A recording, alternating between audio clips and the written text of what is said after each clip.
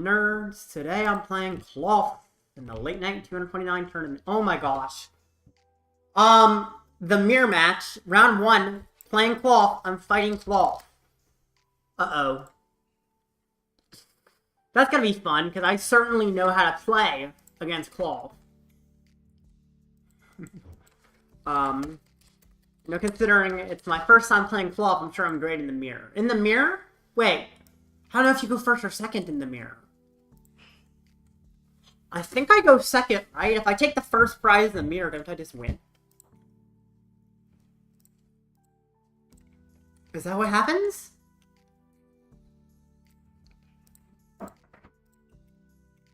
I think if I take the first prize in the mirror, I win. So going second's probably the easiest way to do that.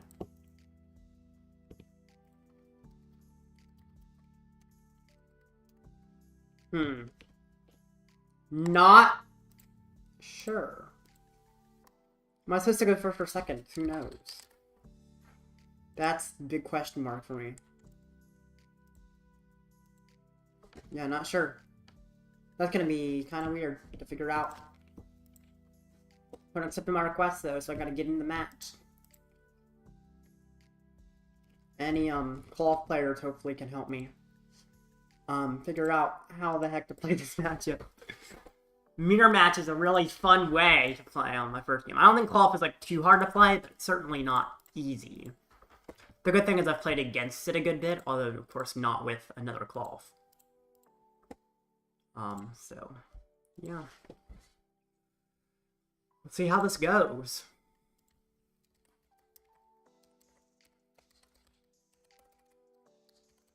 My opponent needs to accept my challenge.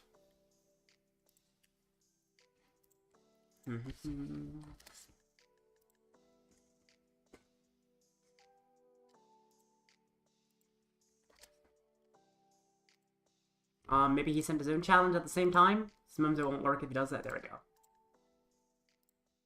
Alright. Good luck, buddy. Hi, Woffs. Welcome. I don't think I've seen you in the stream, so good to see you. Alright. Fighting Klawf.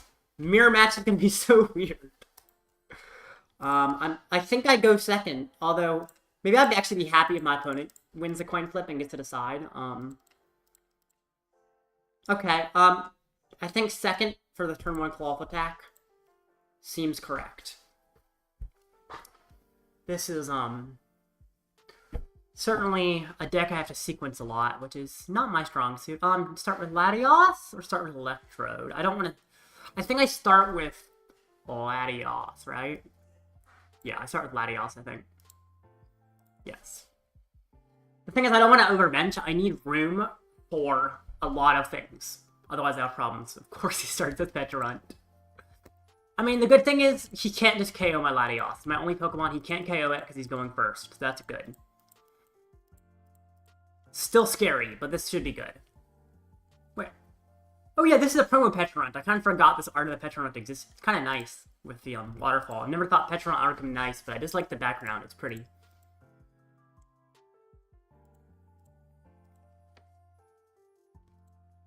Passes. Yikes. Okay. That seems pretty good. Alright, Heavy Ball. That's a lot of Pokemon. I don't need the Pecharunt, right? I mean, I could donk his Pecharunt with my own Pecharunt. Wait a minute. Don't I do that? That seems a little weird, but the thing is, if I donk his Pecharunt with my own Pecharunt, right? Oh, but Bonnet is prize. I don't really want that. But the thing is, that means he can't Fez. And he doesn't seem super set up, so not being able to Fez is huge. So let's see. It would be 80 damage, right? It would be 50 more. Yeah, with the Sneasler, it will be enough. I actually think I get the Pecharunt. Especially because I know my other Bonnet's not prized. The Nest Ball 4. What do I get? I have to get Oranguru, right? Or I could get Squawkabilly. No, I think Oranguru is just enough to have all the pieces. Yes. So this, yep, if it's active, okay. So I'll retreat to Oranguru. Use back order. And we'll get myself a Forest Hill Stone. Wait, that's literally enough pieces. I've literally already got enough pieces. Foresteel, Stone, and Capsule. That's everything I need for the attack, if I'm not mistaken. Pretty sure. Yes. The Mochi can go on the Klawf ahead of time. Wait, is that enough for the attack, or is it one piece too little? Oh, Stone could get me, yes. So, Stone gets me the cart. And then I fill my bench. And then I have the attack. So cart, now I need to or trolley. Now I need to Ultra Ball for Terapagos to extend my bench. Yes. And yes, okay. So now I Ultra Ball away Electrode and Mochi for the Terapagos to extend my bench because Area 0 allows that. Then I trolley, which gets me the Pecharunt. And the Bonnet. And the Sneasler. And what else do I get? Do I need Squawkabilly? I mean, I'm emptying my hand, right? So I feel like I get Squawkabilly. Although, that is an easy... I guess everything's an easy 2-price target, so... Get the Squawkabilly. And now I have the attack. This is... Yes. Attach here. A Squawk for a new hand. Ugh. Need energy? No, I don't. I'm killing with the Pecha, so he can't use Fezandipiti. That's the plan, because he can't use Fezandipiti if I kill with the Pecha. But yes, if I wanted to kill a Klawf, I would need energy. But that's not my plan here. Oh my gosh, I still haven't used Splitter. That's crazy. I could research. Maybe. I mean, honestly, this hand is not necessary. I feel like I could just get rid of this hand and get myself more pieces. Just thin. That is good. So then, I talk with Powder. We're both poisoned. His poison is 30. Then I Pecha. Bring up my own Pecha. And then I pass turn and he'll die. I could also Heavy Ball to get another Bonnet. Or I could get something else, but I think Bonnet makes sense because he's likely gonna... I mean, his way to try and beat me is to chase down my Bonnet. So, and then end turn. Oh! That's actually kind of crazy. I didn't even realize that his Pecha was increasing my own Pecha's poison. That's actually somewhat scary, but I mean, it's not a huge deal. Oh, I guess there was an argument that I take a prize before I use it. Oh, I guess there's 2 heavy balls in the prize if I use a heavy ball, so it's likely I'd roll one. Bro, what the heck? PTC turn crap, it looks like Yu-Gi-Oh! Oh, yeah. Oh, my opponent conceded, dang. That's why I stopped his Fezandipiti, because I saw he wasn't set up. But yes, Klawf is essentially like Yu-Gi-Oh! In what you're saying, in that it's turn 1. You should have used cart. You are correct, I should have used cart. I didn't actually realize that his Pecharunt was going to increase my own poison. It didn't matter. But yeah, I didn't even realize his own Pecharunt was increasing my poison. So I definitely should have used cart. But it worked out. Yeah, so I won't poison. Yeah, you're correct there. But I still won, so I guess it's not a huge deal. Alright, let me update my match record. That was a really fast match. Wow. Do any viewers want to play against Klawf? Anybody in chat, if you want to play against me, you can. There's a glitch I found where there's a flash of green clicking some cards with Nest Ball. There's a lot of glitches in live. It's honestly a kind of problematic how many glitches. But yeah, if anyone would like to play against me, send me a message in chat, and I can definitely add you on live. Unless maybe I already have you added. I know some people I might already. Either that or I'll just play against someone random. But since there's so much time before the next tournament round, might as well play a match for fun. Yeah. I'll give like 30 seconds, especially because I think there's still a delay that I need to fix on the stream. So, alright. I guess during that quick delay, I might as well, that's not the easiest way to do this. The easiest way is to go here. Look at the metagame. Wow, Drago's the most popular. Zard's second most popular. That's kind of interesting. And Holt Thorns is third. This is kind of, honestly, a weird, meta percentage. Online tournaments seem skewed. I feel like you never see these percentages at a regional. Alright.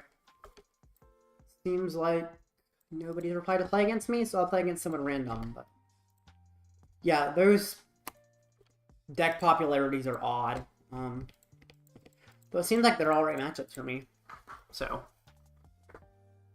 Oh, yeah, right. I forgot that they, like, changed Live's interface even more. Hey, at least they have an ELO system in Arceus League, so they fixed something.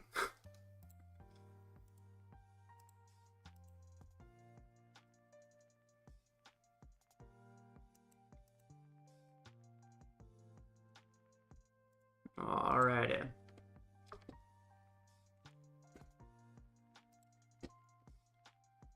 Let's see how the flip goes. I'm going first, okay? That's generally what I want.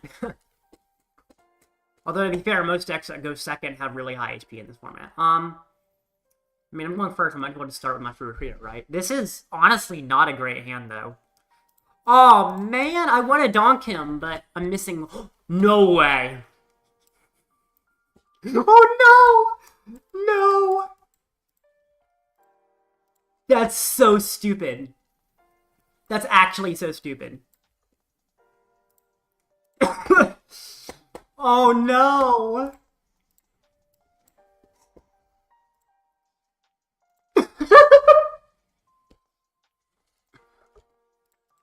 Lost Folks Pajati is fun, interesting. What? That wasn't even a game. No way. No way. I top decked the Nest Ball. This is so stupid. That's so dumb. That is cruel, I know. This is what happened to me at one League Cup. I got top cut, and that happened to me twice in a row. Another time that would have happened twice in a row if my opponent hadn't been misplaying. That is so cruel. He didn't even get a turn. Alright. Well, at least it's live, so you can immediately queue into another match, but... Oh boy. I think I start with the Klawf? Yeah. I don't have all the pieces I want. It's a little sketchy. I don't think I'm donking him this game, sadly. I would love to, but I don't think it's possible.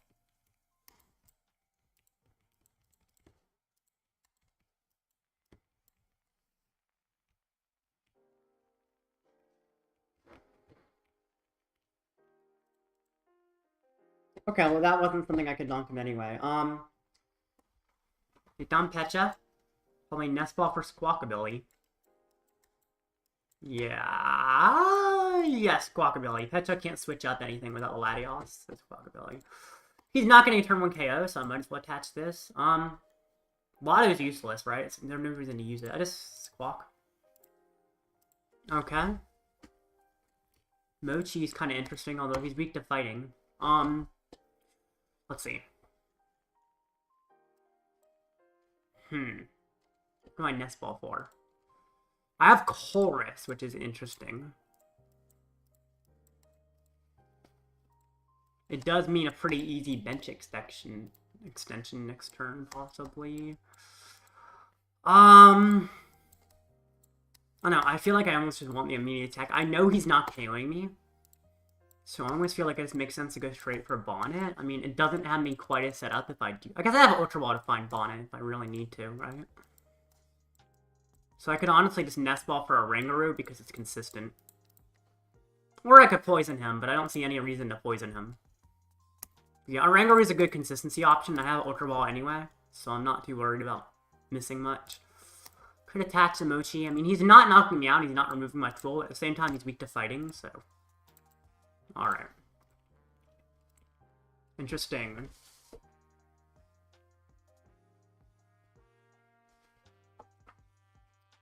Actually, I think I Ultra Ball for Latias. Maybe I should have done it last time. I guess it's fine not to, but... Ultra Ball for Latias kind of makes sense, because then I can... Oh, but Pecha is only useful for switching into Baby Pecha, now that I think about it. Let's forget Pecha only switches in Dark types. So since, I mean, Baby Pecha can be useful in this matchup to kill, like, Dodrias. But not necessary right now. Alright.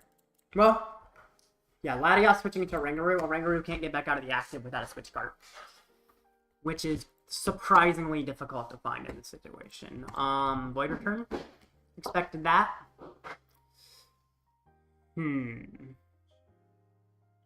So I'm essentially 10 damage. Oh, actually, I can do a Pecha kill. Actually, I think that's what I do, yeah. That's a lot of capsules. Probably, actually, this is fine. That and that. I don't need a Mochi, and I've got plenty of capsules. Just can't discard this hand, because that's all my capsules in my deck. Get Latias. Latias switches into Oranguru, right? Does Oranguru find me everything I need?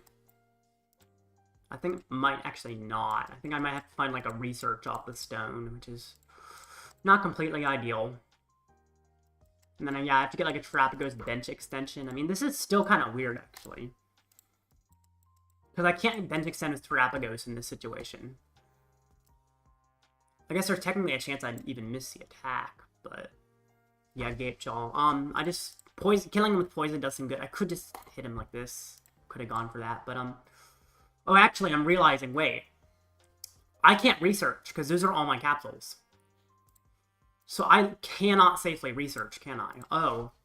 Yeah, I misplayed that, because I can't safely research, because all my capsules are in my hand. And losing capsules here is a death sentence. It just loses me the game. So, I mean, I can't, I think I just missed the attack. That was not the ideal way to play that. Yeah, because I can't research. Shoot. Yeah, my bad. Well, I can bench extend to get Terapagos in play.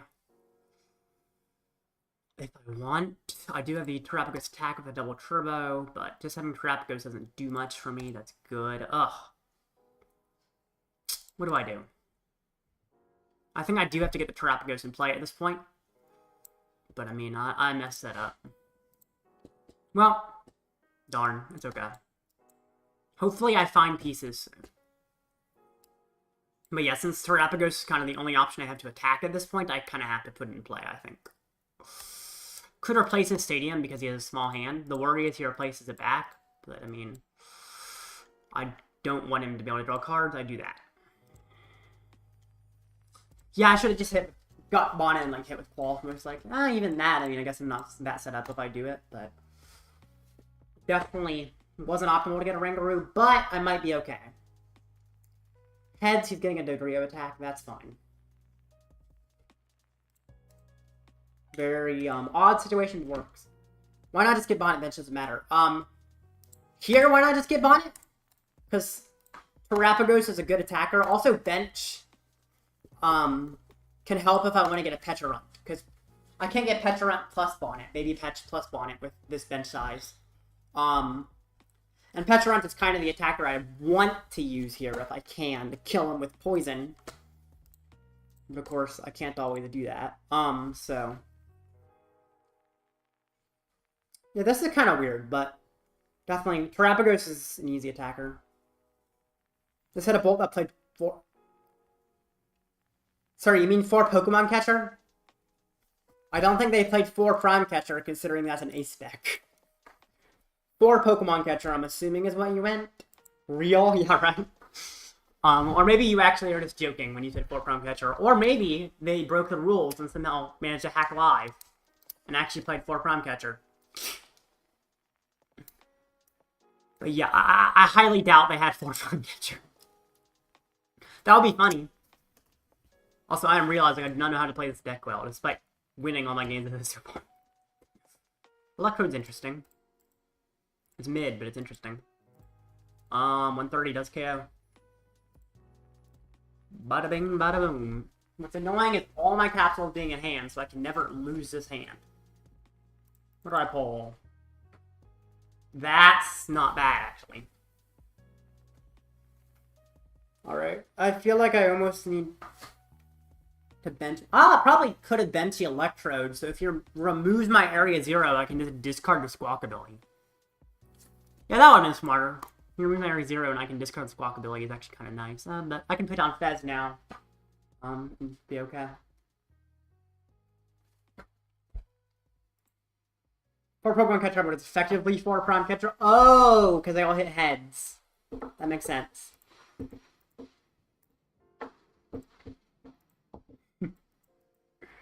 Yeah, that's some ridiculous luck. Alright. Meanwhile, my opponent's completely bricking. I didn't play well, but it looks like I'm still winning this match. Although it's not a tournament match, so it doesn't really matter.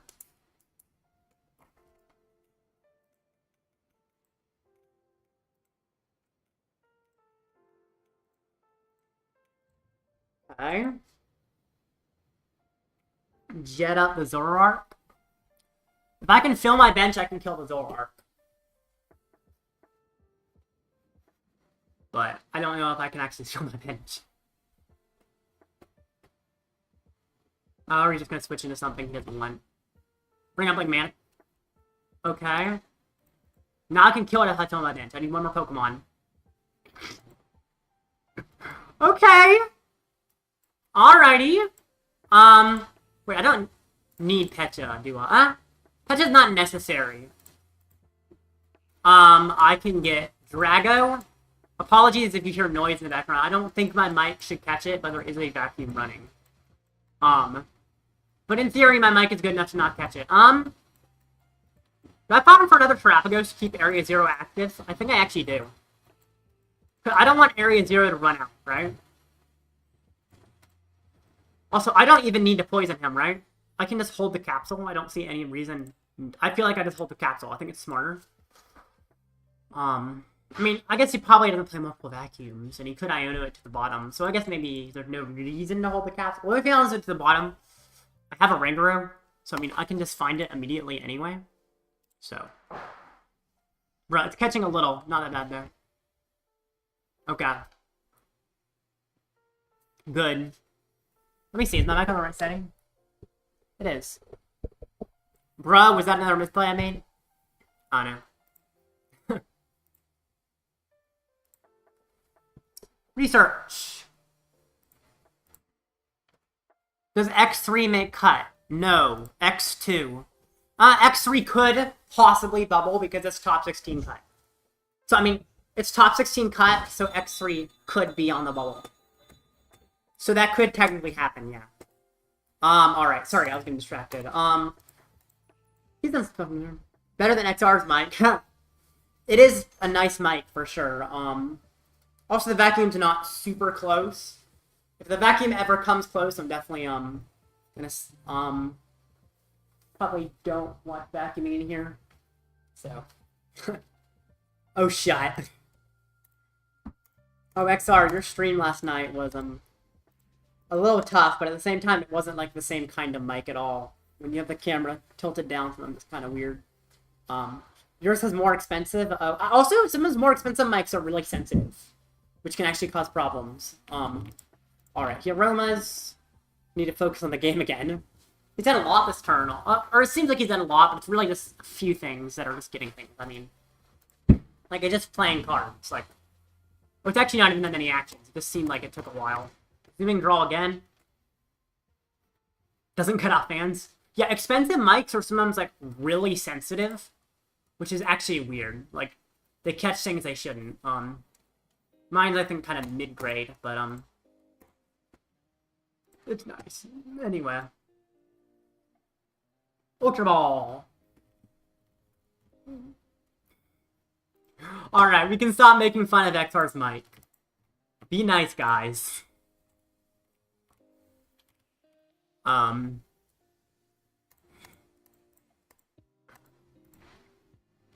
Alright. It's another Zoroark.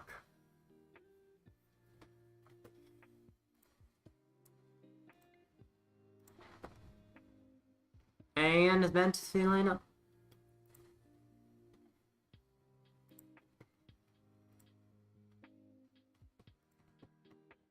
Is he gonna do anything? He seems like he's taking a while on this turn. Seems like it's going very slow.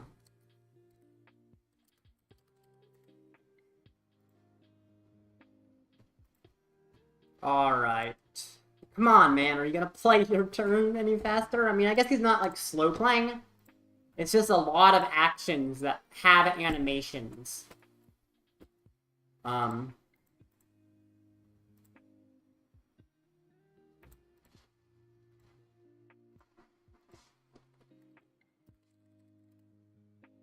Oh, man! You. You. You. There we go. It won't let you send links. Oh, yeah, right.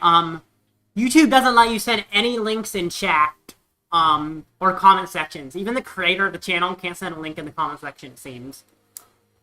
Because, a lot of bots were causing problems, and so YouTube said, yeah, no. I really hope the audio vacuum is not loud on my mic, because I feel like that could be annoying. I don't think this is the first time I've ever had someone vacuuming while I stream, this close to me. Alright, I can poison before I switch. I almost was, like, gonna switch and then poison, but that would not be smart. There we go. Could put out Area 0. I mean, do I ever need to, though? I have, like, boss for game. I mean, I guess it fits a Fezandipiti in play, right? Just gives me consistency. Also, Pecharunt Donk ability. Sure, I mean, this is fine. And I can put this here for an attack. Yeah, I just like having consistency in play.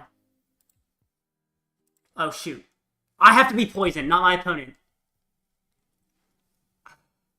Oh my gosh. Am I that stupid? Klawf has to be the one affected by such condition. Oh no! I was thinking, like, it's your opponent, it's you. That's what's so weird. Electrode's the same. You affected by such condition, not your opponent. No! It's okay. I mean, I'm still winning this game almost certainly. But now I have to be patient because of my dumb mistake. Wasting an entire turn. Oh my gosh. Bruh, I know. I will still win this though, lol. The problem is, there's 3 minutes till the next tournament match, so I'm like, I'm always wanting to finish this game quickly, so I can get to the next match in the tournament without being a little bit late to match. I mean, I can be 5 minutes late, because there's 5 minutes check-in time, but still, don't want to be. Cool. Take your prizes, mister. It's so dumb. Oh my gosh, why am I...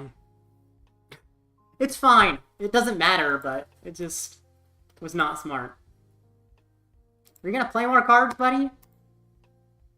Oh. I don't remember the battle log ever showing that icon for boss. It's kind of cool, actually. Although it's not cool as how long it took them to add a battle log to this game. Where's your one-up Zerosic for this scenario? No, I'm not playing Zerosic. But Zerosic would be kind of funny. Just get rid of his giant hand. Although it wouldn't really help that much either, because I think his hand is mostly trash. You're memeing, by the way. I know you're memeing. If you were serious about that, then I'd actually be maybe a little worried about your game knowledge. No, I'm kidding. But yeah, Klawf is Zerosic and Klawf would be kind of fun though, right? Like, just completely wipe out their hand. I don't know. And then kill them with poison so they can't Fezandipiti to draw more cards. That actually sounds kind of fun, because if you shut off Fezandipiti, then Zerosic is actually a lot more powerful. So, one of Zerosic could actually be not completely terrible in Klawf. Alright. My opponent's turn. Got like 1 minute to finish this match, but should be fine. Alright. Please stop replacing my stadium, sir. I don't need you. And I don't need you. Because this guy is an attack for game. And this guy is also game. Like, actually, literally, like, everything is... I guess that guy's not game without Sneasler, is it? Oh, yeah, I would need Sneasler. That's sad, because it's more fun to win that way. But if it requires me to find Sneasler, it's not really an option. Unless, of course, Fezandipiti gets me lucky, but I'm not going to draw more cards. I'm just going to win as fast as possible. Yeah. Aroma! How many Aromas has he played? I guess he probably plays 4 of them. Oh, there's like animations on this, too? Like, what was that? Went there. Gate Job Bug, like, lit up purple when I went into here. But not won't. They need to somehow Iono you to and yeah, it's very hard for them. I mean, they have to KO both... Yeah, both Terapagos and Bonnet. Although, they could kill Klawf and Terapagos as well. Because Pecharunt isn't quite enough poison to KO them right now. It's 60 damage of poison, but, I mean, it's still very hard. Iono kill Terapagos and Bonnet is not possible in a Zoroark deck because they can't take multiple prizes at once. Oh man, my next matchup's gonna be fun. Fun as in probably not the most interesting. Oh boy. Because it looks like next match... Oh, come on. Play for Maniac? That makes me think the turn's gonna be slower than I'd like. Alright, well, at least my opponent's not checked in. Oh, they're checked in. Alright, well, I have like 3 minutes. Next matchup looks like it's Iron Thorns Dragapult. Which is, gonna be interesting. Him shutting off my abilities hurts, but Iron Thorns is weak to Klawf, so... I think it's probably fine. Please! Play something. Alright, just gotta wait for my opponent. Patience is not my strong suit. Stall. I'm fighting, I mean, it looks like my opponent's trying to stall, but when I'm not playing against Stall, I'm playing against, Iron Thorns Dragapult. Which I guess is kind of Stall-esque. I'm still poisoned. And that's the game. And now I get into the tournament game.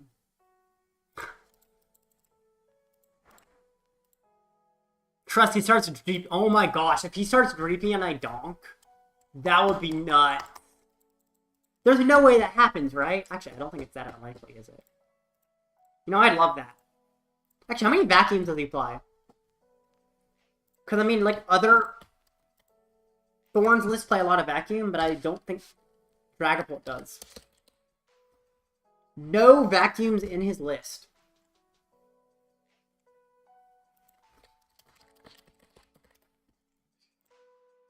No lost vacuums at all.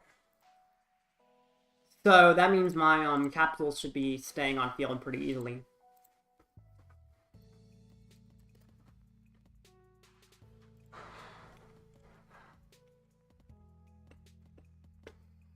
Also, when you said Arctic, when you said one of yours are Rosic for this scenario made me think of Turo scenario. Of course, that's completely unrelated to Zerosic, but just thought of that when I saw this guy playing Turo scenario, but no Zerosic. Wait, there's just a coin as the reward for the ladder? I'll open this later, because I think my opponent's probably accepted my request. Yes. Alright, I'm restarting. And then I'll get on, and I'll open those packs afterwards. Alrighty.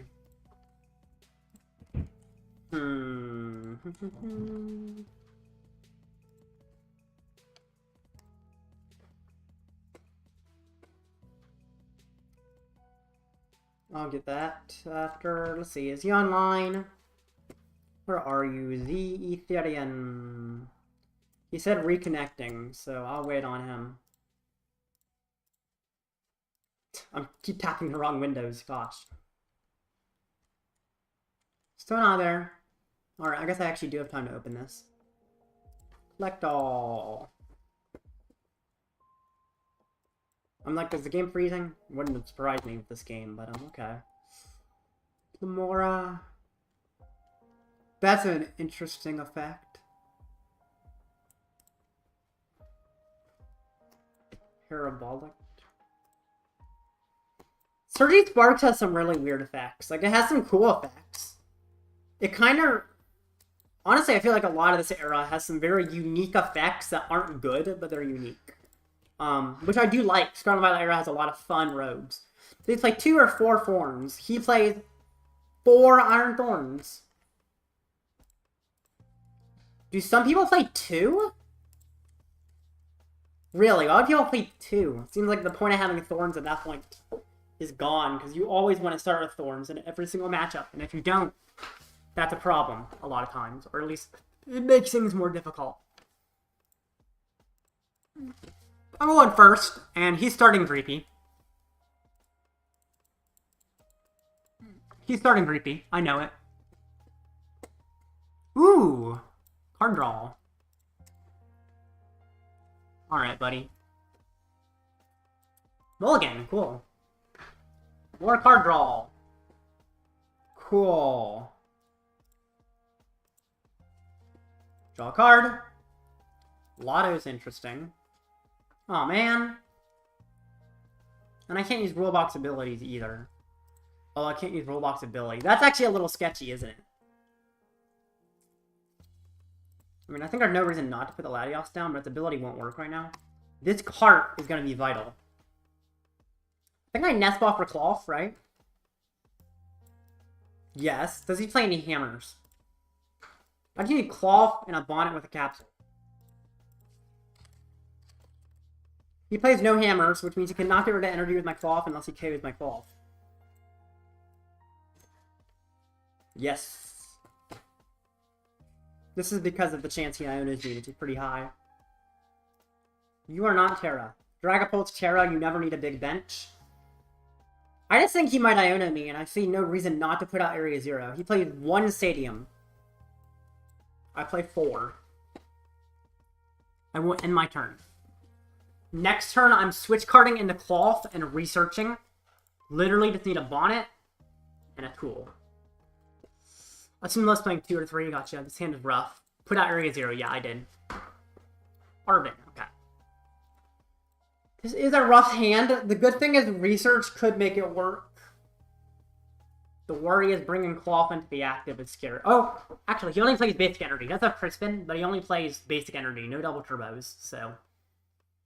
It's a little bit harder for him to power up Thorns. He can, but it's like Crispin related.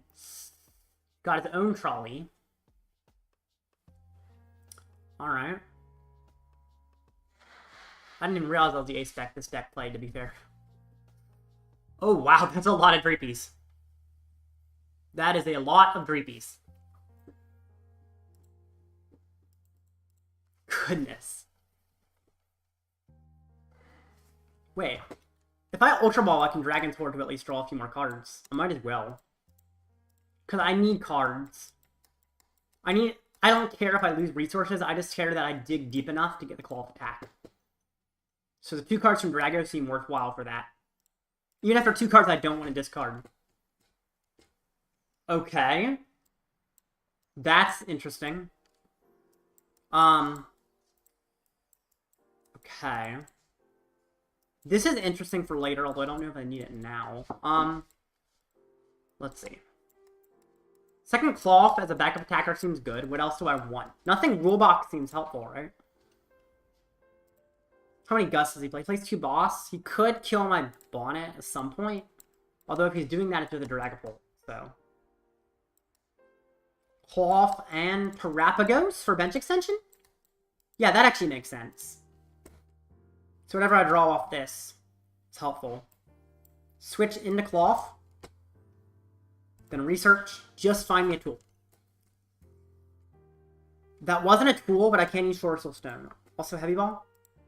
I do like that. But yeah, I can Sorcerer Stone to find a tool. Lumineon's useless, right? Because, yeah, my ability's off, so I put down Oranguru instead.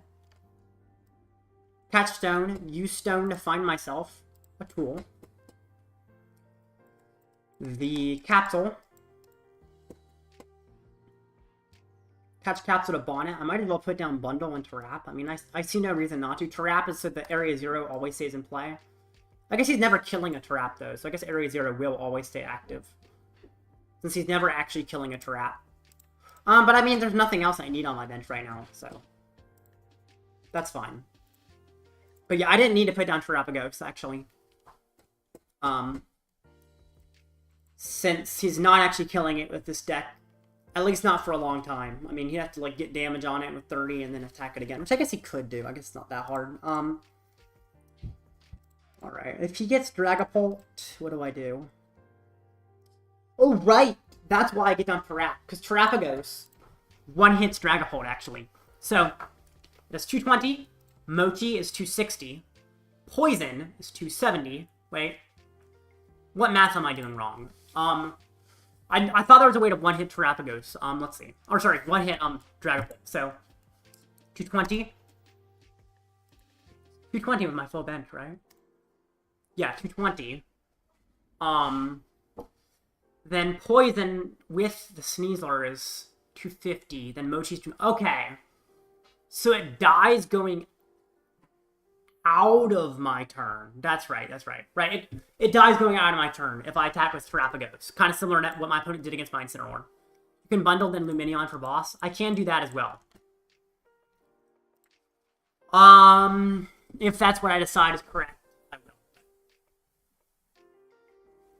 will. Ooh, interesting. So, this hand makes me think, if he gets the Dragapult, I attack with Terapagos. If he doesn't, I just kill the Thorns. Because the Thorns are really easy to kill right now. I have literally all the pieces in hand to kill the Thorns. Ooh, I can pick up Oranguru. Or he might not be killing me. If he's not killing me, Klawf's already prepared. And then I guess I just need to... I don't even need to open up bench space, actually, because I'm not trying to kill a Dragapult, so I don't need to open up bench space. Yeah, that's crazy. This is actually looking good. Yeah. It's kind of funny wanting to chase the Thorns, but because it's 2 prizes, that makes sense.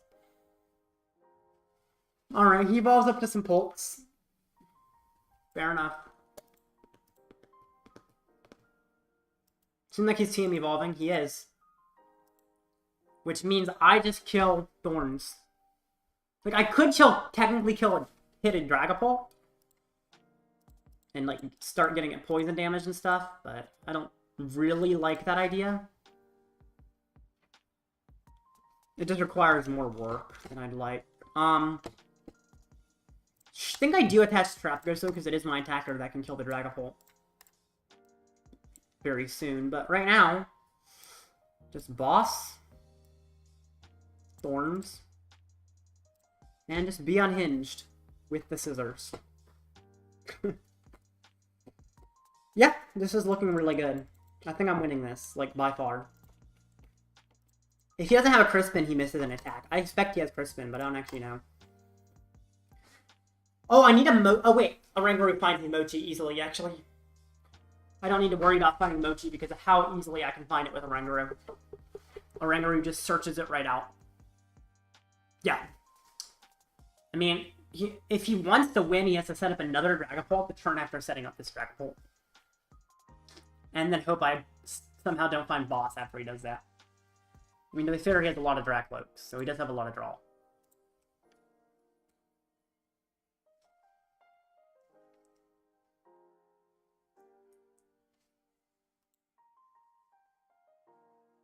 Alright. Cool.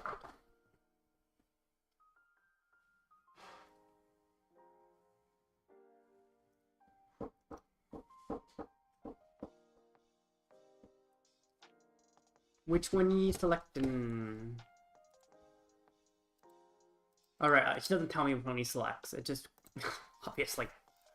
Crispin. Let's see. I mean, it's obvious what he's doing. He gets a Fire and a Psychic. How many energy in the discard? Oh, none? There's not a single energy in the discard. That's somewhat surprising, actually. Yeah, okay. Interesting. I don't know. Why is this deck considered good? I feel like you're 30 damage short. Yes, I am 30 damage short. Poison kills him going out of my turn. Or going out of his turn. But yes, I am 30 damage short. That's correct.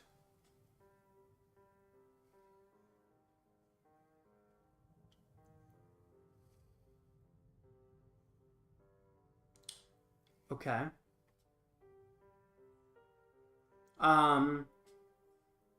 Wait, I don't have space for Sneasler on the bench now, do I? Yeah, I don't have... I guess I can bundle, right? Yeah, I have no bench space for Sneasler, so... Let's see. What do I do about that? Yeah, that actually is kind of weird because I don't have bench space for Sneasler. Could just bundle. If he brings up a 1 Prizer, I'm fine with that. Bring up a few Prizer, I can use the Sneasler play still. Lower. Let's see who he brings up. 1 Prizer or 2 Prizer? Yep. Alright. I gotta switch to the Oranguru. Cart. Oh, Cart actually is... I guess the healing doesn't actually matter much, does it? Heavy Ball, what's in there? Nothing. Oh, there's a boss. That's nice. Although I can't get to it. You don't need Sneasler? No, it does 290. So it would kill him going out of his turn. I mean, I could hit him here, but he wouldn't die going out of his turn. Which is why Sneasler is kind of relevant. It may not be required, but it's definitely... I guess healing the Oranguru is better than healing, the Terapagos, isn't it? Now that I think about it, yeah, it probably is just better to heal the Oranguru over the Terapagos. Since the Oranguru, I mean, he's probably not going to chase it, but it is a target for him. Does he not just attach a tree? He can. And that is definitely worrisome. But I mean, if I go here, he literally sees Crispin, and he plays 4 Crispin. So either way, it's weird. I have to poison. Yeah. So 260, he gets killed going out of his turn. Now, the worry is, of course, he just retreats, most likely, although he could also do the same thing with the other Pult, using Crispin. The good thing is I should be able to do what I just did this turn. Next turn, repeat the same thing again. Although, he does kill Klawf at the same time. So I might have to draw cards with Drago? Yeah. This is kind of weird. Alakazam? Okay. Well, that's a good reason to switch card to Terapagos, then. Alright, so... yeah. It's a little scary, but I think I'm mostly okay.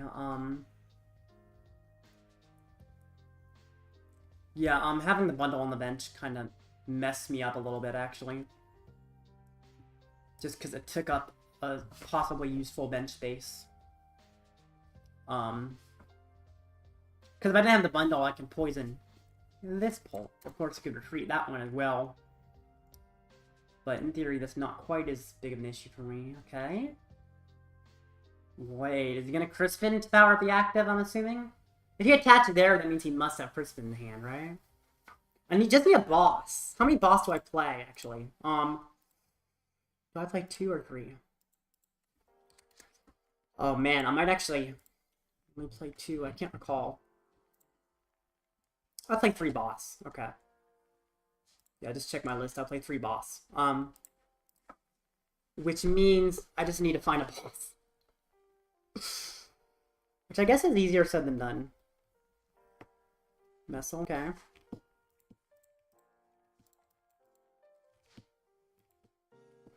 Oh. Right, that... okay. Fair enough. Alright. That makes even boss not quite work. It's kind of weird how I can just keep trying to switch between Pults and stuff. How many double turbos? I'm down 2 at this point, because he's going to KO 1. Do I go for baby? I think I poison him with Baby Pecha to just get damage on him. Because if Baby Pecha can get enough damage, Bloodmoon should be able to win the game. In theory.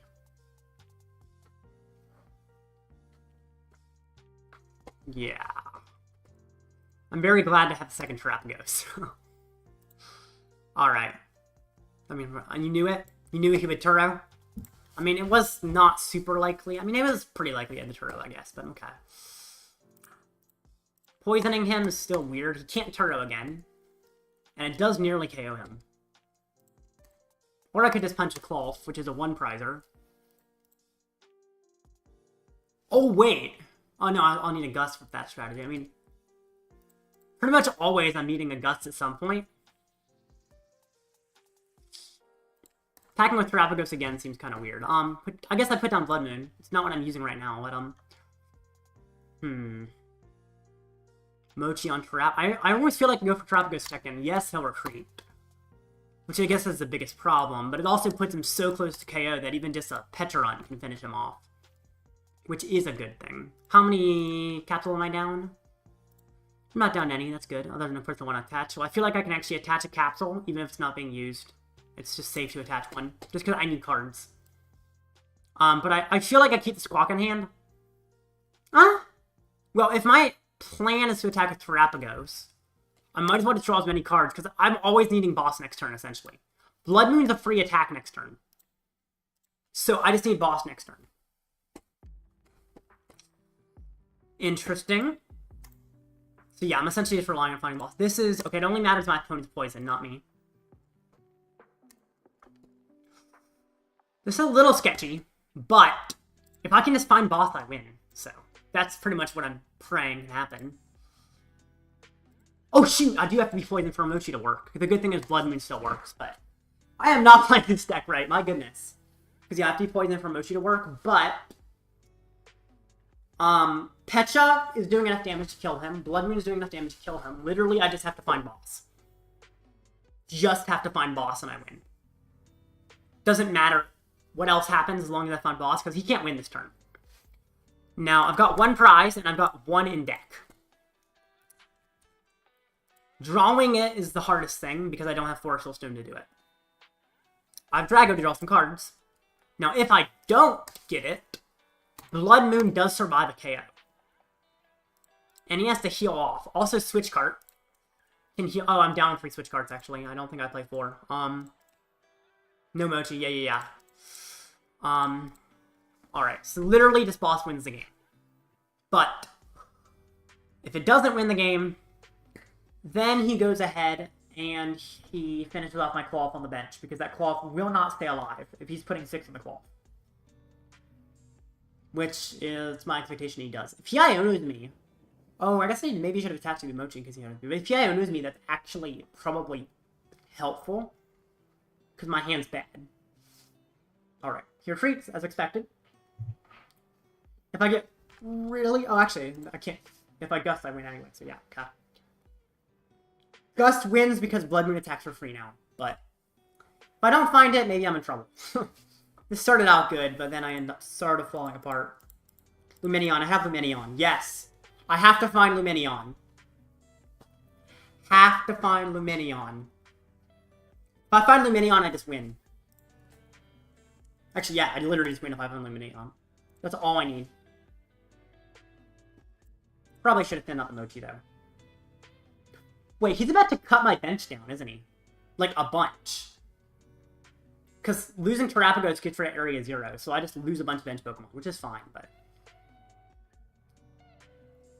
Okay. Oh, wait! Losing a bunch of bench Pokemon, I can try to prevent him from winning next turn. Like, force him to find boss. Whatever he tries to kill, I discard. Yes, that's fun. Now, of course, he plays 2 boss, and he's not down either, but he also has a small hand, so... Oh, okay. Well, I'm certainly not discarding the Bloodmoon. So...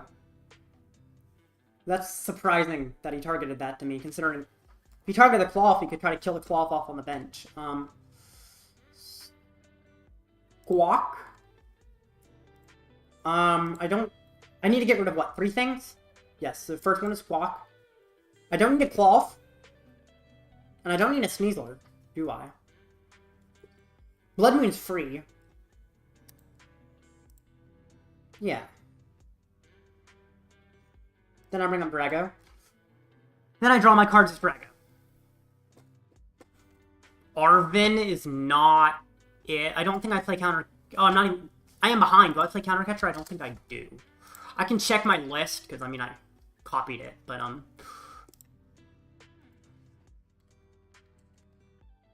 no counter catcher. Okay.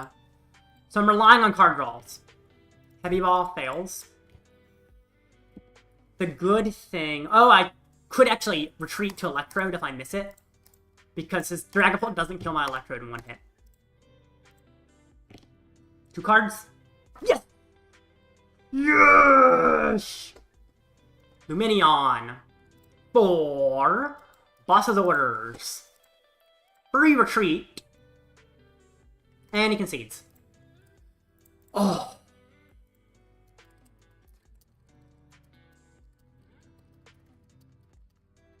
Okay.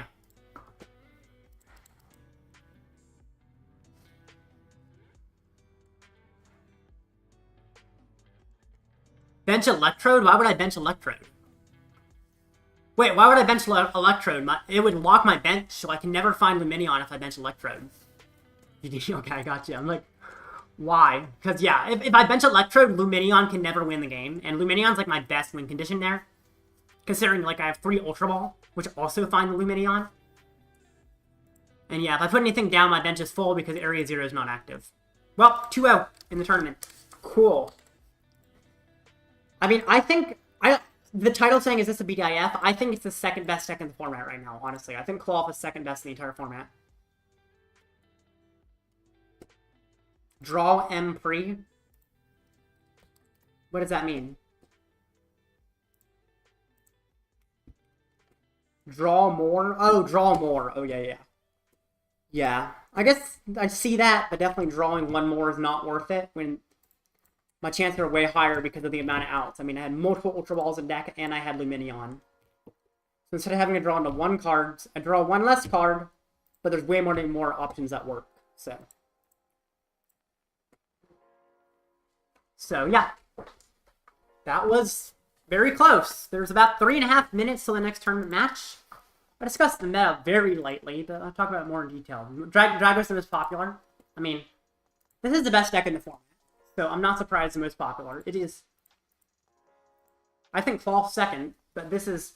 I mean, I don't think there's much debate that Drago is the deck that is the strongest. The only one you could even debate being above Drago is Klawf. But I feel like Klawf is just a counter deck. A very good counter deck, though, because in this meta, there's so much counters, including Drago. Axorus is an interesting inclusion. I don't know much about Drago lists. From what I see, a lot of this isn't surprising. Although Terra Orb is bad, by the way. Terra Orb? Search for a Terra Pokemon. This seems like it could be good.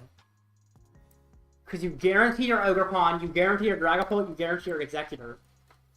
I think capturing Aroma is better. Yes, it's a coin flip, but you almost always want one of the things. This one is very restrictive. You only get Terra. Capturing Aroma says you could get a basic or an evolution. Which, if you're getting a Terra, you normally are like either... You don't care. Fine. You normally would want an evolution like Dragapult, or basically Ogerpon. Normally you want both. So, Capturing Aroma gets both while also allowing you to get your Drago pieces. Whereas Terra Orb gets both. You can choose, but I don't know why you ever need to choose. You have 4 Ultra Balls. The Ultra Balls allow you to choose. The Aroma can be the random one you do first. Anyway. Next up, Zard Pidgeot. The fact nobody plays Incineroar on this deck is crazy to me, because without Incineroar, your Drago matchup is absolutely horrendous. I will stick by Incineroar forever and ever. Until rotation, of course, because then Drago's gone. But let's see the list. I'm ignoring the Hydreigon stuff. That's not traditional Zard. I'm glad people are not playing Trolley Zard. There are a few people playing it. It's not very good. I don't like using my A-Spec to get Pokemon in play in a deck that's very consistent on filling its entire bench turn 1. It's very... And you don't need your entire bench either. Most matchups, you don't need Dusk until, like, multiple turns in the game. If you don't get it turn 1, it doesn't matter. Like, you think of it... Some people think of it like Palkia Dusk, where you, like, board white turn 2. Zard doesn't do that, and that's fine. So I'm glad people are cutting that. Grand Tree. I'd argue Grand Tree is actually a better A-Spec than the Trolley. Evolving Dusknoir immediately is kind of cool. You get some cool combos. I actually fought against a Grand Tree Zard in Louisville, but since I'm also playing Zard, I got to use his own Grand Tree to evolve my own Dusknoirs to win the game. Secret Box. It's fine. Quick searching for this is good, because it gets you a lot of pieces. Now, I fought someone who drew Arven for this, which was a complete waste, because Yeah, it was a waste from the Arven for it, because they're getting his Porter, which is only useful next turn, a tool, which Arven already gets, an item, which Arven already gets, and a Stadium, which you don't need turn 1 on your Arven. And then they discarded 3 cards that were vital to them, whereas they could just Arven for the item and the tool, which was all they needed at the time. But if you use it correctly, hold it for late game, and quick search for a huge combo play, then Secret Box is quite good. Also, why do the online images of Apex have a different font than the in-person cards? Like, in-person cards don't have this font, but if you look at any official image of Apex online, it actually depends on the set too. Different sets show different fonts, but like they have different fonts online for the Apex than they do in person for a lot of them. Tree doesn't work with Zard. That's kind of true. You evolve to Dusknoir more than. The whole point is you evolve to Dusknoir really quickly. It gets Dusknoir combo plays. You Grand Prix to a Dusknoir. You Thornton, you Rare Candy Dusknoir. It's very hard to get double Dusknoir. It's possible if you're set up. The double Dusknoir is not easy to pull off unless your opponent's not really putting on much pressure.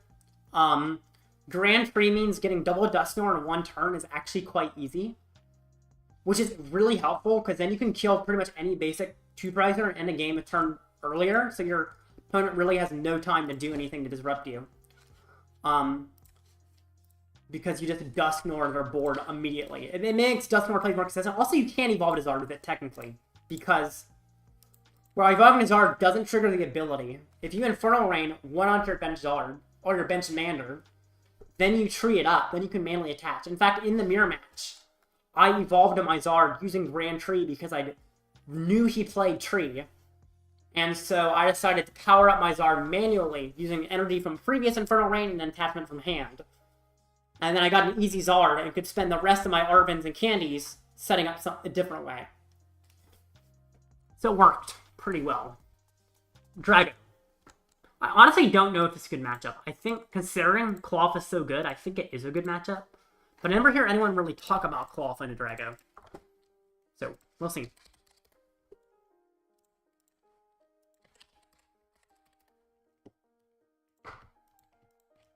By the way, the best ace spec in Zard is on first stamp. That's something people like to debate, and I think the best is on first stamp. It's a consistency ace spec. Very consistent to get 5 cards, but also disrupts at the same time. Some games you just straight up win from the disruption. Some games you straight up win from the consistency. Having both is something none of the other ace specs can do. And I mean, like something like Precious Trolley, I'd argue is less consistent than Stamp. 70-30 Klawf. How? Arctic, can you explain that to me? Because I'm realizing I might not know how to play this matchup. It seems crazy that Klawf is that favored. Like, just because they hit high. Oh, I guess Terapagos can easily one-hit a Drago, and then Drago can't one-hit and return easily. So I guess that makes some sense. Well, they can't one-hit and return easily. I feel like Executor actually is really good in this matchup, right? Whenever I attack with Terapagos, you just attack with Executor, swing, and KO something. I guess the word... Klawf. You attack with Klawf? I guess Terapagos might be a finisher, because Terapagos can one-hit, their... Oh! Klawf can one-hit an Ogerpon, can't it? With poison. Let's see. No, Bonnet poison is... No, with Mochi, yeah. Klawf can one... Oh my gosh. No, Fez, yeah. Oh, yeah. Yeah, because I can KO an Ogerpon with poison, can't I? Wait, actually, no. If I KO an Ogerpon with Klawf, then that actually isn't enough. Because to do that, it would be... Because Klawf does 170 with a double turbo. Poison would be 30, which means I need a Mochi. But if I do a Mochi, I'm doing base 210 and KOing them before the poison. Yikes. Yeah, I'll admit this hand is not very good. But, I mean, when this kind of thing happens, I always seem to top deck what I need. So that's just going to happen again. But yeah, how does the math work out? It seems like I'm either doing barely enough to not KO, or exactly enough to KO. Either way, they're getting to use Fez. Or one way they're surviving, and one way they're able to use Fez. Okay.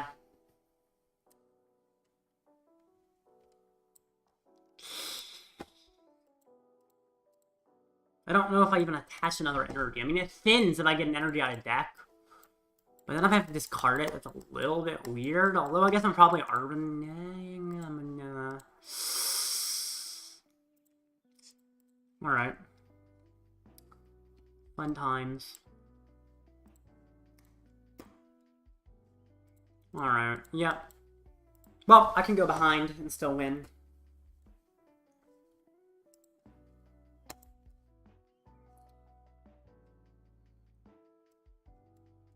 Or I could, oh, it has to be on the bench? Darn, I wish I could lose myself the game with Bundle. That would be fun. Well, if he kills me on Night Stretcher back Pecha.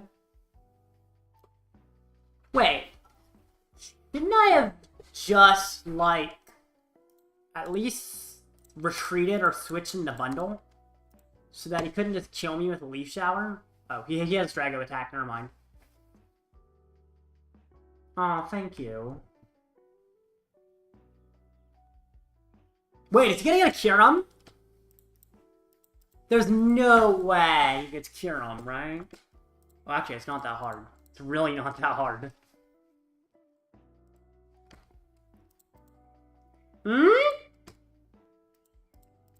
That's game.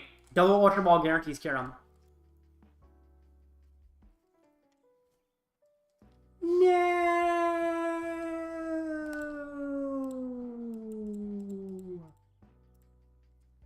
Come on. He prized Kyurem. He prized it. It's prized. It's prized in the prizes. Right? Yeah, he prized Kyurem, obviously. Like that's just a given. I mean, if he didn't prize Kyurem, then something... Then he's probably, like, cheating or something, right? Yeah, he prized Kyurem, so I don't need to worry.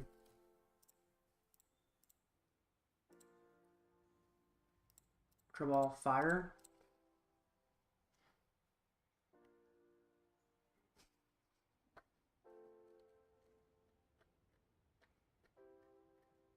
He didn't get double Ultra Ball. Which could mean a few things. Did he discard Fire? Did he discard off the Ultra Ball? No, he didn't. Okay.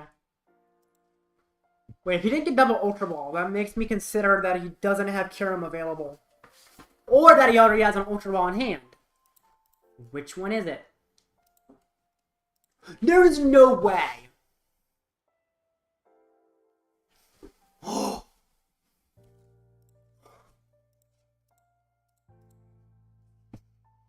What?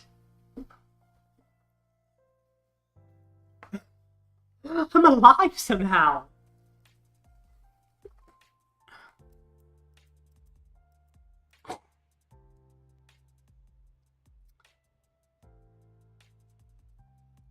Okay. It's not over somehow. Did he prize Kyurem? Oh my gosh. Well, that's nice. I think I do Trolley first. Huh? Lumi is a V, which could... I want a Trolley for an Area 0, but I feel like there's no reason to put a Lumineon down just for that, right? Plus I have Nest Ball for after Area 0. So, I mean, I go with this. Bonnet. Klawf.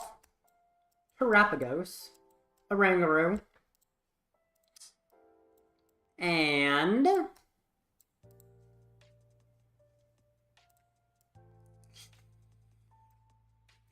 Latias. Oh, Latias is prized!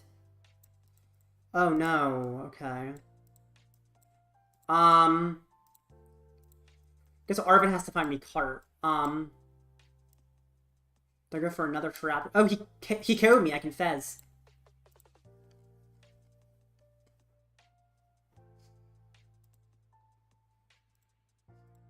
I think I Fez first to see what I find. Interesting. I mean, I have a good bit. The problem is...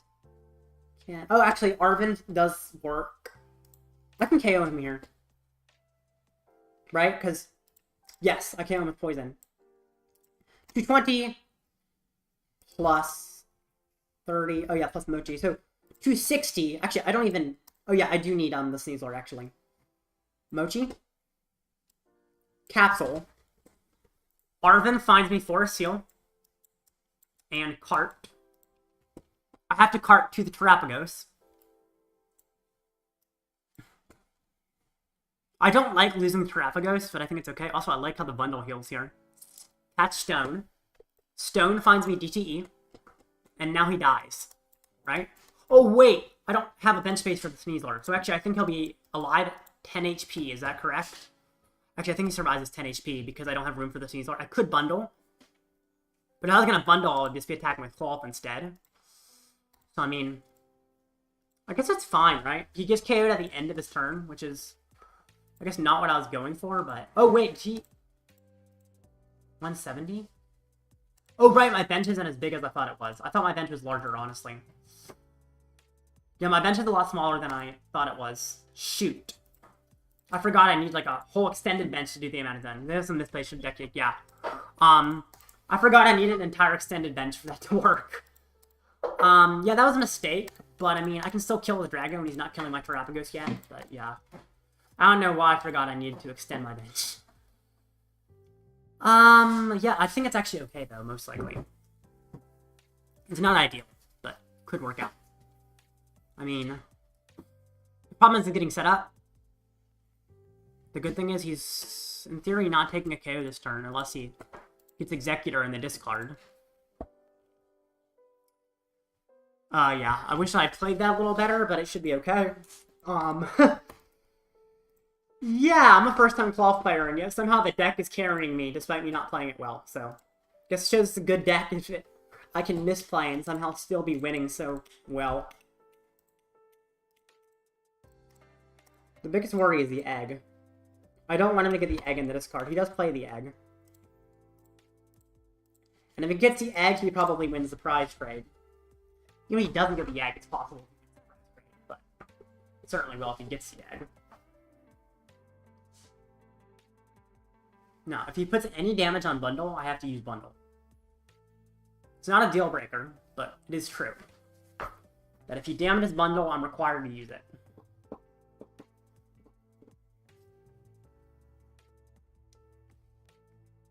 Okay. Okay.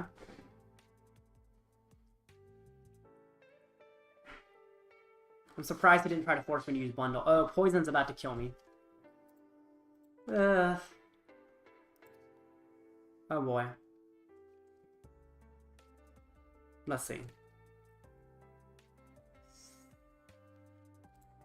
there any easy way to extend my bench here? Not really. But I feel like it's also kind of necessary to extend... I guess I have to Bundle. This Terapagos, I mean, he could just kill it on the bench, but it dying going out of my turn feels horrible. I just can't have that happen, I feel like. I have to, like, Lumineon for a research and find something. I can Nest Ball to see what's in my deck, but I don't think there's anything. Yeah, I Lumineon for research.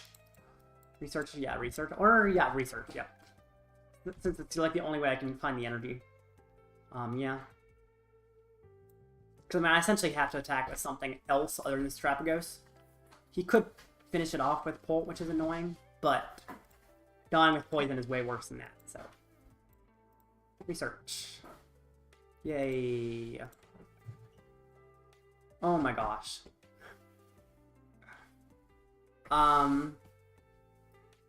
Shoot. Bench extend. Heavy Ball. Oh, Heavy Ball finds Latias. I'm good. I guess I am attacking with Terapagos, but not quite in the same way. I switch cart and then I retreat back to it. Yes. Okay, I'm actually okay, somewhat. Yeah. My bench will not be full, so I'll still have to poison him, won't I? Is there any way to get my bench full? I don't think there is. Drago or another Bonnet, or a Pecha. I go for Drago, just because it's consistent. Card into a Oranguru, a card into Drago. I'd probably say card into Drago here. Also, glasses are useless in this matchup. Because I could possibly find another Pokemon. Let's see. Actually, how much damage do I need with poison? Do I need to, like, be doing? So, here, I'm doing... It's full, so it's 210 minus 20, it's not a KO, unless I find Sneasler.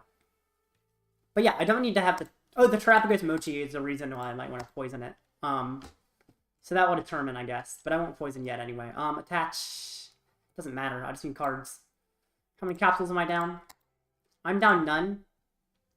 He does not play... He plays Jamming Tower, but not Vacuum.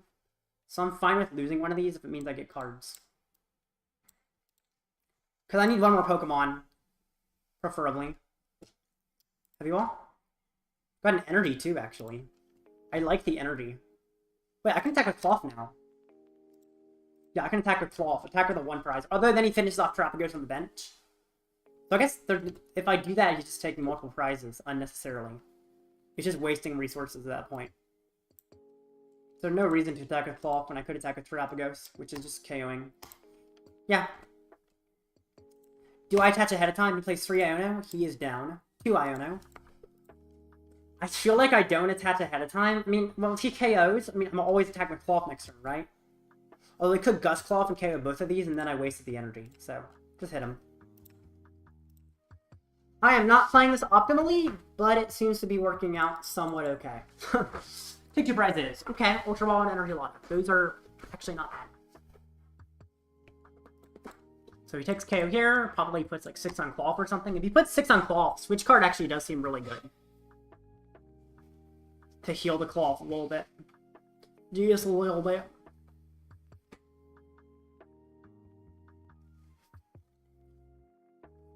So Pecha cannot kill the Drago. He's not quite damaged enough, but I think that's okay. Does he win the prize trade here? Takes 2, and then the next turn... I guess it's technically possible he takes 3 the next turn, and if he does, he wins. How many bosses is he down? He's down none. And he's not down Prime Catcher either.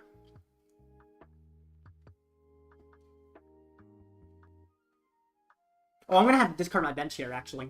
Oh no, he takes all the prizes at once. Okay. Dang. Well, I mean, I can attack with Bloodmoon now. I'm assuming that's the optimal attacker. I do play an Iono. Don't know if there's any way for me to easily find that Iono, but I do play one. I mean, he goes down to 1 prize, which does make Bloodmoon attack for free. And Radzar does not one-hit Bloodmoon. If I can, like, Iono him, this could work out. Definitely him taking that many prizes at once is scary, but if I can get Iono play, fine. It's almost checkmate. Yes, it's bad. It's really bad. I can try to remove liabilities now that Area 0 is gone. Let's see. I have to choose 2. Yeah, 2 is not enough to remove liability. Oh, getting Lumineon on this card is good because I can Night Stretcher it. And then Klawf, I mean, I guess he's fine as a possible attacker. Bonnet is unnecessary anymore, right? I mean, Klawf requires Bonnet, to be fair. So, I mean, I guess if I'm getting rid of Bonnet, I might as well just get rid of Klawf instead. Plus, Bonnet has more HP. I bring up Drago. I mean, it looks like checkmate, but if I can Iono him, I might technically have a chance. Oh my gosh. Speaking of Iono.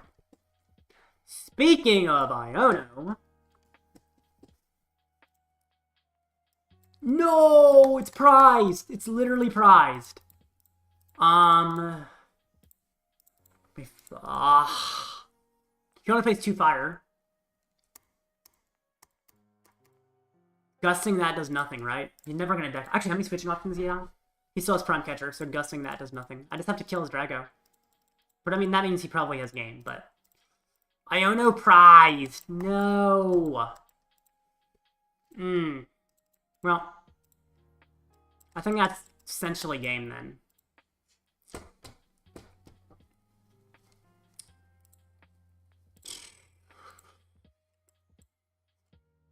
Alright.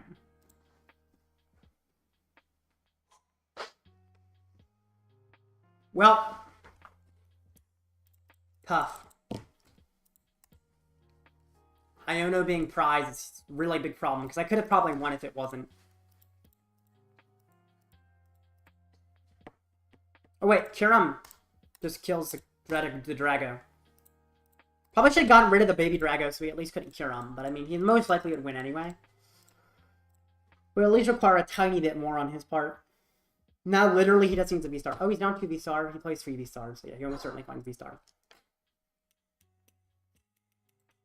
Or honestly, just boss.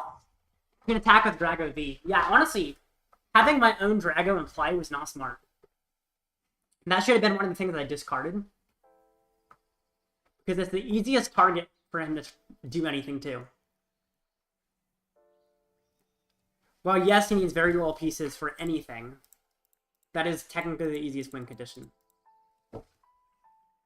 Is going after the Drago.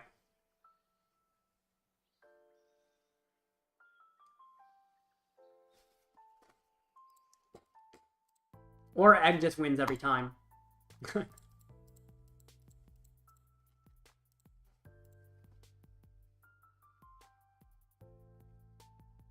Yeah, Egg wins.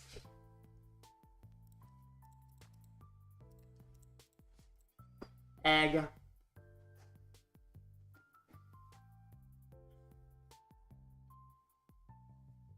He is gonna Egg, right? Or I guess Kyurem also wins. By killing the Drago. Yeah. Yay, pick anything. Kill it. So weird.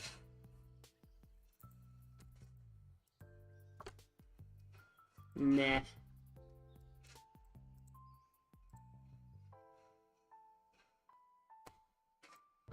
Darn.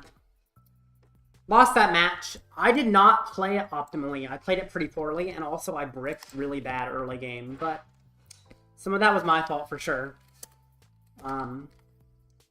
Alrighty. 2-1. I can still make phase 2, and I can still make top cut. Not a big deal.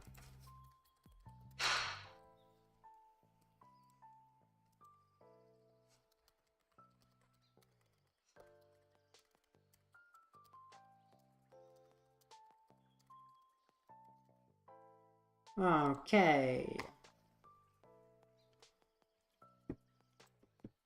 And I guess time to... It's about 8.5 minutes till the next match. I will be right back.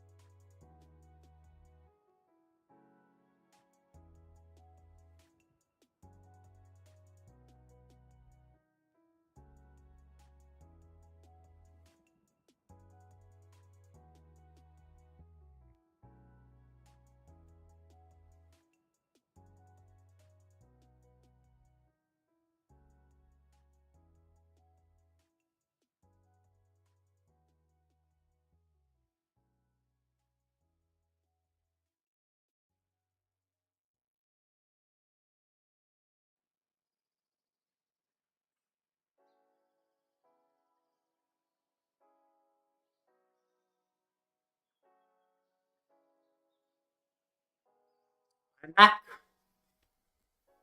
Alrighty. Next match starts in about a minute. So, yeah. Just gotta continue doing what I'm doing. Let me actually look at the records are required. Alright, so it's 9 rounds, so I need to go 5-2 to make phase 2.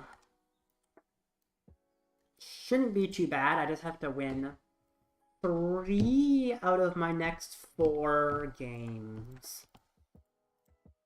And then I should make phase 2. Should be doable. Whether or not it will happen, we'll see. But should be pretty doable. I think I'll be able to pull it off, most likely. Yeah. That seems good. Wow, there's a lot of players. Yep. Alright, time to see what my next matchup is.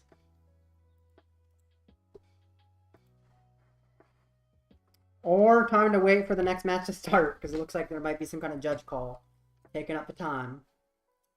In the meanwhile, let me make a poll. You know, the question of this video is Klawf the BDIF? So, let's ask some questions about what is the BDIF? Ooh, Maridon. This seems like a really good matchup. What? Oh, no, that's not a poll. That's a poll. What is the BDIF? Regidrago, star. Klawf. What else do I put? Charizard, EX, and Maridon. I'd say those are like the top 4. Yeah. Alright. Accepted their request. And let's get out and start another game off. Alrighty. Cool.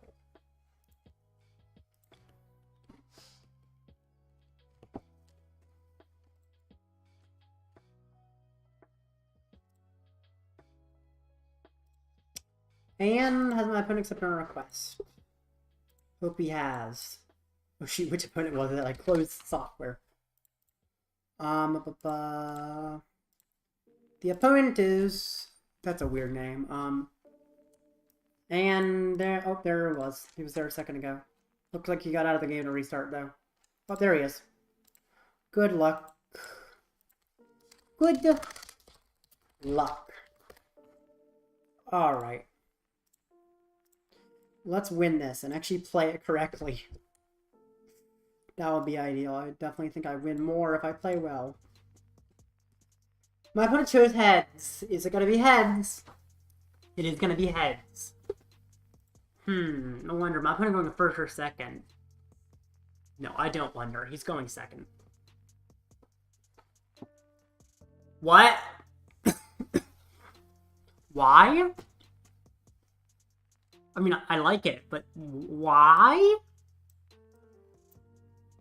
That feels wrong. That feels wrong, right? Oh, come on, he started with Pikachu. Oh, actually, Poison. Never mind.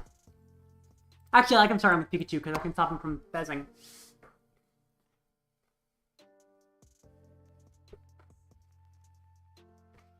Alright. But, why? Why did he do that? I don't quite get it. I'm a little confuzzled. Why would he go first? Why would he choose that? I mean, it's open deckless. He knows what I'm playing.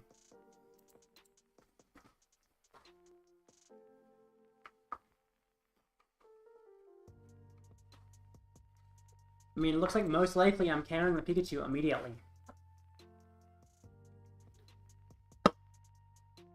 Which is kind of huge. I mean, it's not guaranteed, but...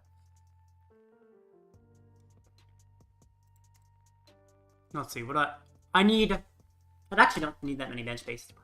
Heart is interesting, right? Alright. I don't need Pecha. I don't need Sneasler, right? I'm doing enough damage to KO anyway. Pecha is interesting because it does go with some things, but I don't think it's necessary here. So the thing is, I could Ultra Ball for Oranguru just simply because I have Switch Cart. Yes! That guarantees attack, doesn't it? Because then Oranguru gets me the trolley. With the stone, it finds me. I think a stone's in deck, right? Oh, wait, a stone in deck. Gotta be. Yeah, it is. Trolley. So that gives me trolley. That, of course, gets me the poison. So use the stone. Stone for trolley. Trolley and Switch Cart visibly look quite similar. But one switches and one makes some Pokemon fly on in. Bonnet. Klawf. Regidrago Terapagos. Drago seems like a fine draw engine. After KO. Now, Fezandipiti is also a good draw engine after a KO, though. Actually, I think Fezandipiti might be the better option here. Oh, wait, I need Terapagos. Not Drago and Fezandipiti. I still need Terapagos. I think that makes sense, right? Because not like he's KOing with special condition, he's KOing with pure damage, and Fezandipiti just guarantees drawing 3 cards while also keeping my good hand. Then I actually switch into Klawf. I do it right this time. I don't mess up the ordering. Patch GTE. Patch a tool. I could Colress. I mean, I might as well. For another... Oh, Stadium. Huh. I don't need it right now. But I'm not going to use it right now, actually, because it could help extend his bench, possibly. Although I guess I'm killing his Pikachu, so it won't necessarily extend his bench. But, his only Stadium's Area 0, actually, so I might as well put it out, because it thins my hand. And now he's killed with poison. Okay.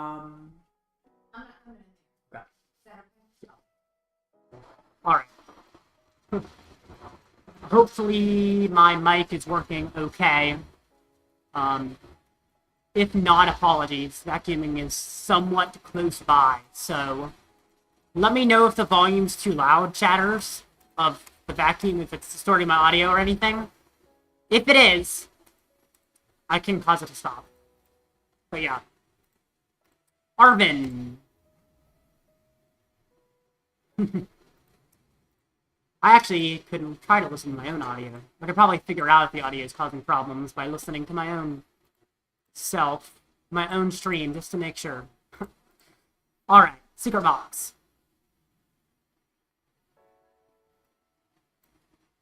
Oh yeah, it works. Okay, my audio is actually surprisingly good. Okay, good. Alright. And secret box. Oh gosh, yes, secret box. That's kind of scary. Yeah, secret box is kind of scary. Well, we'll see what he gets off secret box. Hopefully nothing too crazy.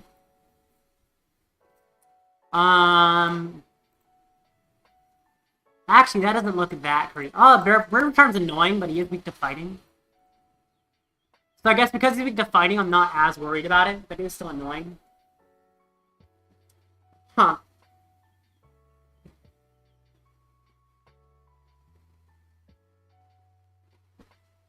Raichu, attack the Charm to Raikou. He's gonna kill off the Magneton? I mean, I guess it doesn't really matter for his prize trade, right? It's a one-prizer, and he's only got 2 prizes on the field. It's not like I'm taking multiple prizes in turn anyway. Any deck XR plays isn't BDIF. Well, XR doesn't play Klawf. Also, XR has certainly played the BDIF. He played Regidrago to Worlds. So... I don't know, I feel like he likes to choose meta. Or at least close to meta. Oranguru? I mean, I guess that's the only... I have to retreat. I guess that doesn't matter. I'm gonna try to bring up, but Oranguru does thin in some ways. That top deck is nuts good. Oh my gosh. Play ball. Aw, man. Okay, that's fine. Could Arven try and set up another Klawf. Could also back order. Oh, there's a lot of options. I guess I'll put this down. I don't need it, but it's fine. I just feel like I just Iono. Get myself like a new hand, right? I mean, Arven could Nest Ball for another Klawf or Stretcher. Oh, I guess Arven's not bad. Next, I don't hate spinning while also getting our Klawf in play. Klawf's in the discard, so Stretcher for it. And I know glasses are useless. I'm just spinning tools out that I don't need. So this should make it pretty easy to get an attack the next turn. Of course, I do need to find the double turbo. That's the hardest thing. That tool is in case he tries to go after my bonnet. The Mochi can probably go on the trap that goes ahead of time, just so it has a solid possible attack option. Might as well Fez. Get some more cards. This goes there, I don't need it. I mean, I could technically put on the Klawf and do a bunch of damage here, but it's just a waste. Could put Mochi on the other Klawf. I don't think he ever has enough HP that it matters. But, I mean, there's no reason not to have access to Mochi. Alright. And it's a knockout. Pretty good. Ooh, prizes, though. Alright. Cool. And, yeah, I've won this game pretty much. What can he do to win? Bloodmoon does not survive. It's once again weak to fighting, just like everything else in the deck. Arven, okay? You getting like a poppin'? Oh no.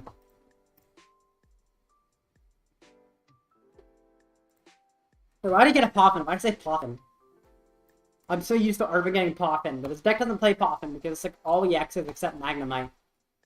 But you could play poppin' for Magnemite, or you could just Nest Ball for it. So like... Well, in fact, he only plays one Magnemite, so Poppin's like pretty much useless in his deck. I don't know why I said Poppin. Raikou! So, I mean, I do technically need an energy, right? That's like the only difficult thing here is I do need an energy.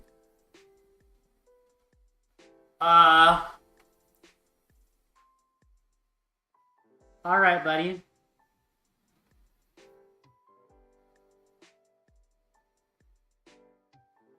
I think that was a mistake on his part, honestly. Because it leaves my energy on the field. It's a lot easier for me to find a bonnet. And I already have a tool. Actually, Arven literally just finds, like, Nest Ball tool. Oranguru finds a tool. Like, there's so many ways to get a Pokemon and a tool, and not nearly as many ways to get an energy. So it's kind of a weird choice there. To chase the bonnet.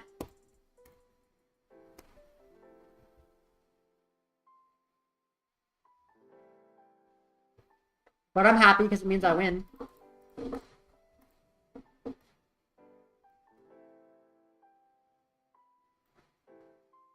That's kind of weird. It's like I clicked and dragged it before the animation ended. Alright. Arven for a Stretcher and a Mochi. I'll Stretcher to get back the bonnet. And now time to brute force a victory using Brute Bonnet. Toxic Cutter. And Unhinged Scissors. And that's the game. That went really fast.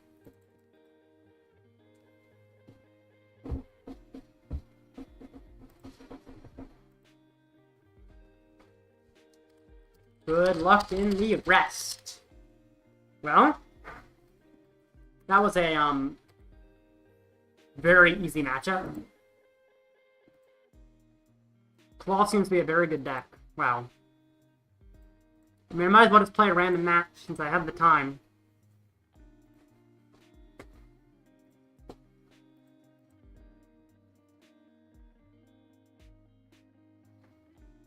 Fails. It never fails, right?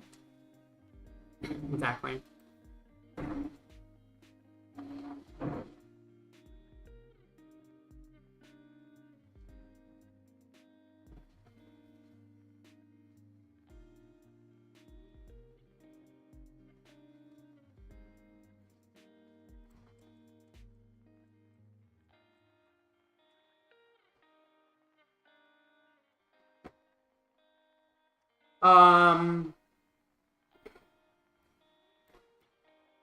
Yeah. Drago start. Seems good. Okay. No popping. No popping. Aw, man. It would have been fun to donk you.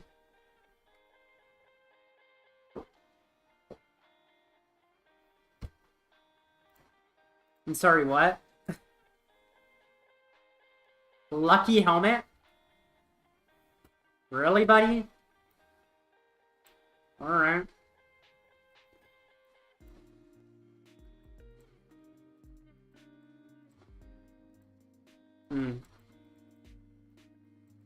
Realizing it's a little hard to get the Pecha attack in this situation.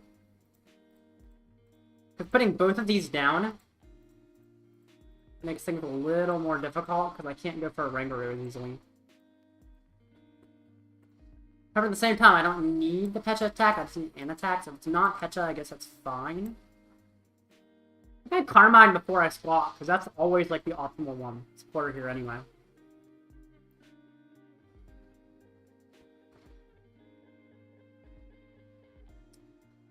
Okay. So. Ultra Ball. Okay, this is how I do it. I guess I can't use Arven, so I might as well get rid of double Arven, especially because I'm Squawk. Ultra Ball gets me Terapagos, right? Oh, wait. That's one piece too few. I still need the Area 0 as well. Actually, that's fine. I can probably find the Area 0 if I'm just slightly lucky. I mean, technically it does require luck, but I mean, chances are I can find the Area 0 and then extend my bench. Ooh, I do like the idea of bundling. Ooh, yes! Stone for Area 0. To extend everything. Then I'll bundle. Who are you bringing up, buddy? Oh my gosh, it's so easy to kill. Put down Pets. Put down Oranguru. Trolley. I used to have a weird game. The player was playing Lax, played Lost City for some reason, and I lost him forced to relax and then lost. Oh my gosh. Who plays Lost City and Lax? It seems so odd. Brute Bonnet for sure. And I mean, I don't need Sneasler to kill him, but I do need to kill the Commander. So I feel like it makes some sense to get the Sneasler, although, yeah, I think it makes sense to get the Sneasler. I mean, I can't kill the Radzard, but I'm probably going around it anyway.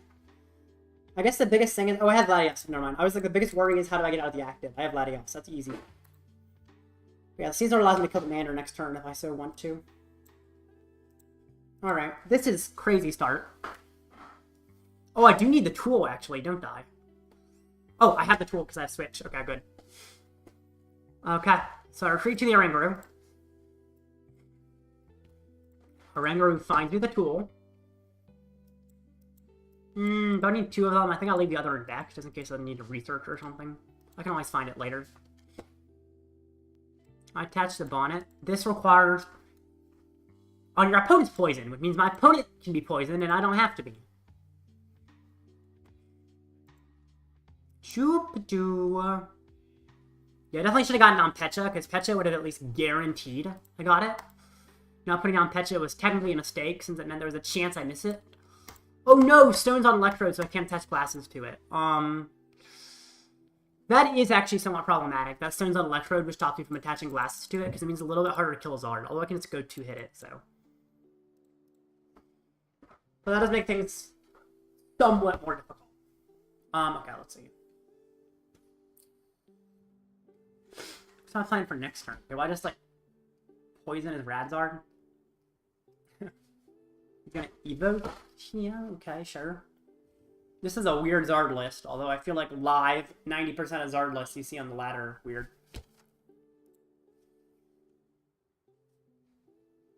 Lacey? I mean, it's a cute art, but what? Who plays Lacey?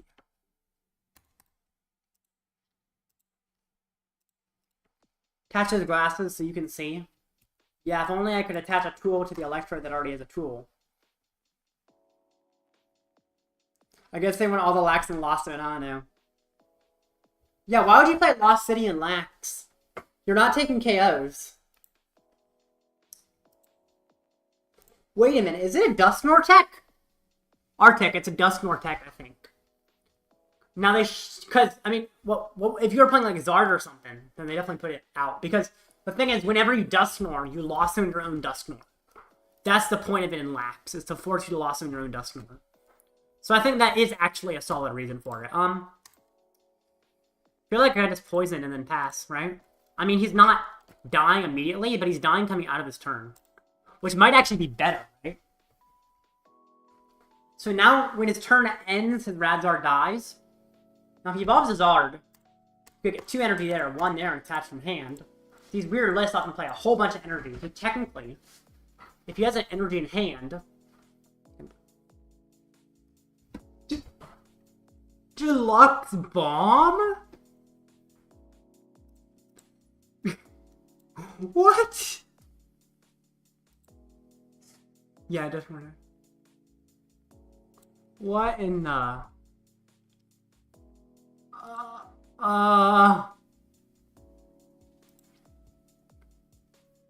Okay. That's an interesting choice for an A-Spec. Why would you play it down versus Drago? I have no clue. Probably because he net decked it and didn't know how to play it. That's most likely what it is. But not sure. Zard. Is that last card retain energy? It'd be really funny if he puts 3 on Radzard and try to attack with it.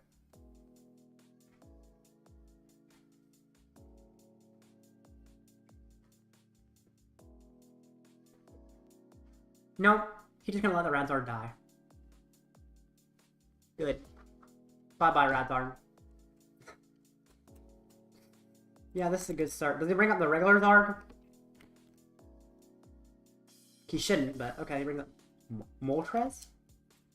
Pokemon has any fire energy attached to its free retreat cost. Why would you attach the Charmander then? If you're gonna bring up Moltres, why would you attach the Charmander? Considering it literally gets free retreat if it has fire energy on it. No?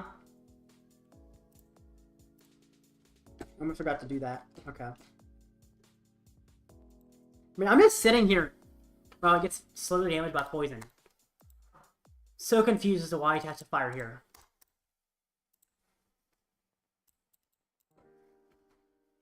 Like, if you already had a fire in the hand, you could attack the Zard last turn if you wanted to. Oh, he's gonna quick search for a fire energy?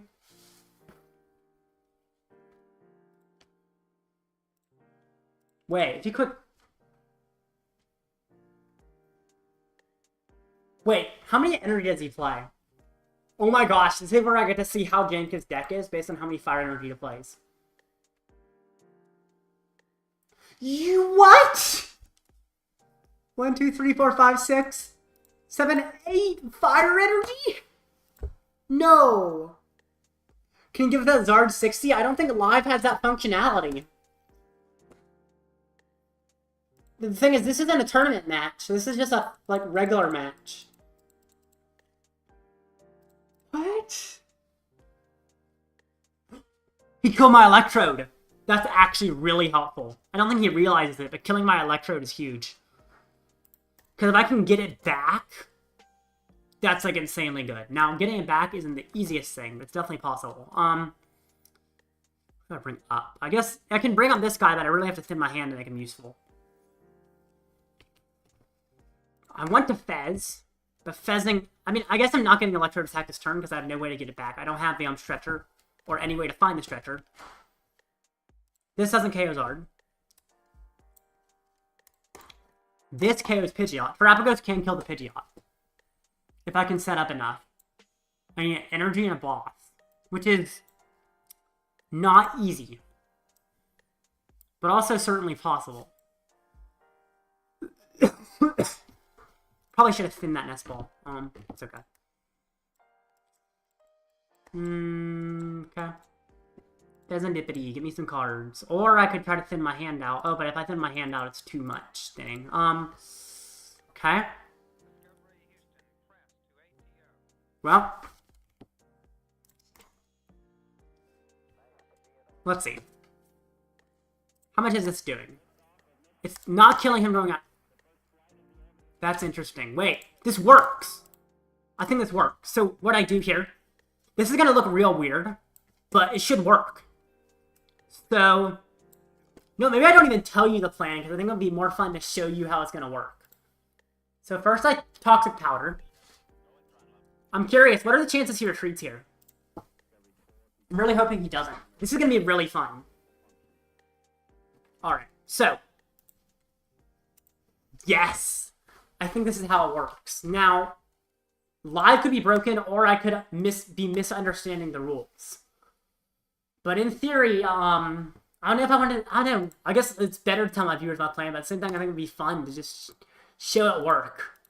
Or show it not work. Which if it doesn't work, I'm honestly not that worried.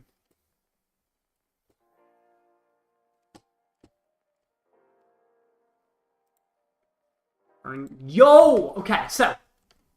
That's the knockout. He takes the prizes, right? Area 0 activating is kind of annoying, but it's okay. 3 Squawk. Oranguru. And Drago. So, now, before we go in between turns, I'll bring him up. Yes, it works! It increased the damage because it's in between turns. Yes! Alright, I think in theory I've won this game now. Oh yeah, I've won this game. Stretcher, back. Electrode. Attach myself the glasses. Retreat into Electrode. Bonnet. What card is this? Oh, it's a Bonnet. It's just invisible. 300. And I win. Yes! No, what are you saying no about? He promoted wrong Pokemon? Promoting the Zard?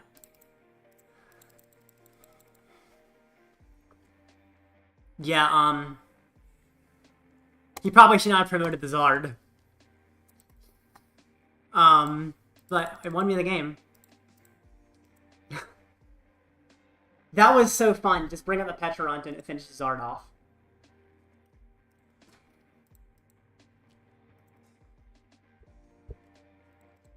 Now, I mean, I still could likely pull off a win. Because the thing is, Terapagos would be great, right? Like, Terapagos could... I could Gust use Terapagos to KO the Pidgeot pretty easily. Or I guess Gust use it to KO... Oh, no, it wouldn't be Terapagos. I could just Gust. As long as I can find a Gust, I'm good. Which I don't think would be that hard. So yeah. Bro, that's an entire tier? That's horrible. Why did I make the ladder twice as long and have no premium battle pass? Like, if I want to get the second deck, I have to get like halfway to the ladder. Like for the Archaludon deck, I have to get this far. It's just dumb. It's like the premium battle pass is better. Well, you hit Sahil. Nice, good luck. Sahil's a pretty good...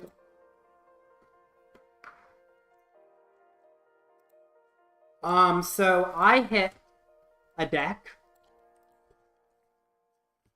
That's about what I can say about it. It's a deck. So. Chi-Yu. Yeah. And, Moltres. Bibarel, Oh, it's just Chi-Yu and Moltres. Those are the only attackers. No way! Chi-Yu. Mega Fire Envy. If one of your Pokemon knocked out by damage from an attack during your opponent's last turn, if I KO anything with poison, Chi-Yu does nothing. Nothing. Buddy, I think you're in trouble. Yeah, this deck... looks not great unless he bricks, of course. Or unless I brick. It's definitely a deck that exists in this format. So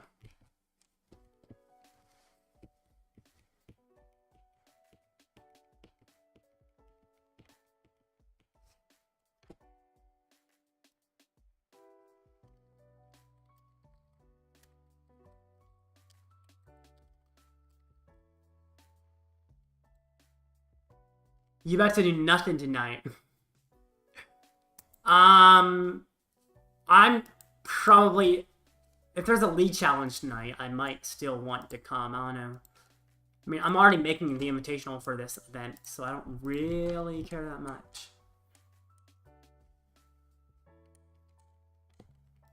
Alright, send a challenge. But yeah, making cut in this online tournament is not something I'm specifically aspiring to, but it might happen.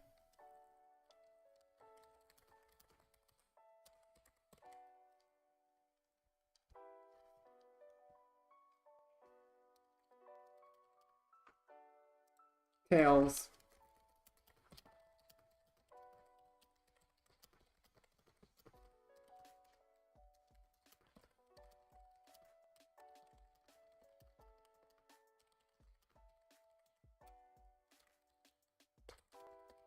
Alright, I'm going first.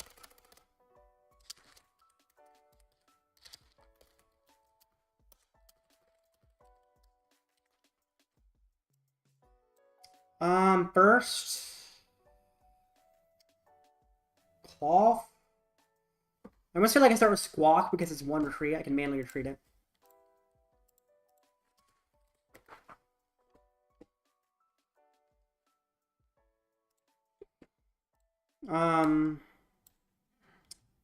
Okay.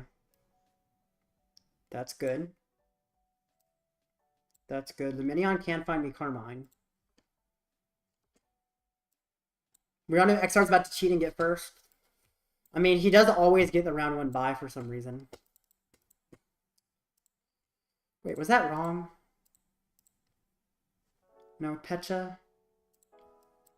That might not have been the I guess Lumineon's fine, but taking up a bench space like that might have been a mistake. Pecha? Oh shoot. I shouldn't have taken up a bench space, but it looks like it is going to work out because I can manually retreat the Squawkabilly. Discarding the Latias here sucks, but I get the knockout. Oh, I do need my tool still. Yeah, I shouldn't have put down the Lumineon. Should have squawked, okay? I missed the attack because I missed the tool. Dang it.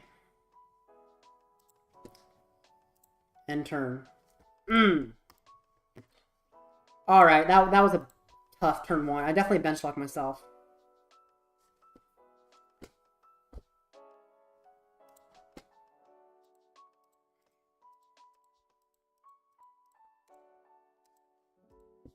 Alrighty. Ultra Ball.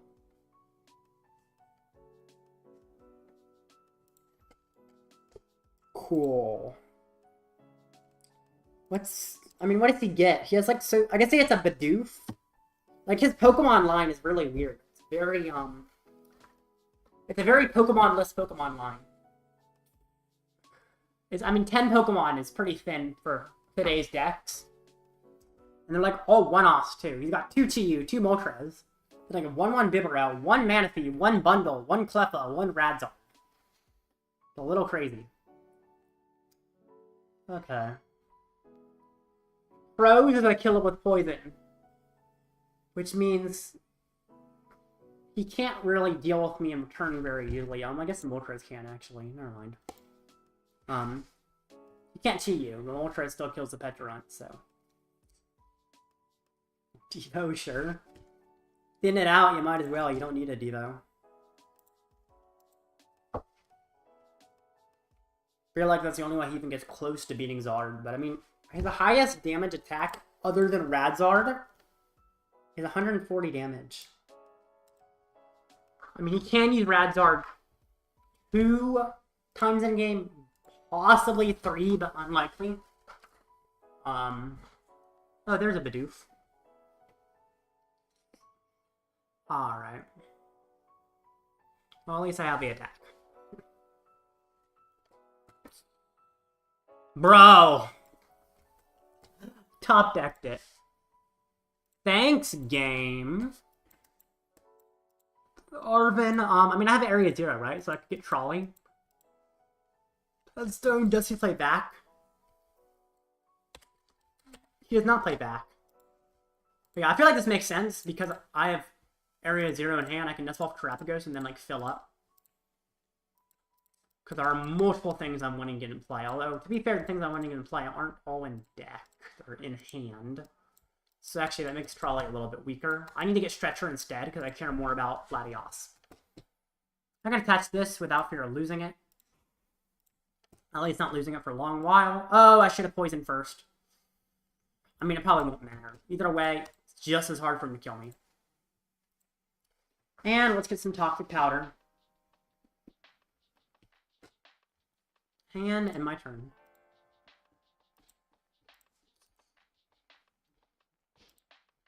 And that's a KO.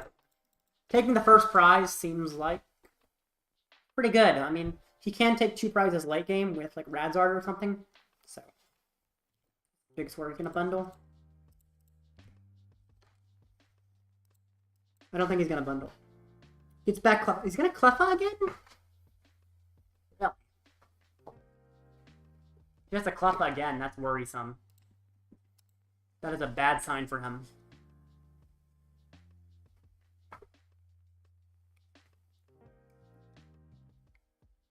Stamp could do something. We'll see what it does.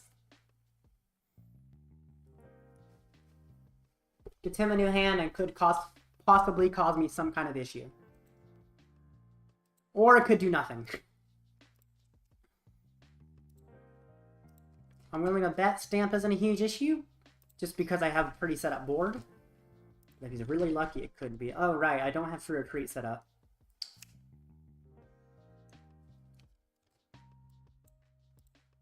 That does not kill him. You. I will have to find a cart off of Stamp. Or a double turbo. I guess double turbo could work too, yeah. So how many energies? This card got 1. So if you can attach the active and Stamp finds a basin, you can hit me with Moltres, although it doesn't KO me. It damages me a little bit. This, I'm like trying to think of how we can win this. I think it's literally just like break off Stamp. Because if I get fully set up, this is slam dunk victory. My turn. He didn't even Stamp. Wait, why wouldn't he Stamp? Oh no. That's somewhat surprising to me. I mean, I couldn't manually retreat, but I feel like that does lose me an energy, which is a little bit... Yeah, I don't think it's worth it. Although using Stone Up feels bad, actually.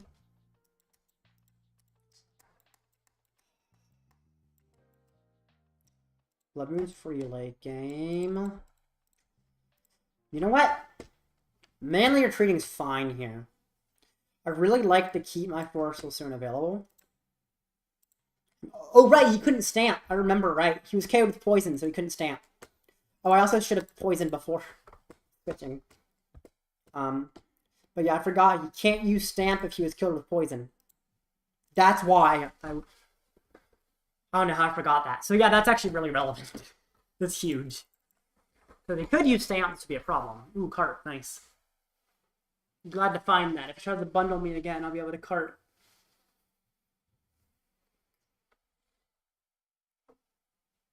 He needs a Magma Basin. He needs it bad.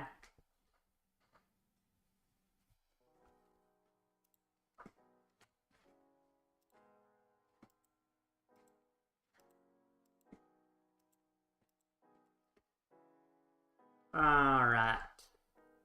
I think he's thinking. I mean, he seems to be not playing the fastest, but I'm assuming he's just thinking about what to do. I mean, I don't know exactly what there is to think about. Maybe there's some interesting play in his hand, but his deck doesn't seem too complicated. Oh! I mean, Defiance Band, he already killed my Pecharunt without Defiance Band. Defiance Band makes him do 120 to the Sneasler, which still isn't enough. Alright. He bundling. Getting all bundled up and cozy. Catcher, okay. Squawk. Research. Oh, that is so good. He lost both counter gain and stamp. Whew. That feels nice. Alright, I mean, he's not even killing Squawkabilly here.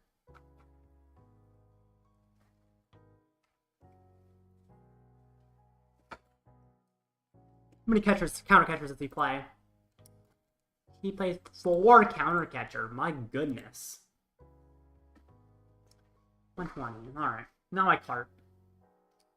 The biggest problem is Pecha doesn't kill, so I almost feel like I chase after the Bidoof now. The worry is chasing after Bidoof does require Force Seal. Which does lead to the argument that I just poison the Moltres and just let him die off, but at the same time, I already have an attack for next turn pretty much set up in my hand. So I don't see a huge problem with using up Stone now. Boss on Bidoof. Keep forgetting to not poison the Pecharunt. Keeps not being a problem, but it is still not the ideal way to play it. And his Bidoof's gone. He gone!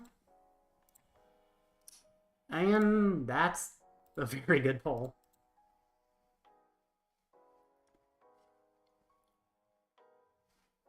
So after he kills me, I put down Terapagos, use Area 0 to extend my bench, and then fill it up with everything I could ever want or need.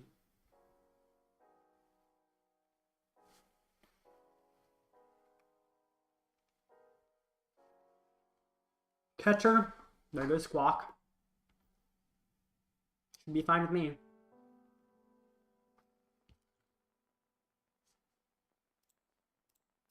Okay. Well. Okay. What do I do now?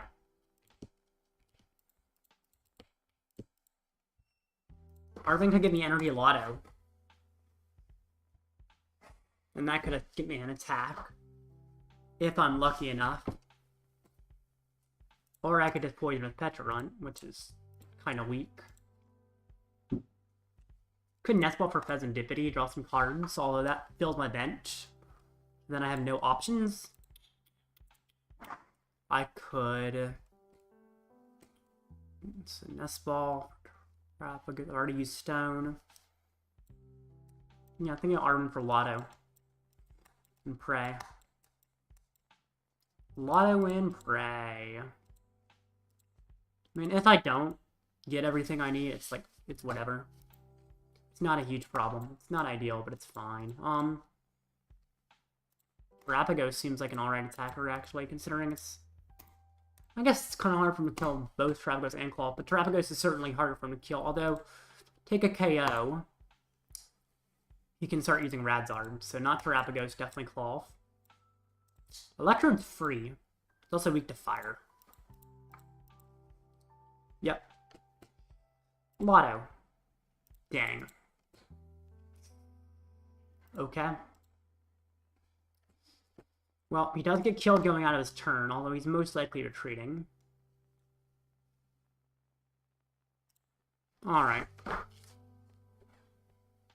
Not ideal. This is actually getting to the point where it could be a problem. Hi, welcome back, XR. This is a weird deck. It does very low damage, but I guess it honestly counters Klawf. It counters it alright.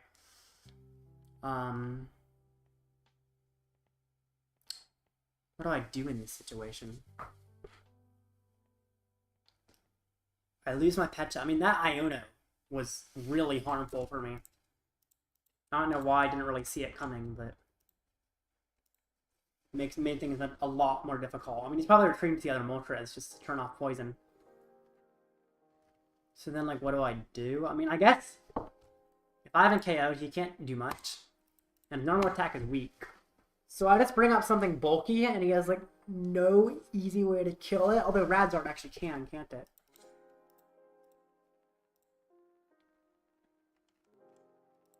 So I guess that's the biggest worry, is if you can set up a Radzard attack, you can kill pretty much anything.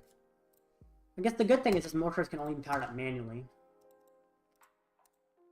Put some on the Chiyu. Attach the Chiyu. Chiyu's only good if I take a knockout, though. So, theory, that's okay. Then I just bring up Bonnet. Or a different Sneasler. Actually, bring up Bonnet, and then I poison us both. He's not KOing me, but he will be poisoned. Oh my gosh, Area 0. That's actually interesting. How many basins is he down? He's down 1 basin. I mean, he almost certainly has another in hand. So I feel like removing his basin doesn't help me much. Could put down the Drago, because I mean, once he takes a KO, the Drago is useful for getting cards. I could also switch to the Drago right now. But I might just miss an attack if I do that. Although Drago does survive, right? So actually, I do just switch to the Drago right now. Attaching this is... I guess I have to thin my hand out because I'm going for Drago now. You go there. 4 cards. Let's see what I find. I mean, it's very hard for me to find exactly what I'm looking for, but I could get a little bit better. If I poison him, it's actually safe. I do stay alive. At least for 1 more turn. Yeah, I stay alive for now. Because he only does 90 damage. Now, poison can slowly pick up on me until it causes problems. That certainly is something I need to watch out for. But should take a little while before poison causes issues. Why Alfred being a hater recently? I don't know. He is being a real hater. No clue. I think he just likes to hate on UXR, and I guess me too. Which, fair enough. Ultra Ball. Okay. So, he would probably... What is he probably getting? What Pokemon does he have? Oh, he gets Radzard. Or Chiyu. Does he already have Radzard in hand?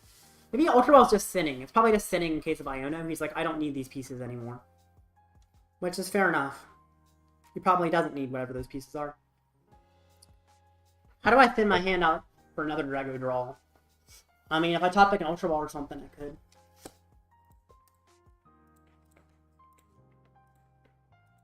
I really overbenched and it's causing a weird situation. Yeah.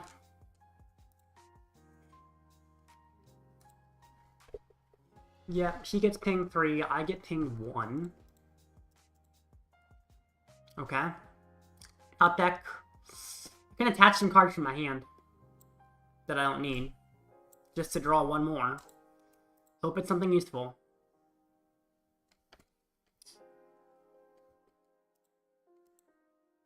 Huh. I can take a prize on Cleffa or on Moltres or... Maybe I just... No, I actually think I just keep him in the active, let him get finished. Oh, but then he can retreat. Do I kill Cleffa or Moltres? Moltres is an attacker, right? So I feel like it's better to go after the Moltres. Yes, I almost feel like I have to boss here. Like, I just have to. Taking a prize is really nice. Cleffa does draw him cards if I disrupt him, but I mean, if I'm going after Cleffa, I probably won anyway at that point. Poison. And then end turn. There we go. The biggest problem here is my Drago's about to die. But it is at the end of my turn, which means he's essentially... I mean, I guess he's essentially losing a turn where he could do things. It's fun if I bring out the Bonnet and poison my own Bonnet. It actually works out. What are you playing against? You already said 7 cards in hand. Yeah. I'm playing against a weird Chiyu Moltres deck. It's literally like Chiyu, Moltres, Radzar are the only attackers. I don't know how this is 3-1. What did he fight against?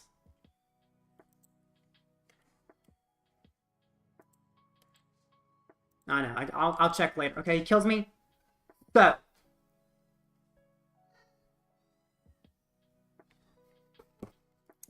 This bonnet cannot be poisoned because it has a capsule on it, which does shut off poison. Pecharunt is interesting. It allows me to switch in Baby Pecharunt, but I don't really have an option to go with Baby Pecharunt right now. So he's not killing me unless he gets a Radzard attack, which I guess isn't that hard for him. What do I do if he does that? I don't know. Honestly, just Radzard Gust wins in the game. The good thing is he doesn't play boss, he only plays counter catcher. Nest Ball. What's in there? Bloodmoon will be free if he KOs me. I guess that's kind of my only good option of attack. I mean, nothing here is a good option, but I'm doing the best with what I have. Making him switch, he just brings up Bundle, which is actually problematic for me. So, now I poison us both, except I'm not poisoned, just him. Yay. What does Chiyu do? 140 if anything was knocked out last turn. The problem is poison's not last turn. Therefore, it doesn't do any damage. What's funny, I have not attacked a single time this entire game. Which is really weird. Okay, he gets the Radzard. It is still important to... Okay. It's still important to know his only Gust is Counter Catcher. Which means he cannot Gust if he is ahead on prizes. Which means if he takes a knockout here, he goes ahead, I bring up Bloodmoon, I hit. Radzar doesn't kill Bloodmoon. It's 10 damage off. He has no way to kill my Bloodmoon.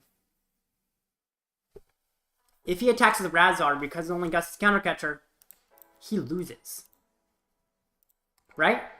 I guess I have to get the Bloodmoon out of the active the next turn. That's the hardest thing. But he can knock Gust now, right? Let me search his. Let me make just searches. Yeah, he plays no boss. He has no way to KO my Bloodmoon, and my Bloodmoon attacks for free. So, it seems alright.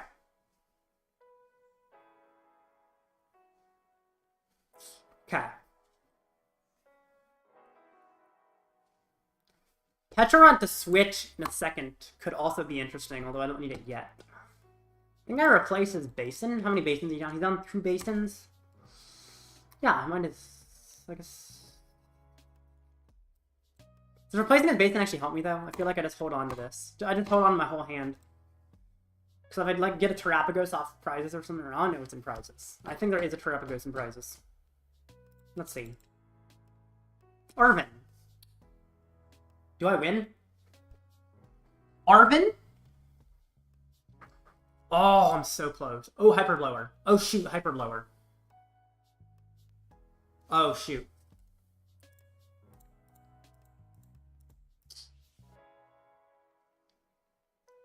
I think that's game. I forgot about Hyper Blower. And nothing else survives Radzard. Yeah, he wins. Crazy how this deck beat me. Like, this deck... I should have replaced his basin, I guess. I didn't consider this. How many fire energy in this card? I mean, he has... Oh, he has it in hand. Okay. Dang. I bricked after he owned me. Is there a card in there? Bet you get out of the active and you need energy. Well, yes, Pecha could get out of the active, but what does getting out of the active do? I have no attacker on board. The problem is I got super bench lock where I couldn't fit an attacker. Also, he Iono'd me, and I found nothing off the Iono for turn after turn after turn. Well, if I win my next match, I make phase 2, otherwise I don't.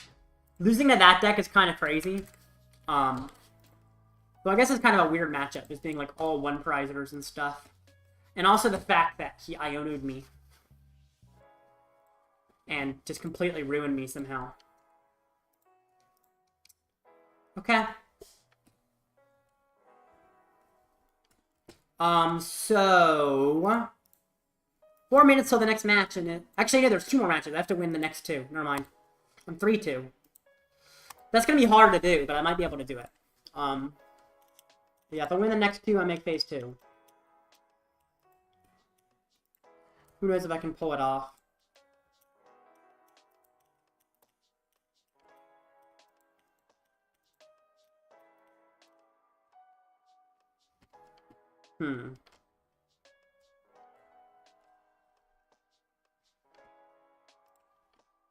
So, yeah, 3 minutes. I guess I can discuss the meta some more. I mean, I talked about Drago and Charizard Pidgeot, but I didn't talk about too much else. Pulp Thorns, I don't think this deck is very good. I really don't.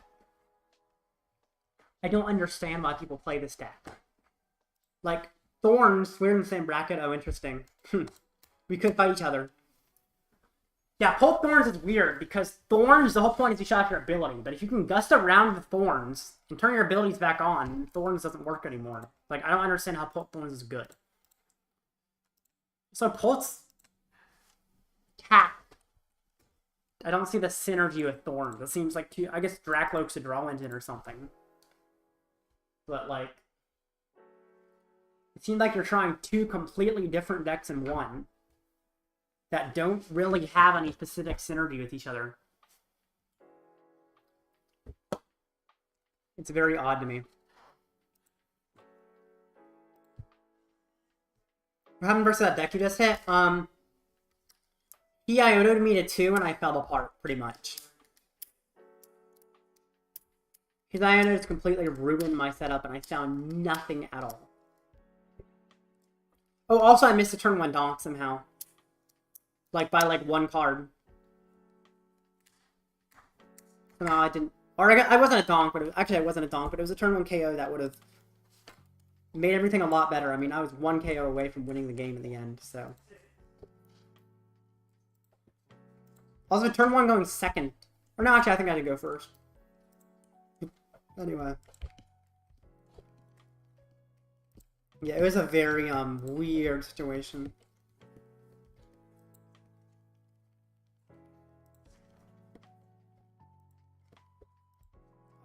Yeah, so, next deck, that I like better than the deck of Thorns, Snorlax Stall. This actually seems pretty well positioned in the meta. Definitely think the Rotom version is the worst one. I don't think Rotom's really the correct way to play this deck. That's a weird choice. Yeah, I don't think you should play Rotom. It's such a liability. I'm surprised the Rotom-less version took so long to come into existence. Wait a minute. When did Box Order get added to the game? Temporal Forces. I don't know why this deck has not been seeing play. It actually seems quite solid. It seems like the optimal way to play it. And yet nobody played Rotom-less until, like, now.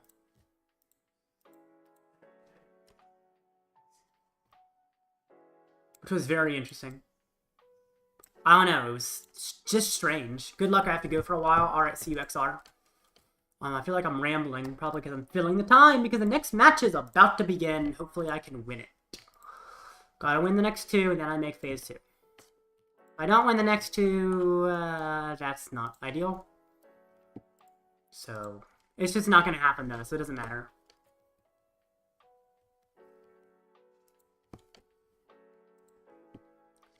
For 14 seconds overtime. Looks like there's a judge call. Judge calls are always fun.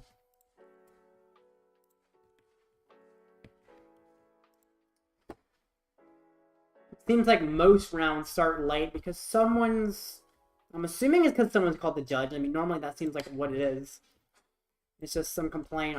I've never had it where someone enters the wrong result against me in all my time playing, and yet it seems like it happens to someone like every time. Also, that's a lot of people have dropped. I mean, it's not surprising that all these people have dropped, but... I mean, 2-3 can't make phase 2 or such. Anything with a 3 can't make phase 2, so it's not surprising they dropped. Yeah, Arctic 3-2, we're together. Maybe I can fight you. Maybe I can play Klawf correctly. It gets better when the A-Spec comes out. What gets better? And what A-Spec? Wait, Prismatic Evolution is A-Specs.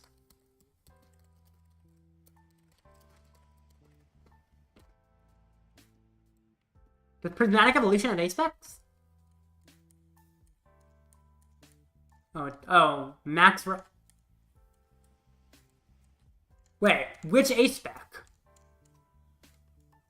Max Rod's fine. I mean, get 5 Pokemon / energy. It's just 5 Night Stretchers, which is okay. This thing is garbage. This thing is a terrible card. It searches out 5 tools, where Secret Box also essentially searches out... It searches out more, actually. Secret Box gets a tool, gets an Arven. Arven gets a tool. So, tool, then Arven, tool. Then Arven gets Technical Machine, which gets 3 Technical Machines. It gets a Technical Machine item. Then Arven, or then the Secret Box also got a Stadium, which gets you Town Store for a tool. And then you have a support, or you have support with the Arven. And then you also have an item, which could be another Technical Machine, if you want to get up to 8 tools. So, Secret Box can get you either 8 tools, or it can get you 4 tools, or it can get you 5 tools and an item. Or any other combination. There's many combinations. So, if you're talking about Klawf, then I don't kind of understand which new A-Spec, I don't know. Maybe I'm just confused what you're saying. But neither of these A-Specs seem specific for any deck. One is a worse Secret Box, and the other is just a solid recovery tool. And by tool, I mean item. These researchers are cool. There's like one of every professor.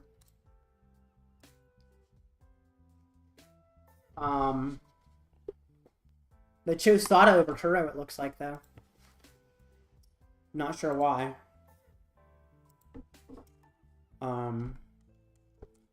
They're 4? No, they're not, okay. 4, oh, yeah. There's a 4. So the illustration rares one of the ones with the weird cord? Yeah. I don't like the illustration rares in this set, like... They look weird, like the borders and stuff, I don't know. Is that a foot? Why would you... Ew. Do they have to put Janine's foot in the illustration rare? Like... I don't know, I feel like this set is horribly overrated. Like, it's not pretty. It has some of the ugliest illustration rares I've seen. Except it doesn't actually have any illustration rares, only special illustration rares, only the rare ones. I mean, it has some cool ones. But every Ogre Pawn is the same. And they all look kind of nasty to me. I don't like them. All the evolutions are cool. But they're also very detailed. And all look kind of similar. I mean, I've noticed a lot of these are hyper detailed. The Ancient and Future ones are alright. They're kind of cool, although I still think there's better ones. Like, sure, the other Iron Hands is kind of funny looking, but I feel like it had better personality. A lot of these look like concept art. Also, there's 2 EV EXs, and they're barely different. I'm not a fan of the arts of this set whatsoever.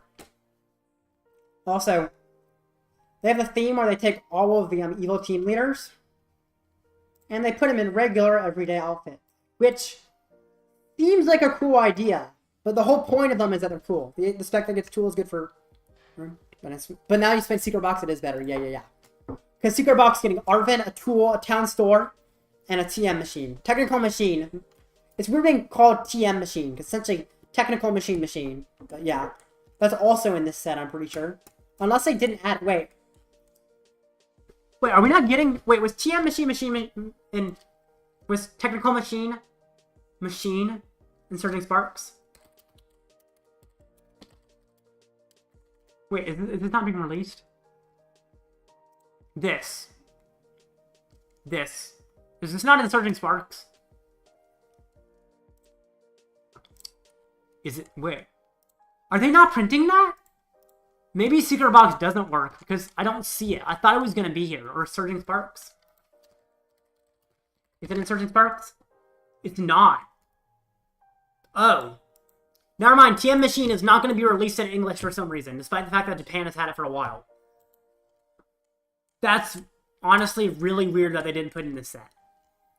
Although the set as a whole is kind of an anomaly. Also, I'm surprised the next match has not started. Oh, speaking of, it did start. There we go. Literally as I said it. Dinkodon! Let's get a donk, please. Let's donk the tink. Sente request.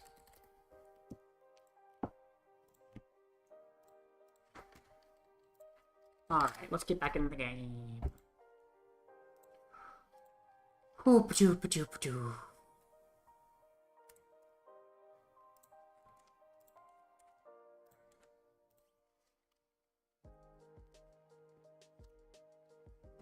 Okay.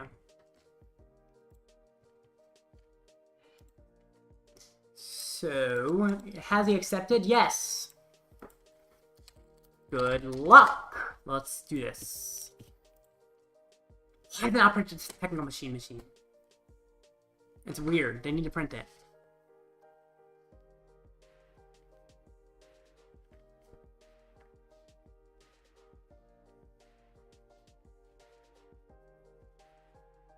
Hey, yids.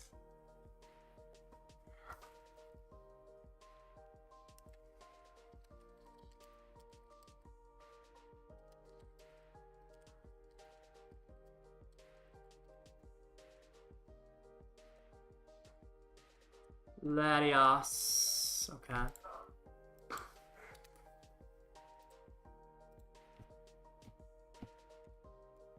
Heavy ball. Squawk.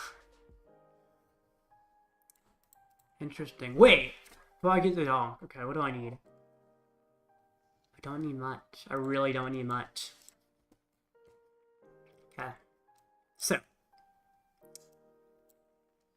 Ultra Ball. I mean, I'm losing my whole hand here, right? So I might as well get rid of those. Wait a minute. Is Oranguru enough to win? Oranguru wins, doesn't it? Oranguru literally just wins, I think. Because I have Fear Treat into Oranguru, then Cart. Okay. Yes, I win. Ultra Ball for Oranguru. Stones in deck, right? Stone is... Stone's not in deck. Alright, guess I can't Ultra Ball for Oranguru because Stone's not in deck. So instead I get Bonnet. Bonnet. Hang. So it's not guaranteed anymore. It's still a very high chance of me winning, but it's not guaranteed. Well, Squawk. Just find a Pecha. I don't think Pecha's prized, right? No, it's not prized. Yeah, there's the Pecha. And GG. Oh, that's so mean!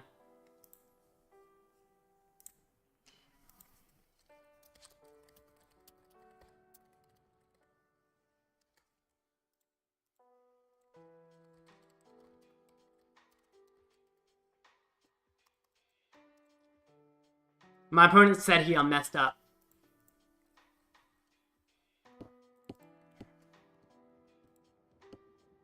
So I think he probably had a bench Pokemon, but forgot to put it down.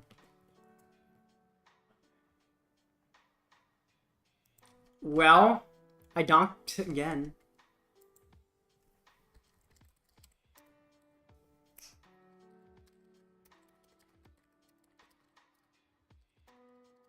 Talking to my opponent, so I'm bringing it up here.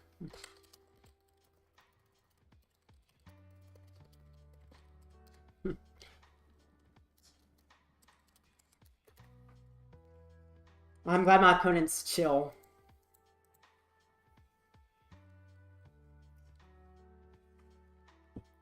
So very good, he's nice about it. Despite getting donked.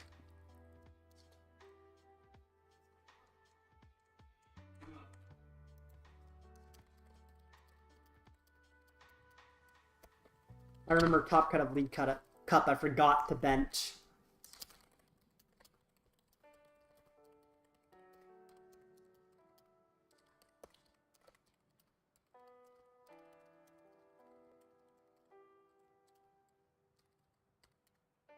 Oh man, so yeah. That was a fun thing I'm talking about here. I got donked twice in a best of 3 because I forgot to bench against Klawf.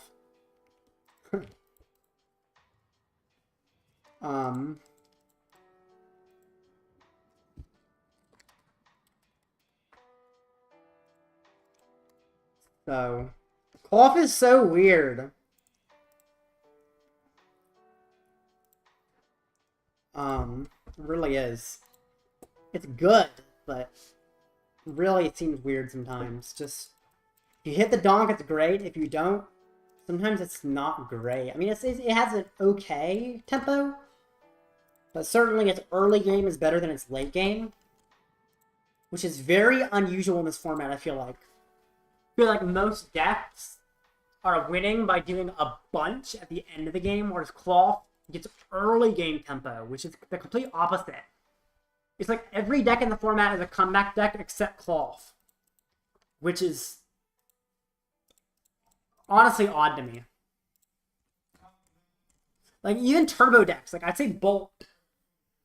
I mean, they often take the first prize, but, I still could say they have, like, Fezandipiti and Iono and stuff comeback. I mean, Klawf has some comeback mechanics in it, mainly being Iono and Fezandipiti. But it's very rare that you start behind and you win. Whereas a lot of other decks, you can start behind and win pretty easily. The whole thing is Klawf has to get tempo immediately, where even something like Miraidon doesn't, because they have Magneton to make big plays. Something like Bolt doesn't, because they can take a huge multi-prize knockout. So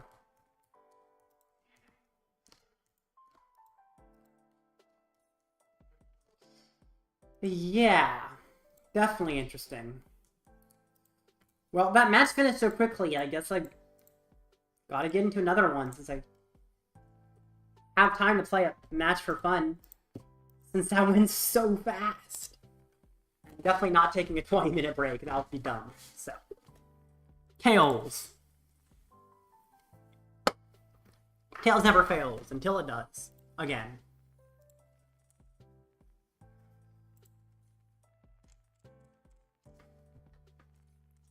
You love to see it, don't you?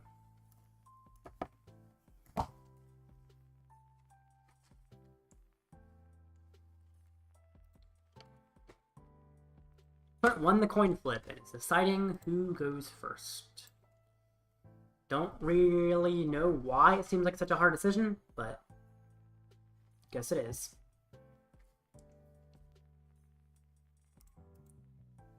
And I'm drawing some cards.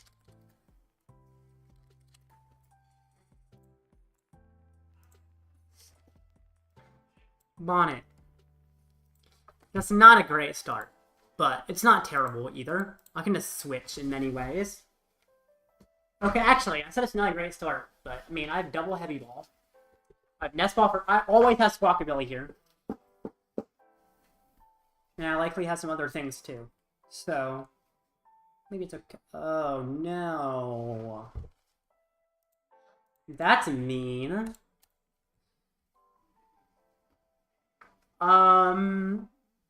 That makes things a lot more difficult.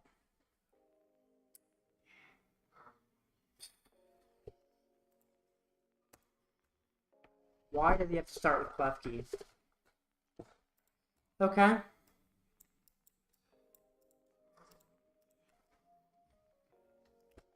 Can't even hyper lower under Klawf key. That's crazy. I do need Sneasler if I want to KO Ticketons. I don't necessarily need on the bench immediately, but I need it for the KOs. Nest Ball, I guess I get.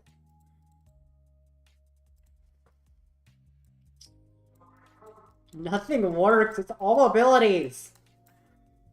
I was gonna say he doesn't have an ability, but requires an ability to be useful. Terapagos has to kill that Klawf key, or I have to gust around it. Till then, I ain't doing nothing. Just gives me a reason to get another Terapagos. So I can't do anything until the Klawf key's gone. Literally nothing. The problem is Alakazam attacks from the bench. I can't draw cards. until that Klawf key's out of the active. That's not a good thing. Well, okay. The good thing is Alakazam does take multiple hits to kill a Terapagos. The bad thing is literally everything else that exists in this situation. But if I can get the Klawf key out of there, I can maybe start doing things. I can't Ultra Ball for Lumineon. He's just gonna sit there and set up. Hopefully, eventually, I draw a boss order. I'm actually realizing I don't want to bench, because I'm pretty sure doesn't Alakazam EX have something based on bench? Alakazam EX. 30 more damage for each of your opponent's bench Pokemon. Yes, I do not bench against Alakazam EX, unless I have to, which I don't have to right now. Since everything I bench, I can't use anyway. Hot Pecking Switch Cart is also an option, actually. Or Arven 4 Switch Cart. Or nothing. Ooh, fun times. Draw, pass makes the most enjoyable games.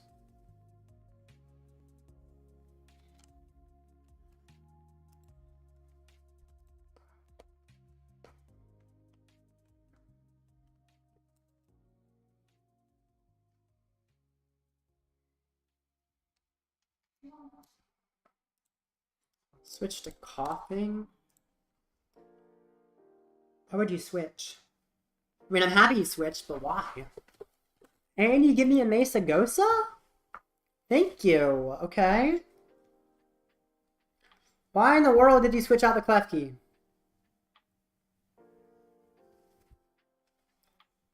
I'm trying to find a reason? Oh my gosh. Wait, the coughing went down this turn though, so I don't think you can evolve it. Right? Yeah, you can. You know they're coughing, sure.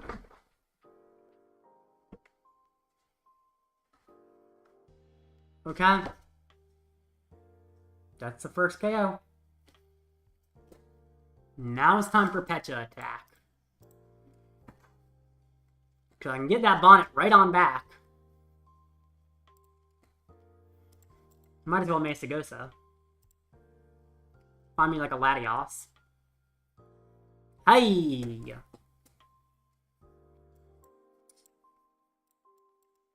Latias. Badoop. Badoop. Badoop. Could even get a Oranguru going. I don't hate that, actually. The biggest worry is him taking, like, gusting and taking a bunch of prizes that I don't want him to take.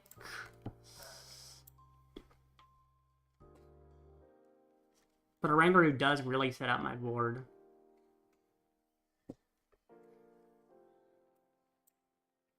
What was Mesagosa? How much do I care about board setup?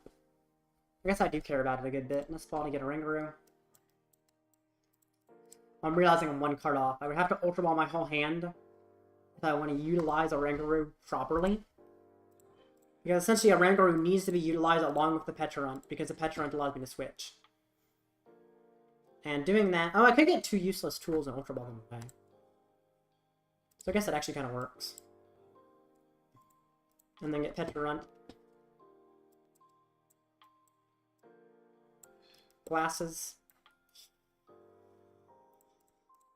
Is there anything else? I could Ultra Ball away the Stretcher, or I could Ultra Ball away the... No, I need the Sneasler. Right? Yes, I need the Sneasler. So I get... I guess I can lose one Mochi and it's fine. Like, I don't need a bunch of Mochis.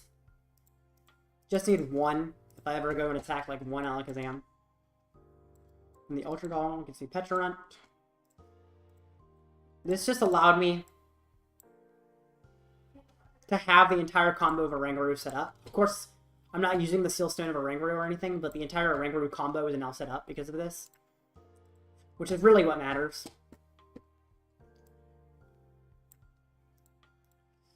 Probably didn't need to put down the Sneasler yet. It just means if he removes my area 0, mixing is even harder, but... It's alright. Hopefully. I do still have Night Stretcher in hand as well. Plus, how many stadiums would he really play in this deck? I mean, it doesn't really need many stadiums. So. Popping. Knocked out, yeah. That's weird. But I'm not really worried about it. Boss.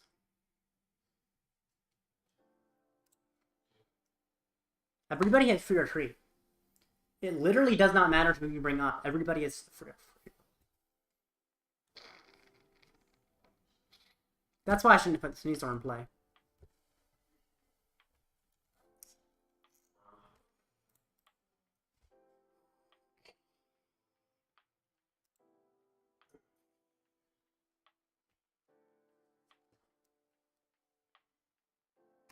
Crap.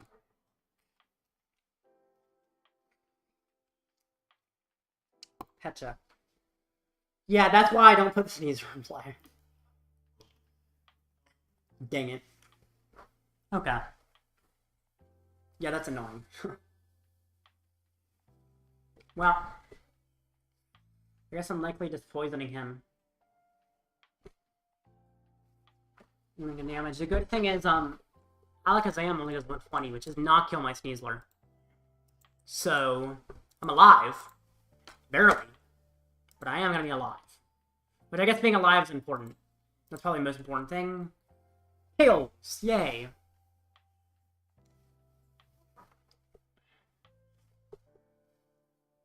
Dimensional hands, sure. I can basically go to myself if there's anything I really want to take out. Ooh, research. I like that.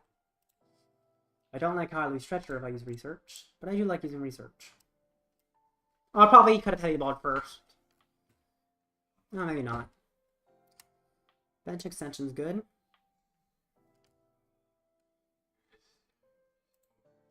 If I really wanted to KO, I could attack with Electrode. Then he can Mind Jack. 30, 16, 91. Oh yeah, Mind Jack totally kills the Electrode. It blows it out of the water. But that's just... Oh, I could KO with Terapagos. Pretty easily. Coin flip. Right. I don't want to KO with anything. I just want to Pecharunt because I don't want to flip.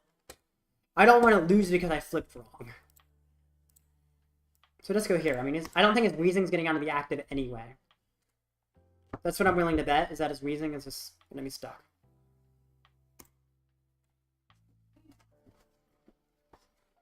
Well, I am realizing putting on Fezandipiti would have not been a terrible idea. Although probably not completely necessary, it could have helped. Well, it's another Alakazam. Sizers. It's weird how we're, like, equal on the prize trade right now. It seems very close. I'm glad this isn't a tournament match, because it's going weird. Although I do think I'm in an okay position. Problem is, I feel like to continue in one hit is kind of hard. Ring up, and Weezing dies. Just barely, but it does die. Who does he bring up after Weezing dies? Oh my gosh, he's gonna bring up Klawf, isn't he? Well, I guess I can boss if he brings up Klawf, yeah. So now I can boss Bibarel.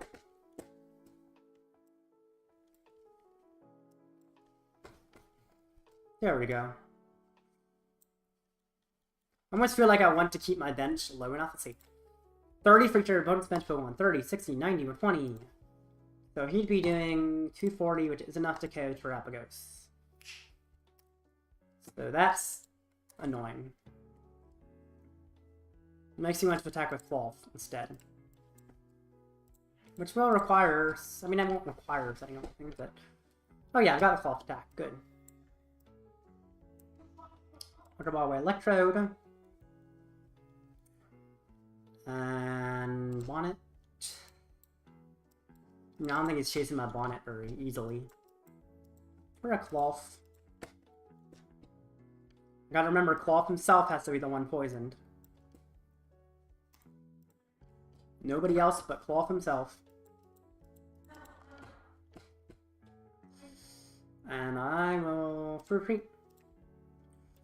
Could attach the stone, although I don't know if it's necessary. That is necessary.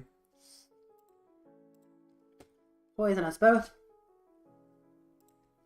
And then hit him in the face. The hardest thing is getting another Klawf attack next turn. But I should be able to pull it off. Brings up coughing. Okay, if he evolves to wheezing, then I probably have to go for Pecha, which is probably actually easier to go after. Actually, how many stretchers do I have? Might be out of stretchers. I'm out of stretchers, so actually, I can't get back Baby Pecha anymore. So that is not an option to deal with wheezing. Gust is an option to deal with wheezing. A little sketchy to deal with it with Gust. Especially because I'm starting to run a little bit lower on Gust. But definitely hitting into wheezing doesn't feel like an option. Unless that hit is directly winning me the game. So I feel like I have to find a way around it. Oh, I have Bundle in hand. Oh, I have Bundle in hand. Okay, never mind. I have Bundle in hand.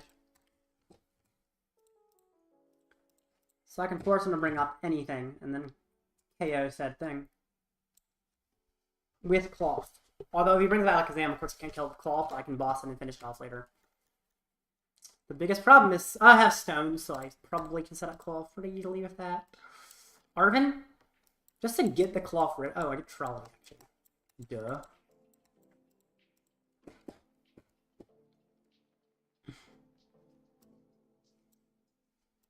One piece there. Just to remember not to overfill.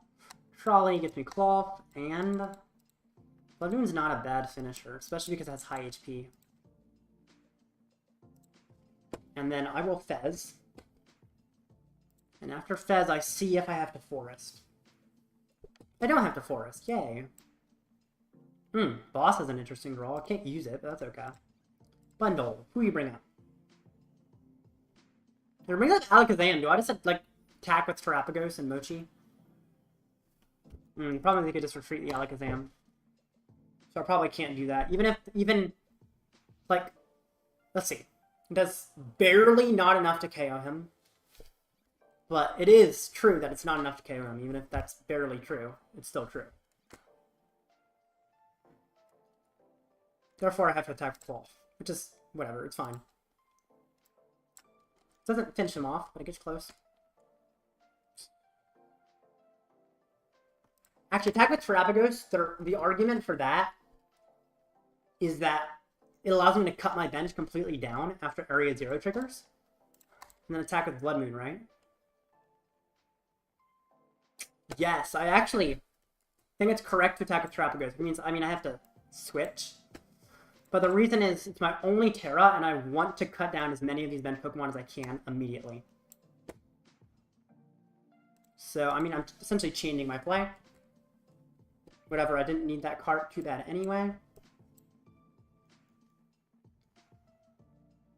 Is there anything Nest Ball I can get for consistency with Nest Ball?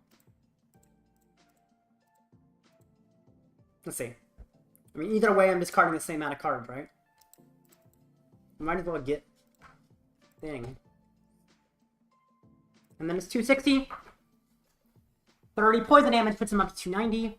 He's obviously in a retreat, probably to the other Alakazam, which is going to KO me. That's fine. The cool thing is I can bring up pretty much anything. Boss this guy. Let him die to poison. And see what my opponent can do after that. Although actually Iono might be better than Boss. Which actually is... that's something to consider. I don't know. I think I still have a Boss. If I want to get a poison playoff. Candy, there's another Alakazam. Wow. Retrieval, sure. I know why he wouldn't retreat before using the Retrieval. Because that would get another energy. But he didn't. That is... Why? I win. But why did he do that? He's letting the poison finish him off. I don't know why. Like, he had a chance. Oh, wait. Shoot, the poison goes down in damage. Right. I probably discarded the wrong things then. I just kind of discarded randomly. I mean, that doesn't matter, right? 20, or yeah, 4. So, I mean, either way, if he has a Gust, he wins. But now I can try to get an Iono play, can't I? In order to get an Iono play, I should have set up Drago and stuff, because I need to thin as much as I can. Oh, there are no Iono in deck. Never mind. Alright, well, I'm essentially just passing. I'm not even attacking, I'm just passing, and then praying it works out. I mean, there's a good chance he doesn't have boss available. There's also a good chance he does have boss available. Let's see. I discarded Sneasler. That was my mistake. Why did I discard Sneasler? Wait, he totally would have died if I hadn't discarded Sneasler. That's what my mistake was. Discarding Sneasler stopped him from dying when he totally would have died. Although, to be fair, he's done 3 boss, right? No way he has a 4th boss. And especially no way that 4th boss is already in hand. I haven't seen an Ace Spec, he could be playing Prime Catcher. So, Miriam, that's fine. I mean, I played that horribly, and I still might be able to win. The problem is if he Iono. Oh wait, he Miriam, so he can't Iono me. Maybe he played Stamp? That probably is Ace Spec. But I mean, I played that so wrong. Poison would have killed him if I just kept the Sneasler in play, but it's not a tournament match, and it looks like I'm still winning anyway. Thank goodness.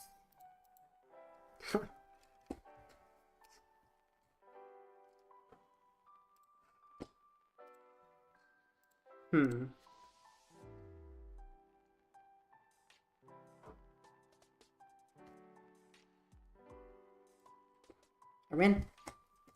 I played that so wrong, but I won. Doesn't matter in the end. There we go. And my final prize. Kind of perfect timing, because there's about 3 minutes till the next tournament match. Which is enough for me to take a quick 3-minute break. I guess maybe I don't need a break. I don't know. No, I don't need it. It's a waste. What should I do with those 3 minutes? I guess... I mean, I talked about the meta quite a bit. But I only got down to, like, Snorlax. Let's look at the other Klawf list. What's different about mine? A lot of people don't have Drago, and more people have Genesect. Has a tool attached, your opponent can't play Ace Specs from their hand. It's kind of like this. I don't think it's required, but, I mean, blocking Ace Specs is kind of powerful.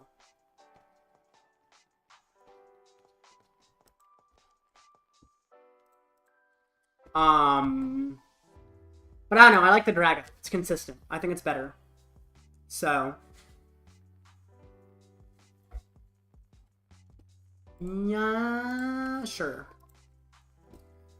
Let's see. What else is interesting? I mean, most things up here are all expected.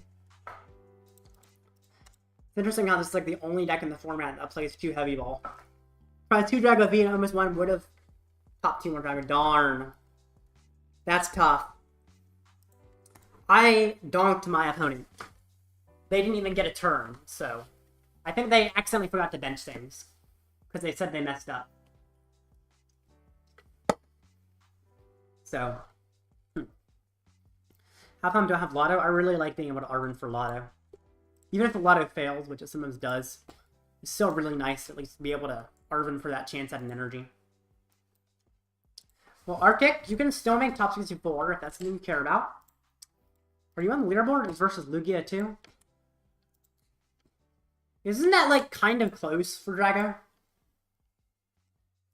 Like, isn't Lugia a pretty close matchup? By the way, this is leaderboard. I think you're on here, right, Arctic? I think you're higher than me since you've been playing more meta. Yeah. I've been playing a bunch of terrible decks, and, I mean, I haven't gotten points in forever. Like, this is the late night 229. I haven't got points since 215. And that was getting top 64 with Thorns. Which was terrible. I mean, oh my gosh, top 32 with Clefairy? Why is that one of my more recent finishes? Why did I do better with Clefairy then I did it with Iron Thorns. And, like... That's kind of funny. Of course, when I actually played the deck I'm good at, I did a lot better. This is like one card off of what my list is now, actually. For my Zard. I still play Zard at tournaments. But streams definitely don't play as much Zard. Because I like to play a lot more variety. It also keeps me from getting bored of the game. Oh yeah, this tournament I got third. I played so bad in this top 4 match. Alright. Next match is up, finally.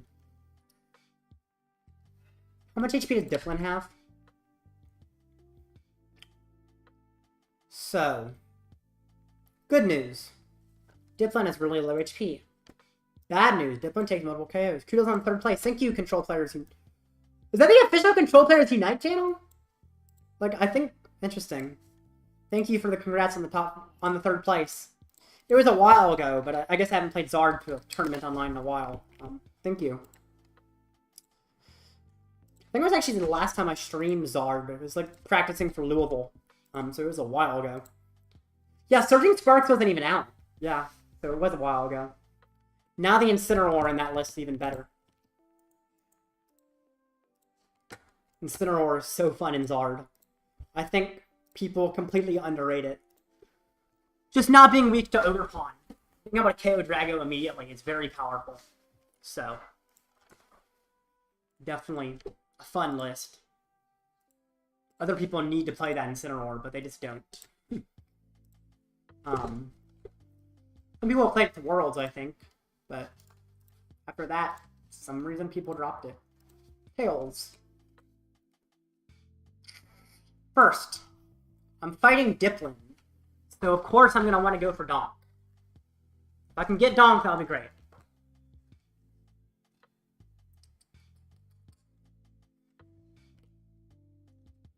Start with Drago, I think. This is looking like a hand's going to be very hard to Donk with, but Drago can draw cards. The biggest problem is I do have to bench more things.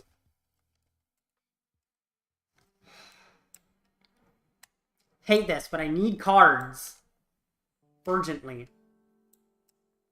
least that can do something there. This does nothing anywhere. I don't attach that. 2 cards. Come on. No! I have... It's very rare that this deck misses a Donk. And of course when my opponent starts with a single Applin, I miss it. Okay. Dang it. Now I actually have to play the game. You know, isn't the purpose of Pokemon to play less Pokemon? Where's your Poffin, buddy? Where's your Poffin? Sir? No way. No way. No way! Oh my goodness. No! Do I put... I don't think I put down the Terapagos because it takes up a bench space. Carmine? There... I missed it again? I am shocked.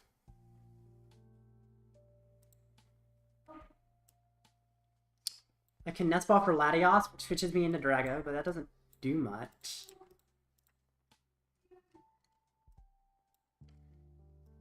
I don't know how I haven't donked, but I haven't. Nest Ball, I mean, Oranguru, I can't get the Oranguru into the active. Latias, give me the retreat option. Can't play any more cards. At least retreat. And I end my turn. What? No. What? What do you top deck? He top decked something. Oh my gosh. 2 turns in a row. Binding Mochi Terapagos guarantees whatever you want stadium. So, in order to attack, right, I need a Latias and a Pecharunt and a tool. Latias, Pecharunt, tool. Terapagos means I can't fit the Latias or the Pecharunt. I can't fit one of those two. Or, sorry, not, yeah, baby Pecharunt, yeah. So I need either a Latias and a Pecharunt, and then the baby Pecharunt. But I can't fit 2 more Pokemon unless I find the stadium if I put down Terapagos. And since any more than 2 Pokemon is unnecessary anyway, putting down Terapagos doesn't help me.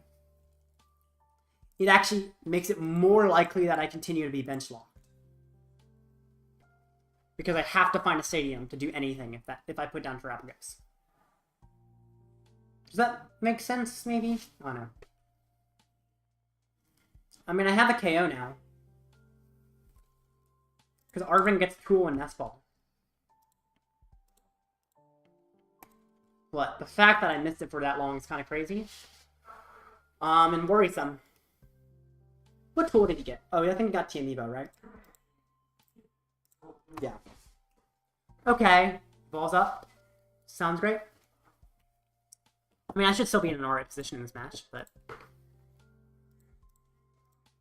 a little bit more annoying now. Arven or Nest Ball. And this, I think, yeah. I mean, I could have also filled my bench at this point by using, like, Colress stuff to get Stadium. Which isn't a horrible idea, although I don't think it's personally what I want to do here. Pecha. Is Bundle ever useful here? Bundle and Lumi are both kind of useful, but also Dragon's Horde drawing cards is useful. But I mean, if he brings up Rabska, I'm not killing the Diplin like I really want to. Although, to be fair, Rabska also does some more damage to the Pecharunt anyway. Ah, no, it doesn't, because I have no energy attached. I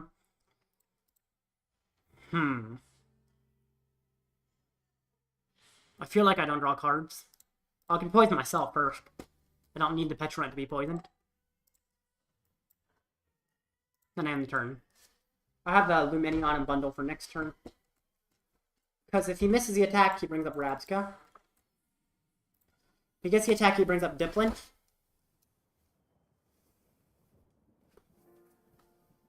For each of your bench Pokemon or your opponent's? Yours, right? I'm weak to fighting, not grass.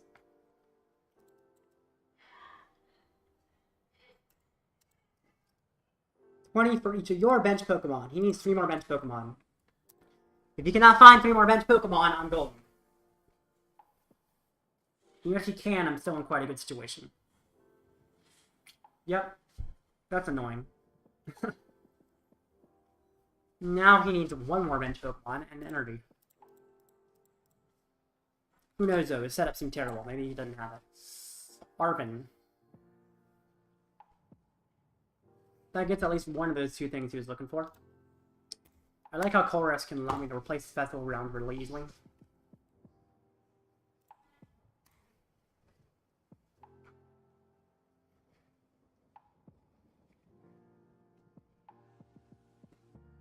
Poffin, Vitality Band, okay. He plays 7 Grass Energy, who certainly has one available.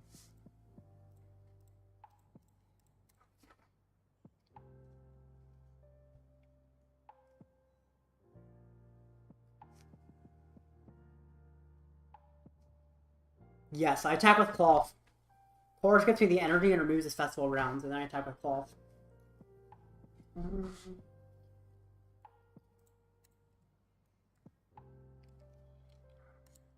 Where's his energy?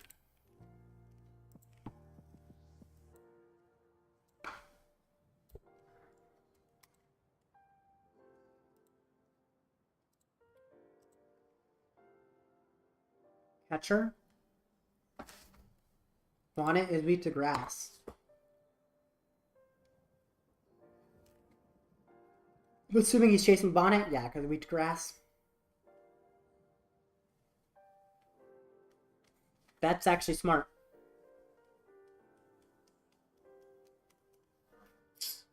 Okay. Where's the energy? There's the energy.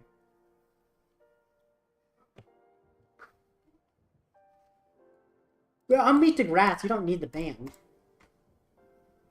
The band would be necessary if I wasn't weak to grass, but you apply weakness, right? Yeah. So, I mean, it doesn't matter. Oh, wait, actually, the band means you KO me before. Oh, yeah. That actually is a useful band, because, I mean, you KO me, then you get another hit. Okay. Makes sense. So, how do I go about setting up another one of these guys?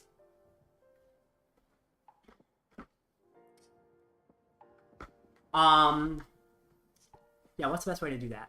Let's see. Terapagos can bench extend, although that's not particularly useful here.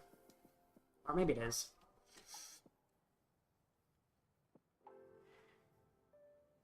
I do think I need a Colress. Otherwise, Terapagos can't bench extend. Lumineon isn't useful when my bench is extended. Ultra Ball. Boss and Bundle? Bundle, and yeah, Boss and Bundle. Actually, do I ever need another Ultra Ball this turn? I don't, do I? There's no use for it. So, I mean, yeah. For Terapagos. Oh, I guess another one could give me a Oranguru, although actually a Oranguru is... I mean, it's kind of useful. Colress gets me a Stadium. I mean, I can just attack with Terapagos if I really need to. Honestly, that doesn't feel that bad. Just attacking with Terapagos feels fine. Could put down Lumineon. But if I'm doing that, I'm very much wanting to get a supporter. Like, it makes me really want to get a supporter if I put down this Lumineon. But I mean, I guess there's no reason not to get a supporter anyway. The biggest problem is Lumineon's a little bit easier to knock out than some of the other Pokemon my opponent has. Or that I have in play. It's one of the easiest things I have available for my opponents to try and knock out. Arven, yes, because that can find me the tool I'm looking for. Next turn. Dragon Sword gives me some cards. And yeah, I'm attacking with Terapagos, that's fine. He can't kill my Terapagos. So, yo, hello, fellow Greninja fan. Welcome, Greninja guy. I think I might have seen you here. Yeah, definitely a fellow Greninja fan. Also a Clodsire fan, as you can see, by, Greninja using Clodsire as his faithful steed. And both Greninja and Clodsire are very festive now, you know, with their, Christmas hats on. So, definitely gonna be enjoying our Christmas. So, speaking of Christmas... I might not be able to stream next week. Maybe. I don't know. Yeah, I might not.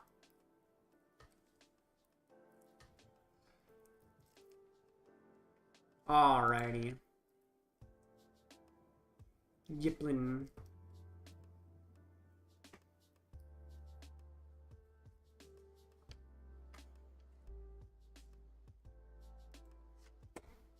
Boom Boom Grove. It's kind of a fun name. Last time I played this game for a while, I need to, so I can climb, but I'm too bored. I think the live ladder is honestly kind of boring. Or just live in general is boring. I get bored of live. The only things that really make me enjoy this is, first of all, streaming. Being with y'all makes it a lot more fun. But also, just being part of an actual tournament. Instead of just playing on the ladder. Because the ladder, you see the most wacky, terrible decks. Until, I bet you if I got to Arceus League, I could actually fix it, because Arceus League is finally an ELO system. But that requires me to get to Arceus League, and I'm not willing to work hard enough to get to Arceus League. Therefore, I'm just going to keep playing against bad decks outside of tournaments. Which is definitely why I almost exclusively play live on tournaments. Anyway. So, yeah. Goldeen does slam attack. He got really set up that turn, which is a little bit scary. But he did not get on the festival. Which is good. That's the one thing that makes me happy, is he didn't get a festival.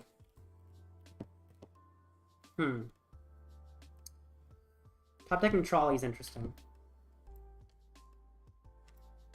Because I can get a bonnet. And I guess in Oranguru, right? And I don't need the Oranguru urgently, but it's not bad to have. And then Arven gets me the capsule. I mean, what else? Like, Lotto? Sure, I mean, they're not... Ah, Stretcher? Let's go for Stretcher. Poison myself here. There should be 30, right? Yes. And Pecharunt finishes him off. The cool thing is he's not KO'd by damage, so anything that'll be triggered by that won't work. I don't know if there is anything he has that's triggered by that, but if there is... Arc League, grinning to it when? I could grind to it. I'm assuming you meant grinding, not grinning. Have you seen the Venom 3 movie? I have not seen the Venom 3 movie. I don't think I've seen any of the Venom movies, actually. I don't know. Marvel movies are okay. They're the kind of movies you turn your brain off when you watch them. But, I don't know, especially modern Marvel. I'm not a huge fan. I don't watch many movies in general, but, Marvel is, getting to the point where it's almost like, maybe controversial take. Brain rot movies. I mean, it's just not much thinking. Just turn your brain off, watch the action, which I guess is the point of the movies. They're not meant to be deep. They're just meant to be fun action. But, I don't know. What's funny, they kind of are deep, but in order for me to understand the deepness of the lore, I have to watch, like, every single one, and I don't want to do that when they release, like, 1,000 shows all at once. So I can never keep up anyway. That's another problem, is used to you could at least keep up. Now there's just so many Marvel releases that can't do it. Actually, Venom 3, that would be Marvel, right? Or would that... Venom 3 might not be Marvel, technically, because, it could be technically, what brain... Yeah, fair enough. Venom 3 could be Sony. Sony has some rights over Spider-Man. Oh! Venom 3 is Sony.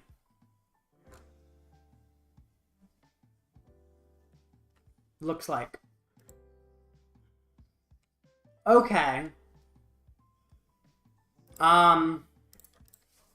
Sony. Okay. Gotcha. So it's not Marvel. Which is a weird thing. That the Spider-Man universe, like, Sony owns, like, Spider-Man, kind of, but also kind of not. That's a little strange to me, that Sony, like, half owns Spider-Man and half doesn't. Like, there's two different Spider-Mans owned by two different companies. Hopefully that's a good movie. I've heard, a lot of the Sony Spider-Verse, not Spider-Verse, like, Into the Spider-Verse, but Spider-Man movies were not good. AKA, like, Morbius, the meme, was... Spider-Man universe. Madam Web, Spider-Man. Heard those weren't very good. Maybe Venom's better. Although my quick Google search that told me it was Sony also told me it wasn't a good movie. So, hopefully that Google search is wrong, but I bet there's a good chance that that's just the truth. So, anyway. Man, I'm negative. I'm a little negative Nancy. Get rid of everything that's damaged. There we go. Like, it's a little weird to do that, but I think it's fine. I got everything I require for an attack, so just get rid of the damaged things. Yeah. Klawf. Oh yeah, I still have V-Star. Oh no, I don't have Stone. I have Stretcher to get that Pecha, though. So that guarantees an attack. Or, not attack, just a pass and KO, but... It guarantees a KO, I guess, but not through attack.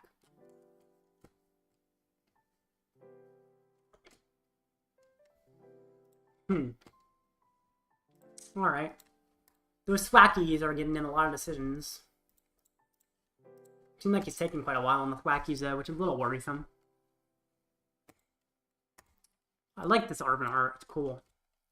I'll admit that Pedantic Fates does have some cool special illustration rares and illustration rares. Like, that's the best thing about Pedantic Fates. I think all the mini sets are kind of silly, but I really do like the illustration rares in Pedantic Fates. But then, if you go to Prismatic Evolution, those arts are horrible, as I talked about earlier, so.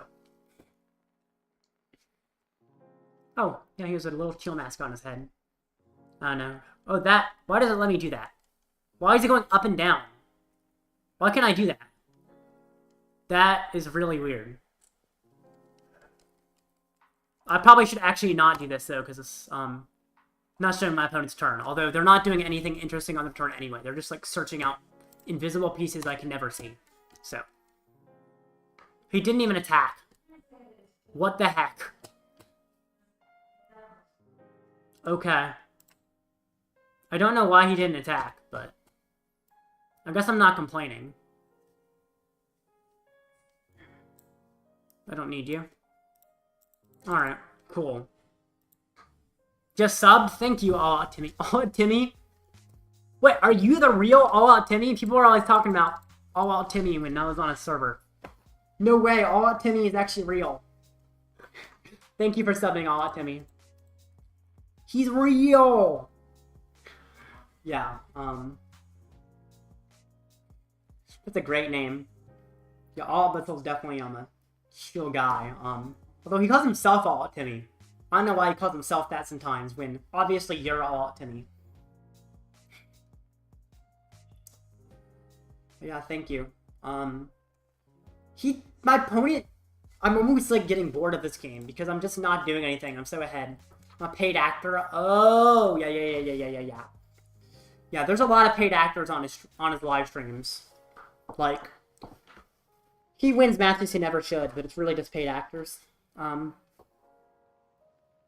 know, I don't get paid actors. I just have to, like, actually have skill. You know, it's kind of sad. But... And I also have to... I mean, this guy, if he was a paid actor, I think he'd be at least closer to winning. I mean, it's just kind of sitting there. You know what, actually, if he keeps sitting here, I will have to call the judge for slow play, actually. So, I mean, if he really decides not to make a decision, I actually will. I mean, I've been having fun talking to chat, but if it really keeps going this slow... Okay. Buddy. Alright, yeah. That's not legal.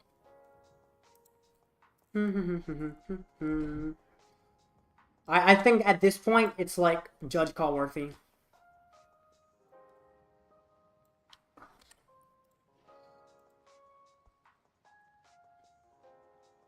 Because it really feels slow to the point of, like, problematic.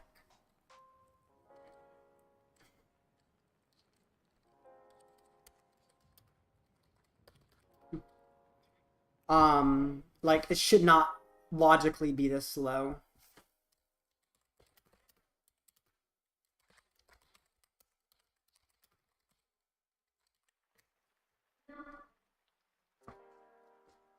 Like, I mean, it's fine if he takes time on actions, but it's like, that amount of time seems a little egregious sometimes. Like, it's just a boss. It's very obvious who you're picking with this boss. Or it's not.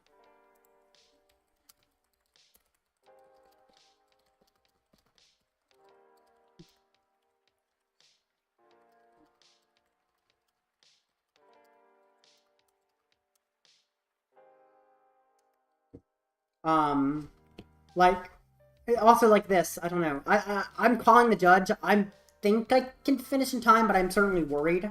Because, I mean, picking an attack again, the animation is not that long. They slow playing. Why? Exactly. That's... I'm correct, Arctic. I wasn't sure if it was just, like, my brain saying they're slow playing when I'm actually wrong. But you agree that it is actually slow play. Okay. I'm glad I'm not alone in that belief, and I'm not just being a jerk. I'm glad it is actually believed to be slow play. So, that makes me feel better. And feel like I'm not just being a, rules lawyering jerk or something. Because I do really feel it should not be legal how slow he is currently going. It doesn't feel right. Yeah. I definitely have to finish up this turn. Stretcher, what do I want? Ah, shoot. Lotto. There we go. I want to power up the Terapagos. I gotta play kind of fast to finish this myself as well. Lotto. Energy, good. And then I poison. And then I pass. There we go.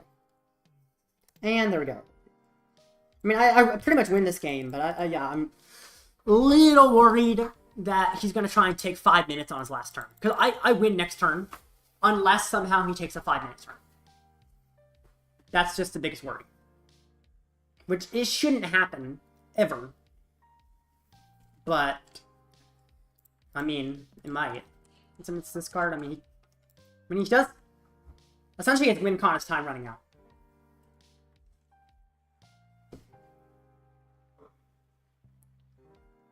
Which feels really bad. So, I hope he doesn't take up 5 minutes. I'm in chat now, we're saying it. Awesome, thank you so much. Glad the judges are paying attention. Hopefully, it's fine this turn. I mean, this is the last turn anyway, so as long as it doesn't take 5 minutes, I guess I don't care. But just worried it will take 5 minutes. But yeah, if it doesn't, then totally fine, and I'm not as worried about it. Just was getting a little worried for sure about at least last turn.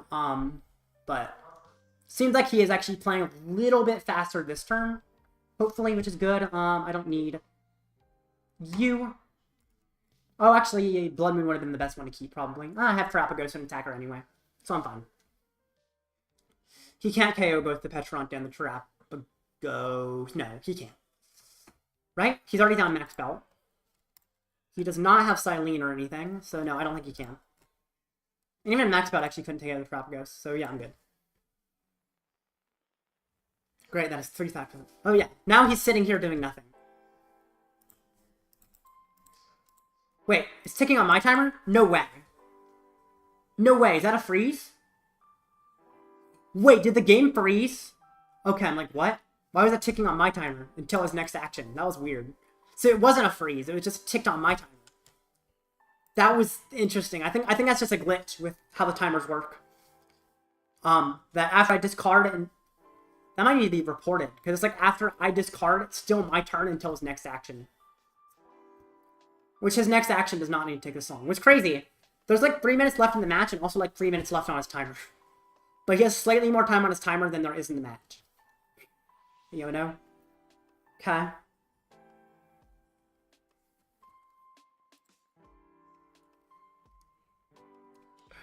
I don't know what was happening with my timer, but... Okay. Finally! Okay.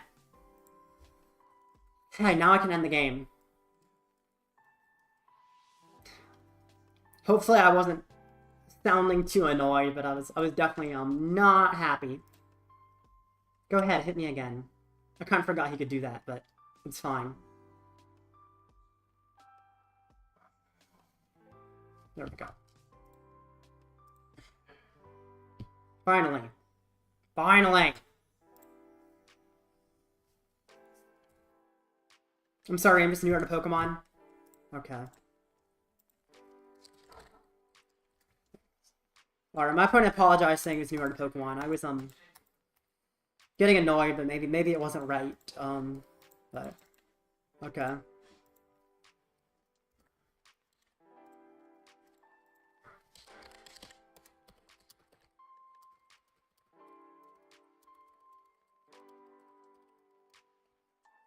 Alright.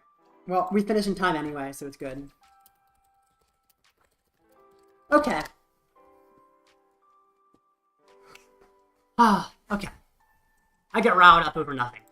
We finished in time. Therefore, it doesn't matter. And I made phase 2. 5-2 is enough to make the next phase. If I win my next 2 games, I make top cut. Otherwise, I probably don't, but that's okay. That seems pretty good. Next match starts in a min 20 seconds. Okay. Oh, man. So, everything is resolved. Perfect. So, I guess this... Well, it looks like all matches are completed. We just gotta... So, I guess that's good.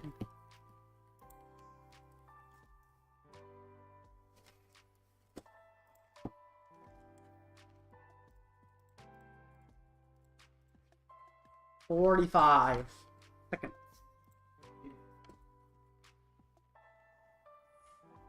Oh, Pokemon database? What is this? Just cards? Oh, it's just... Okay. Oh, that's weird. It took me, like, completely out of the online section. Huh. That's interesting. Like, the databases take me completely out of that section. Also, no, I'm not looking at the One Piece data. Oh, what? Oh, I see. Let me go back to normal Limitless. No, I don't want to go to One Piece.limitless. One Piece is, not a game that has card art that I can probably show on stream. So, definitely not going to show anything related to One Piece, because probably not very stream appropriate card art. It's, yeah, that game has some interesting, aesthetics. I guess most card games have that, although Pokemon doesn't really. Probably because Pokemon's like a kid's game. When is the next match starting? Come on! I thought everyone had been done, so they would have started it. Maybe there's just an extended judge call. Who knows? Oh, I bet I know what they're doing. It's between Phase 1 and Phase 2 they're dropping people. Is this a good matchup?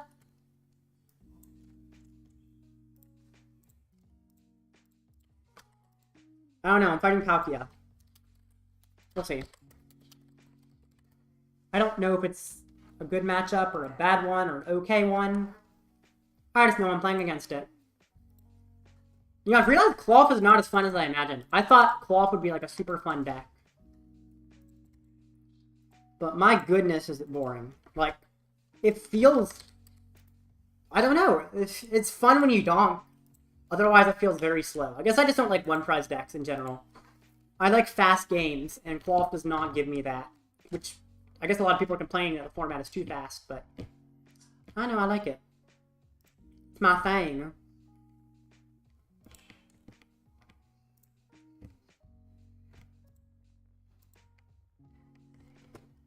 Alright. Is my opponent available? My opponent...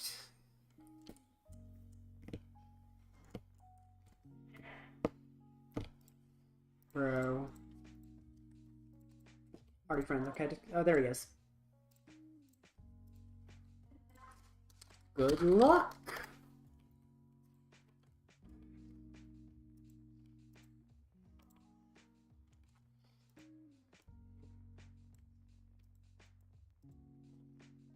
Cool.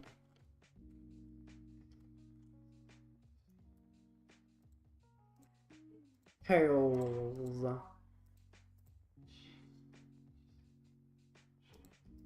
His head's lame.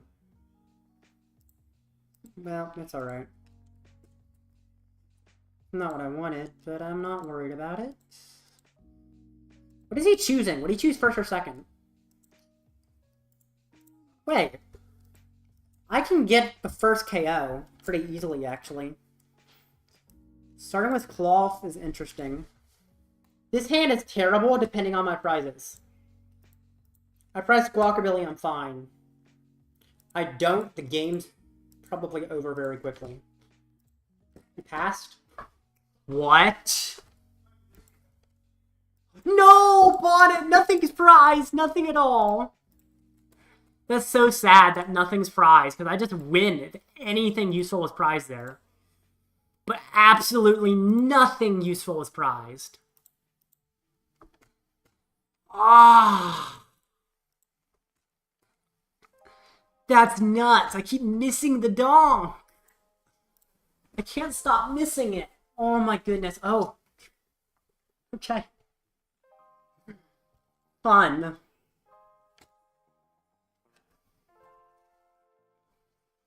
Oh, now you give me things. Well, at least I start by taking the first two prizes. That's the good thing. Trolley. And I guess I thin out Mochi. Is Mochi even useful in this matchup? Somewhat. Trolley. Fill my entire bench. Bonnet. Latias. Oranguru. Terapagos. And...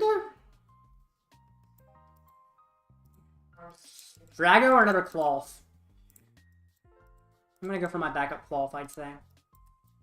Next attacker or something. That seems right. Is Oranguru? Yeah, Oranguru's good. Yeah, that's good. Could attach this to Klawf. At this point, is my next attack gonna be Klawf or is it gonna be Terapagos? I think it's probably still gonna be Klawf. And I do want to attach it just in case. Just so I have it ready. This can go there. I mean, this might as well go there. Or I can leave it on the active for the chance he doesn't KO me. But I have free retreat anyway, so I guess it doesn't really matter. And 340. Dr. Alfred, really?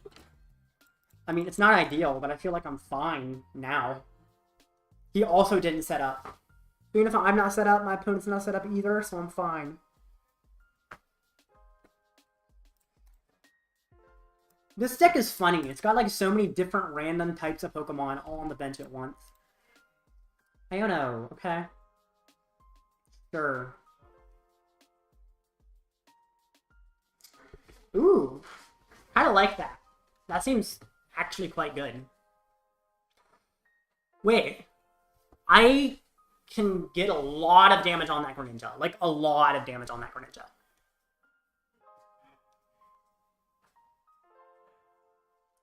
Could also just Gust KO Fezandipiti. Wait, I just Gust KO Fezandipiti, don't I? Like, that just seems correct.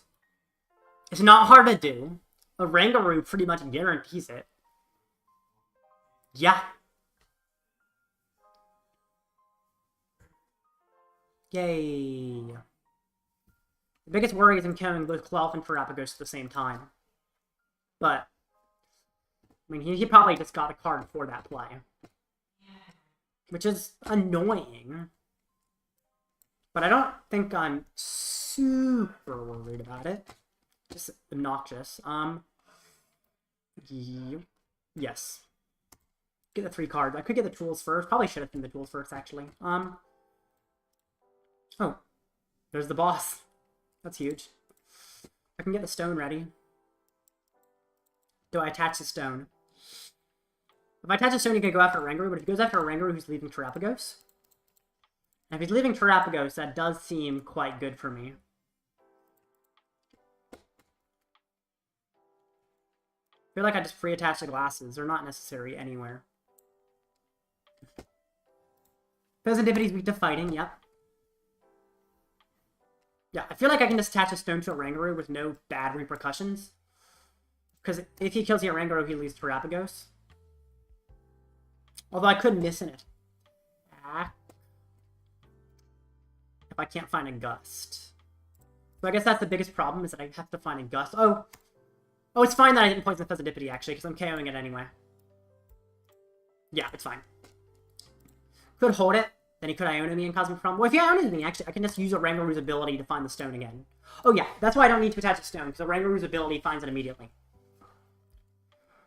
Whereas, if he Gust KOs my Oranguru, it's gone forever. So yeah, that's right.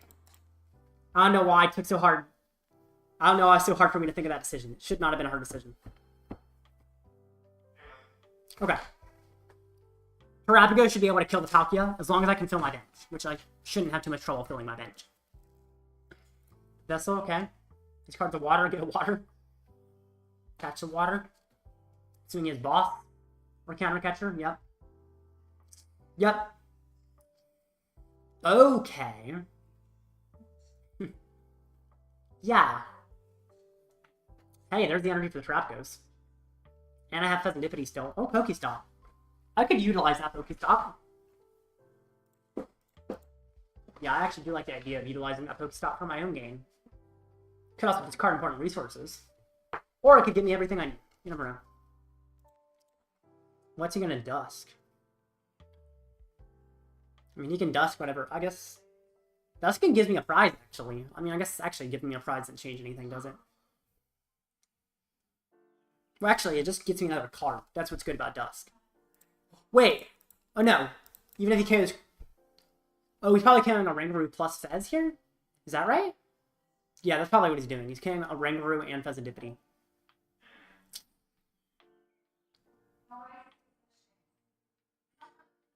Let's see. Klawf is winning if I get a Gust. I literally just need a Gust and I win the game. The problem is finding a Gust. But Pokestop should be able to find me a way to get Lumineon, right? Maybe not, I don't know. If it doesn't, I think I do lose, though.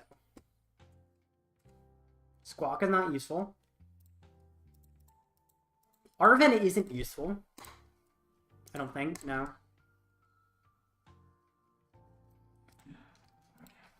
Pokestop. Heavy Ball. Doesn't do anything, nothing's prized. Of course, that's a boss. Ugh. So, he has Star Portal. Bloodmoon can attack, but it won't finish him off, and you can KO it easily. How is that my last prize? Oh my goodness. Is there any other way to find anything? Don't think so. How did you come back from this? It was a weird game start. Dang it. I was so close. My last prize was boss. Literally my last prize, and I didn't find anything after this. I've lost, I think. I think I've just lost, yeah. I attack with Bloodmoon, and I lose. Electrode, he's not weak to grass. So, Electrode doesn't KO.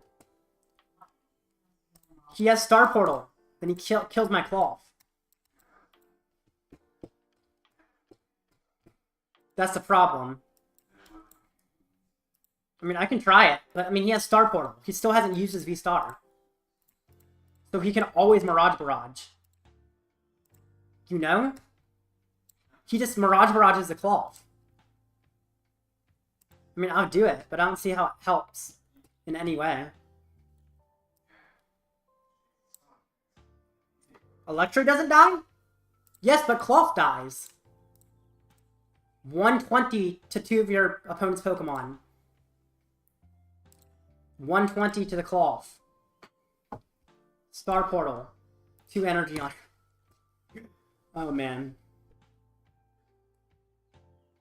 Unless he doesn't realize it, but, like... He can't? What do you mean he can't? He hasn't V-starred yet. Fighting type? Palkia won't work. No way! How have I never known that interaction existed in this game? Wait. I never knew that was even in this game. Since when? I hate this game.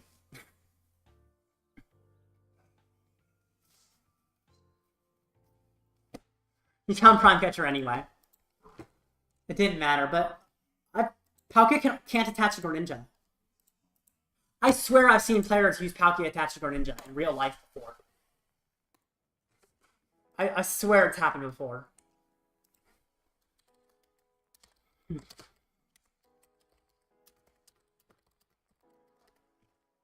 I don't know how I didn't realize that. You're welcome. Thank you, Arctic. I don't know how I never knew that. That's, like... Yeah, it only attaches to water types.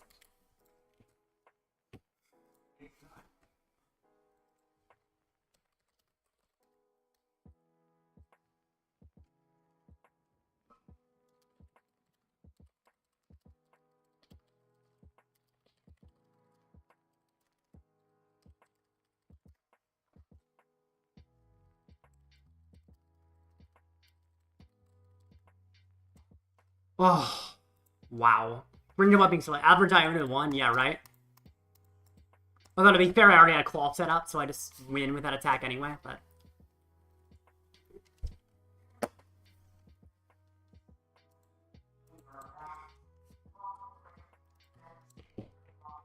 But actually, could he just... How much was damage with Palkia doing? Was it enough to KO Electrode? Didn't Palkia just KO Electrode anyway? Like, let's see. I had 4 bench Pokemon, he had 4. So that's... He's doing 200. Yeah. He could just manually retreat his Greninja and KO anyway. I think, right? Yeah. My bench... Oh, no, maybe my bench was 1 too low for that, actually. I know.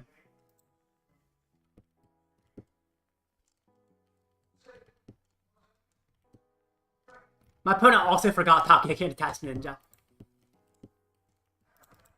It's kind of funny. Alright. Let me see. Was our bench big enough? Let me see. Yeah.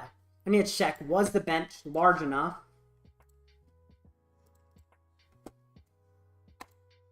Need to, like, look back on this. Oh. No, it wasn't there. It was a little more recent. By that point... Oh, wait. Our bench were big enough that Palkia killed anyway.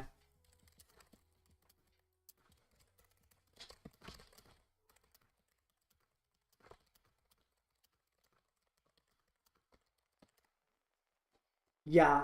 You could just retreat to Palkia, because we both had 4 bench Pokemon. Which is enough damage. 20, 40, 60, 80, 100, 120, 140, 160, 220. So yeah. Okay. Well, there's 15 minutes until the next match. I think that's enough time to play a game. Hopefully.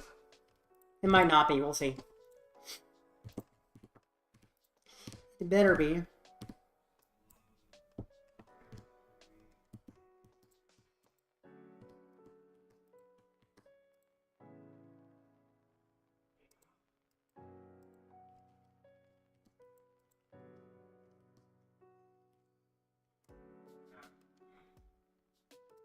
Cool.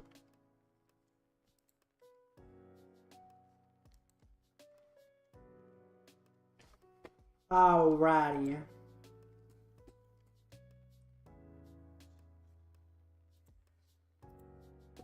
Oranguru?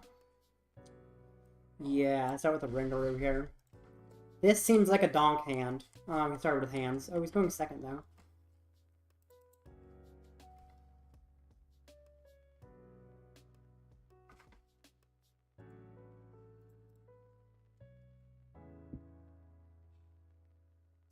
Ultra Ball. What do you... Iono and Boss. That's fine. Hey, that's fine. Wait. Oh, it's Lugia. Okay. Sure. It would be really, really funny, right? Oh, I was gonna say it would be really funny if you didn't have a Lugia B. No, you have it. Well... Wait a minute. Resistance of fighting. Klawf can't kill you, right? Right? 140. Mochi, 180. Poison, 200. Or, yeah. 210 I think is the most I can do, right? Yeah. 140. 180. Oh my gosh, 210. I can get so close to killing him, but I can't actually do it.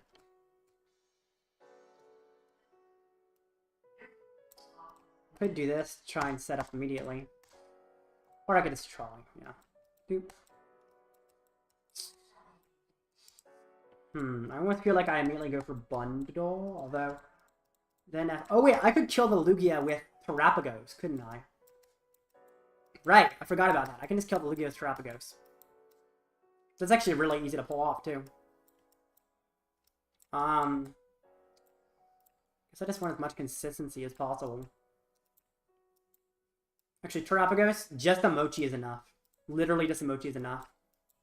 I mean, I might as well set up extra stuff. I feel like that's fine, right? Actually, I think I just win. Because, I mean, he loses his Lugia. Like, immediately.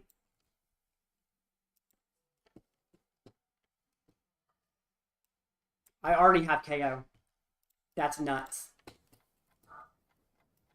Forest, Mochi. Oh, I didn't need another Mochi. Oh, shoot, I got the wrong tool. Oh, no! I already... That technically could cause me problems, because I got the wrong tool. No way, do I actually miss an attack because of that? I actually miss... Oh, I have to Forest. I don't miss an attack, but I have to Forest.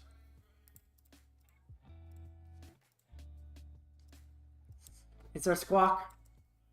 There is a Squawk. I guess it's fine to Squawk. Like, it sucks that I messed up that I have to, but it's fine. Bruh. Yeah, this game is like, you did it wrong, so I'm gonna force you to use your stone. Thank you, game. Whatever. It's a KO, so I really don't care that much. So first poison, how much am I doing?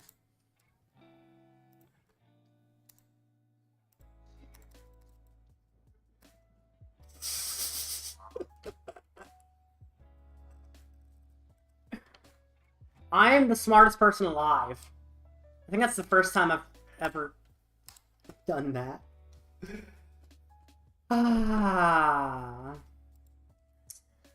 Call me a genius.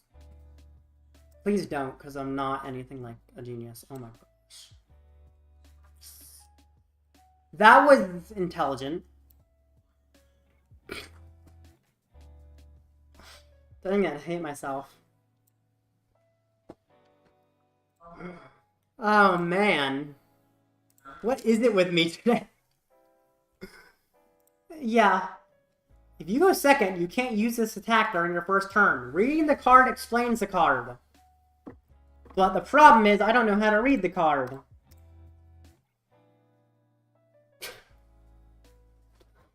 Dang. Oh, I got problems, man. I've got problems. What is wrong with me?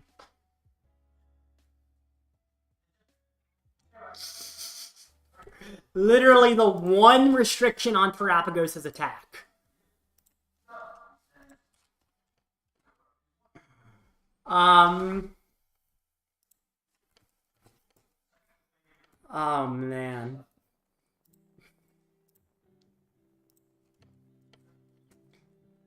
I'm great at this game. I really am just amazing. As you can see, I know exactly what to do in every situation and play everything correctly. I'm just playing this how I should, right? You know, what I was doing, I was actually purposely making a mistake to make the stream match more close. Yeah, that's what it was.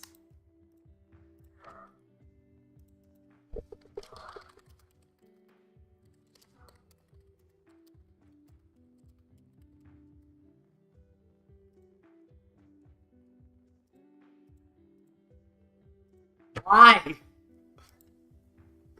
Just concedes? Okay.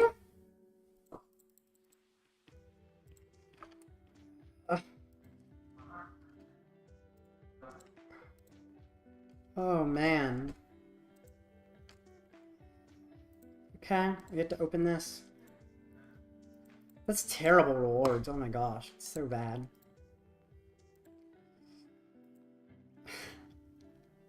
I'm cringing so hard at how I just played that match. Let's check on the poll. That's an interesting thing. Set up a while ago. I haven't looked at it. Let's see. Alright.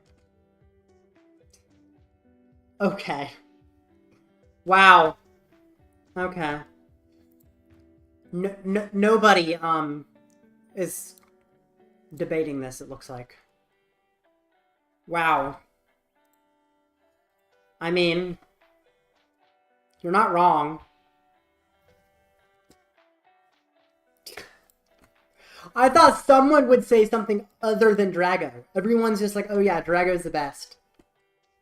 Which is true. But also not what I was expecting everybody to agree on. But Klawf is the second best, I'd say. It could be the best. It's the only thing... Out of the things I listed, it's the only one that competes for the best. I think it could be better than Drago for certain tournaments. Because it's a very good deck in the meta, and also a very good counter deck.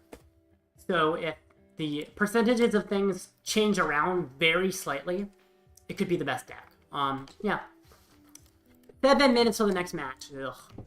Waiting is fun. Where was my standing before this match? Actually, how many people made phase 2? That's the question. Lame. I actually have to play out the next match, otherwise I might not be able to make top 32. Lame. Because I mean, even if I win the next match, I'm not making cut, right? Let's see, cut is top 16. Alright. I'm terrible at doing math. Let's see. So, you've made cut. You've made cut. You've made cut. 3 already in cut. 4 in cut. 5 in cut. 6 in cut. Top 16. Okay. Actually, okay. 1, 2, 3, 4, 5, 6. 6 guaranteed. Then all the 6 twos will be playing against each other. So 1, 2, 3, 4, 5, 6, 7, 8. So 1, 2, 3, 4, 5 plus 8. 6, 3 could make top cut. Oh, so I have to win the next match out. Because I could actually make cut if I win the next match. I was hoping to just ID for top 32, but since I can actually make cut with it, have to play it. And win. Okay. That's definitely interesting. 5 minutes of the next match. I will be right back.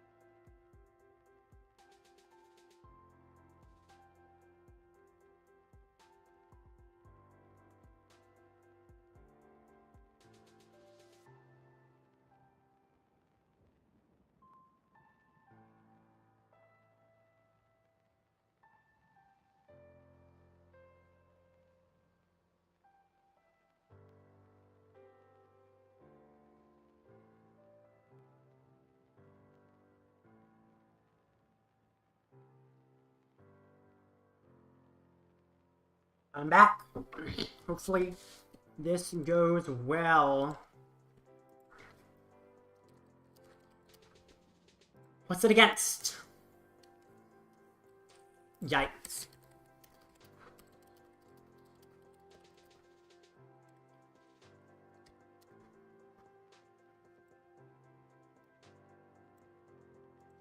Sorry, 1 sec. Okay, cool. Let's send a request. It's Klawf versus Klawf. That's gonna be very interesting.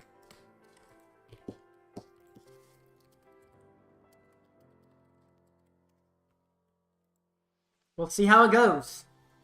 Definitely a weird matchup. I think didn't I win Klawf versus Klawf earlier there?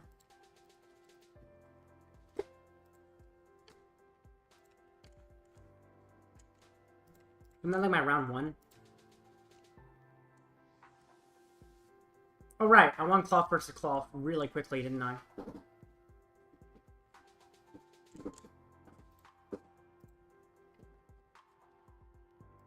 Alright.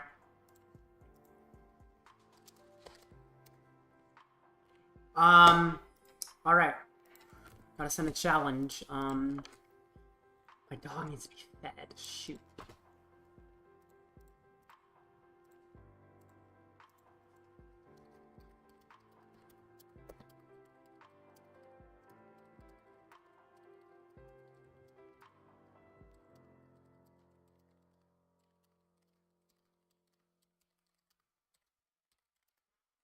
Alright, send him a challenge.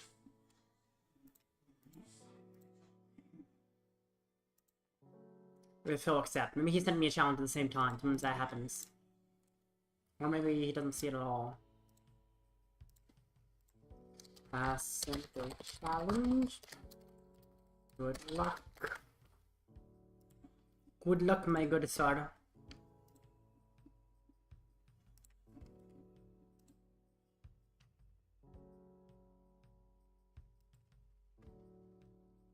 Go first. I go second in this matchup, right? The first attack.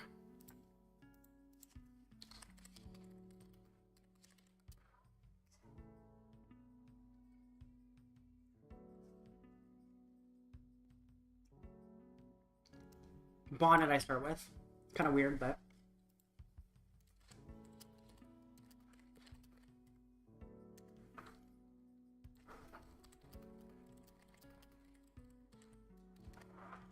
Alright, it's not time to finish setting up.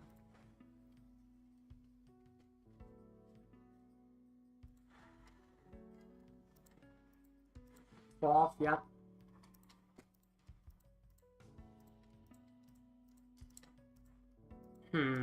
Heavy ball.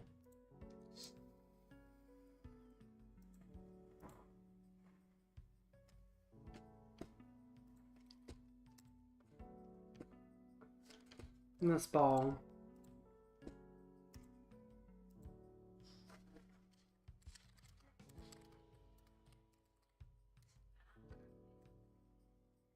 Lumi for research. You can't use a research immediately though, so that's good. Let's get you a stone. Stone probably gets you trolley. I'd assume. Ah, you have area 0. That's a good setup.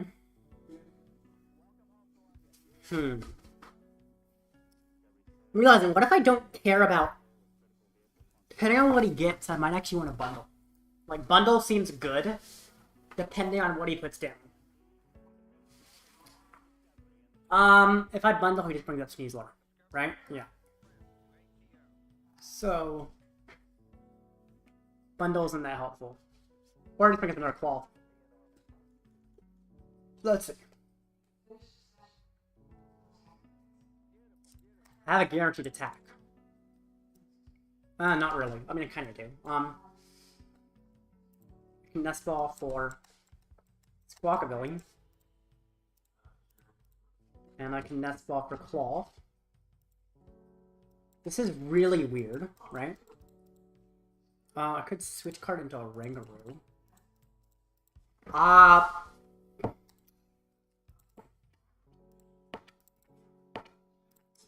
That actually makes sense. The problem is it stops possible Colress play. But is Colress even the supporter I really want to use? I'd say probably not anyway. Squawk, I mean, it could be a good supporter, but I don't need it unless I somehow miss the energy, in which case Stone can still find it. Okay.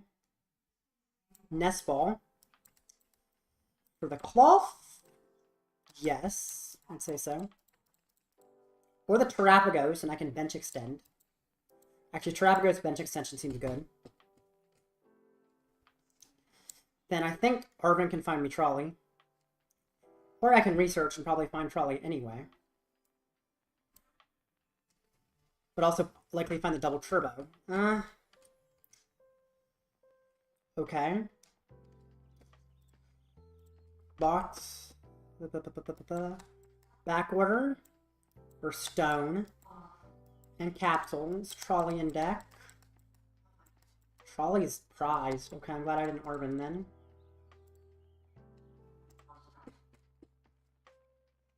Catch a Capsule to Bonnet. Do I bundle? If I bundle, he can choose what he wants. If he just wants another Klawf, like bundle seems a waste. So I put down Klawf. Put down Terapagos. I Ultra Ball away Electrode. And to kill him, I don't need Mochi, so Mochi. To get myself to free retreating. Oh shoot. Where's the Latias? Oh, it's prized. Oh, no. Since when was that prized?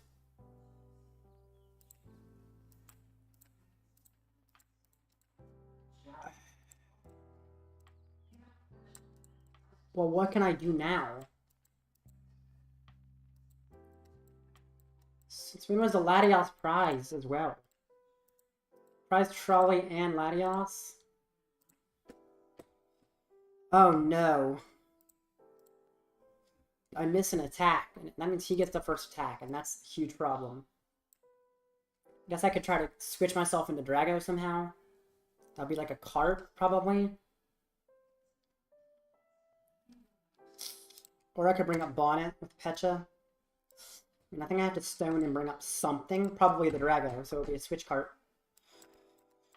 Oh my gosh. That is horrible. But afterwards, I'd essentially be waiting for him to take a KO before I can really do anything big. Which is, I guess, fine. I just need cards at this point, so... But yeah, now I'm down my carts, too. Of course. I'll find it now. So bad. I did not play that right, and it's probably gonna cause me issues. Yay. Well, that's real tough.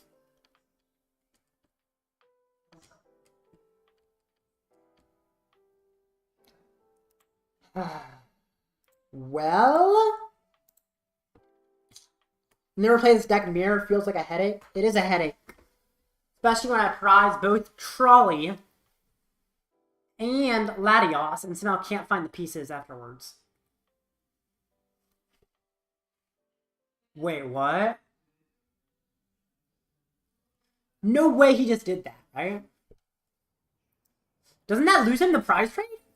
Because he takes one prize and I take two. If I can take two every single turn, I win this game. Now, that requires me to take two every single turn, which is not easy. But if I can do it, I win. So I just have to do it, you know? Okay. Unhinged Scissors. If I take two prizes every turn, I win. I'm fine now, yes. Just take two prizes every single turn. Heavy Ball. Finally can get that stupid Latias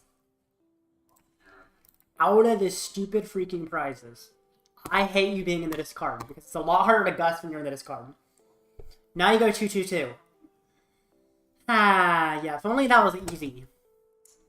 How am I planning on finding my gust, is the question. Plus my energy. I can Ultra Ball for Fezandipiti, but Lumineon's in the discard, so Fezandipiti is going to have to find me a Night Stretcher. And if it doesn't, who knows? Also...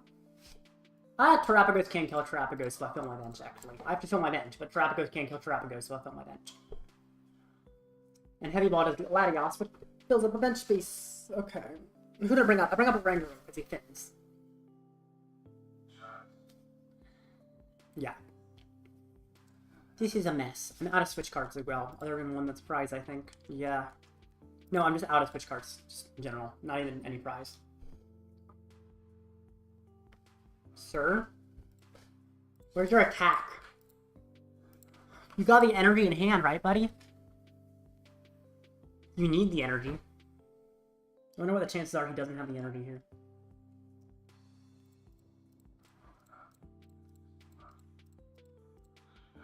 What?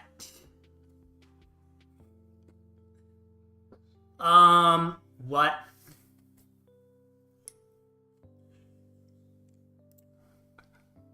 Okay.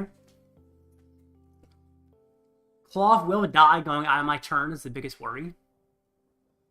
But that seems insanely good. I was expecting this to be a much worse situation. Not only did you not knock me out, but I also top deck boss. Really, my biggest and only problem is my Klawf's gonna die naturally soon. And that's not a huge issue. I think I'd go after, wait. Go after this. Terapagos, for sure.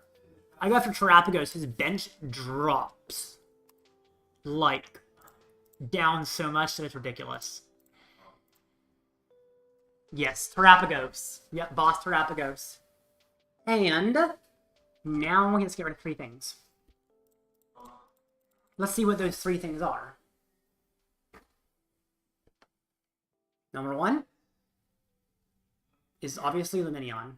Boss Terapagos. Yep, I definitely did that. Yeah, I realized through my own reasoning that was definitely the correct way to go, okay? This guy still being a little annoying. I also can't Fez after my Klawf dies. The good thing is when my Klawf dies, he still has 4 prizes and I have 2, so I think I'm okay. Okay. Yeah, I can't Fez if I get KO'd here, so. But I also have a turn where I don't need to do anything. I can just relax for a turn. I have no requirements. I mean, I honestly think I just, like, go into Drago and draw cards. Like, literally all I care about that turn is just draw cards. So, like, he kills my... I mean, if I trolley for Drago, is that right? Yeah, I feel like I trolley for Drago, try to thin out a bunch of my hand, and just draw. Pecha, okay. That's fine. Why a double turbo on Pecha? I'm dying anyway, buddy. So why the double turbo? I could try to kill him with my own Pecha if I really wanted to take 1 prize. I mean, I still win the prize trade if I do that, right? Wait, let's see. Poisons both of us, though. Oh, I would just poison myself before I switch. Don't I just go for my own Pecha here? Because my own Pecha kills his Pecha. Oh, I don't have Sneasler. So that does not work. Because my Pecha does not kill his Pecha without Sneasler. Could still decide to poison him if I really felt like it. First of all, I get rid of double area 0. These are wastes. I don't need them. No, there's no Pecha anyway. I could get Fez in play. I can't use it right now. But it's for after he KOs. It's 4 prizes. I could try to force him to hit into a 1 prize, right? Because I could retreat in the bundle. Yes. I mean, I'm not drawing any cards this turn, most likely. I have nothing that I can draw a card with. But I can do this, and that's fine. And then, like, free retreat in the bundle. Like, bundle's not useful because he just brings up a 1 prizer anyway. So I might as well sacrifice him. Oh, I could have... should have back-ordered, at least thinned. Not a big deal. I can back-order next turn, but... And yeah, his Pecharunt cannot one-hit my bundle. Bro. Who is Shade Copier? Are you familiar with the low taper effect? Oh, yeah. Because this is... I've had multiple people come in my chat ask about that. Or maybe it was just you who's asked about that every time you come in the chat. I don't know. I feel like I've heard of it. Oh, okay. That's silly. I just looked at the memes. Okay.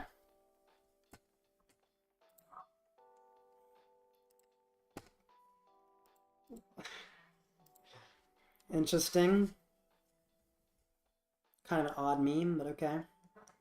To each their own. You enjoy the meme, good for you. Who is Shade Copier? I don't think it's copying your name, Shane.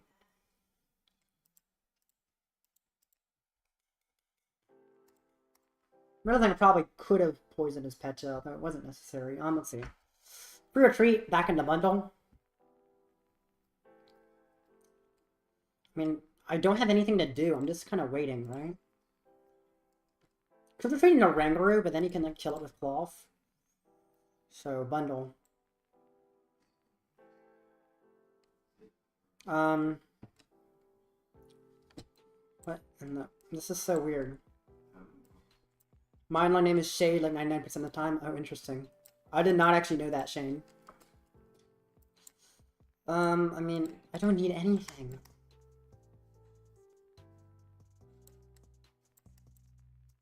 I might as well get this. I think it's slightly more relevant.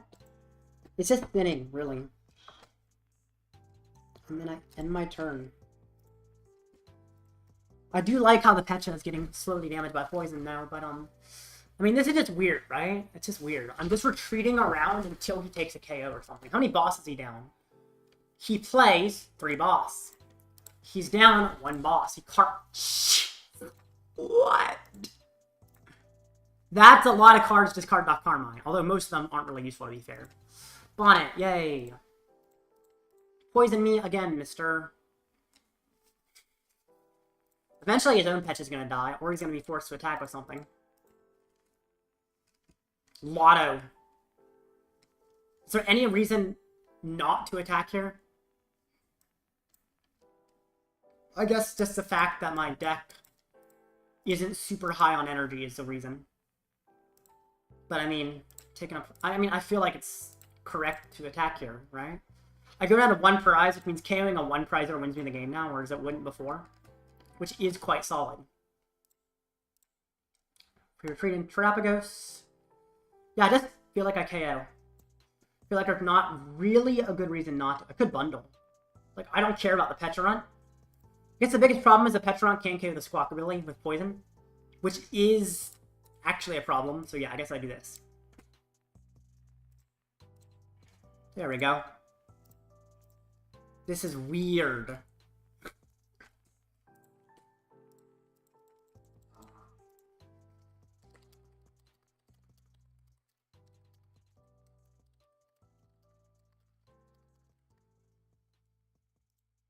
And Klawf is up into the active. He's going to probably take 2 prizes. That's the biggest worry. I have to probably find an energy off Flip the Script, which is possible to miss. But I don't have to find a boss. I just have to find an energy. And I have 2 energy in deck. So, I mean, most likely I can find it. If I can't... Wait a minute. Could Pecharunt kill the Klawf? No, it wouldn't. Not quite. If my Sneasler down already... No, it still wouldn't. No. That's okay. I just need... Wait, Bloodmoon's... No, Bloodmoon's not free. Bloodmoon costs 1 energy. If Bloodmoon's free, this would be easy peasy. Sadly, Bloodmoon is not free. Let's see. I can Fez. I bring up a Oranguru to try and thin as much as possible.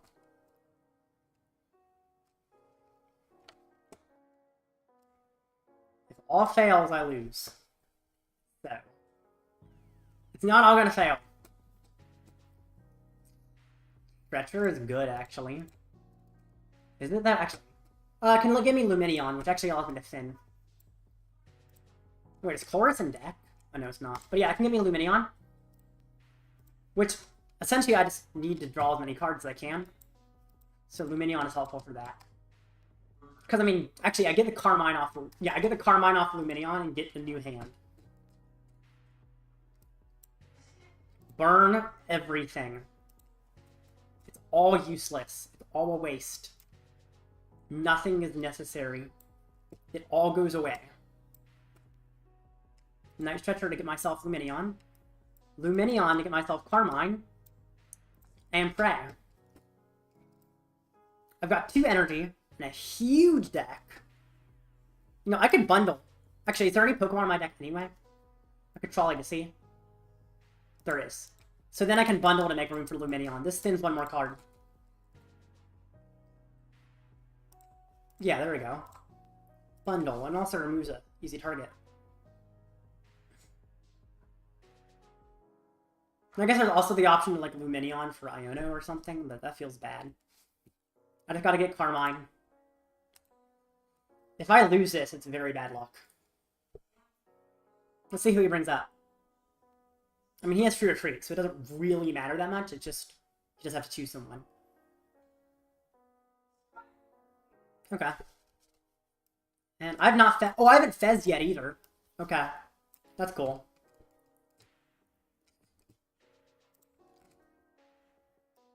I don't know if I can fully empty my deck, but I think I can get close. Actually, I probably should have Fez first, because I can, like, thin Nest Balls and Mochis.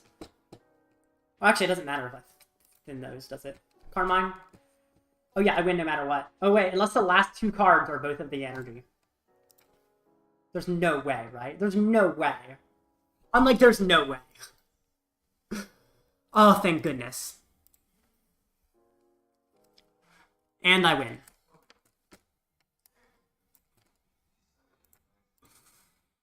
I just Bloodmoon, yeah. I don't need to poison. Oh my gosh. And I won. 6-3. Maybe I make top cut. Maybe I don't. Let me, do some math on that.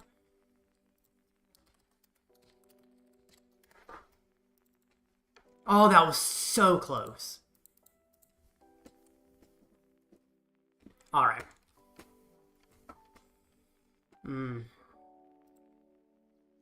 So... pairings, okay. Cut. Urine cut. So 6 slots in cut. 7 in cut. 8, 9, 10, 11, 12, 13, 14 slots in cut are taken. Every other slot is a 6-3. So 2 people with 6-3 make cut. Great sequencing. Thank you. I gotta feed the dog. I'll be back in like 5 minutes. Next match starts in 7 minutes, so I'll be right back. I might not make top cut, but we'll see. But I'm gonna go feed the dog. Be right back.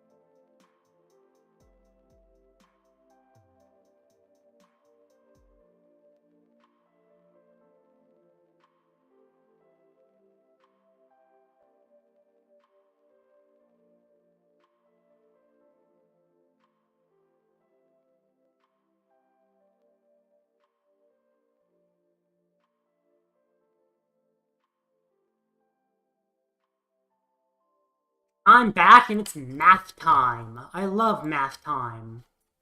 Time to see if I can make top cut. So, what's my opponent's win percentage? Let's get a general overview. For this match, 56%. Okay. Now, let me actually open this in another window. 56%. Okay. I'm competing against the other 6-3s. So, first 6-3, Michael. Crazy how only 2 of the 6-3s make it. Michael. Okay. Michael's a little bit higher than me. Did he get down paired? He has a lot of opponents that drop. That hurts him. Okay. Now let's look at me. How many opponents do I have dropped? A similar amount, but I have 3 opponents in phase 2. How many does Michael have? He has 4 opponents in phase 2. Although, to be fair, if they don't make phase 2, I don't think... I think it's actually okay. I don't think it's a problem. I think their win percentage is determined by how they did in day 1. So, actually, let me look at that. 4 3s. Some really bad ones over here. But 4 3s. A lot of them. Michael. Okay, Michael's win percentage is better than me. Who's next? Next is... not Ronnie Tsunami.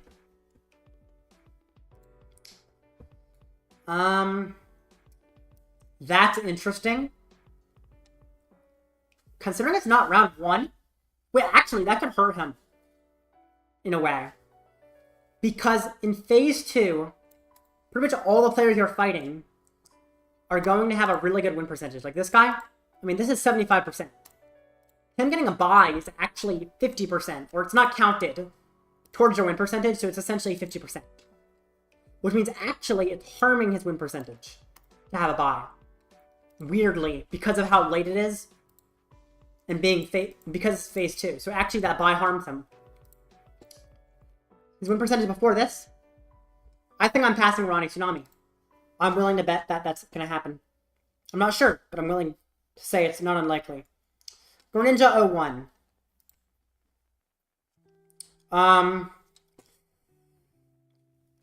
What's his win percentage already? Yeah, I think Greninja 01 is going to stay ahead of me for sure. Oh, that means 2 people seem to stay ahead of me. Michael Adita I could technically pass, but that's going to be hard. New round has started. Waiting for Top Cut to start. I did not make Top Cut. Let me see the standings. Looks like a new round started. What place was I?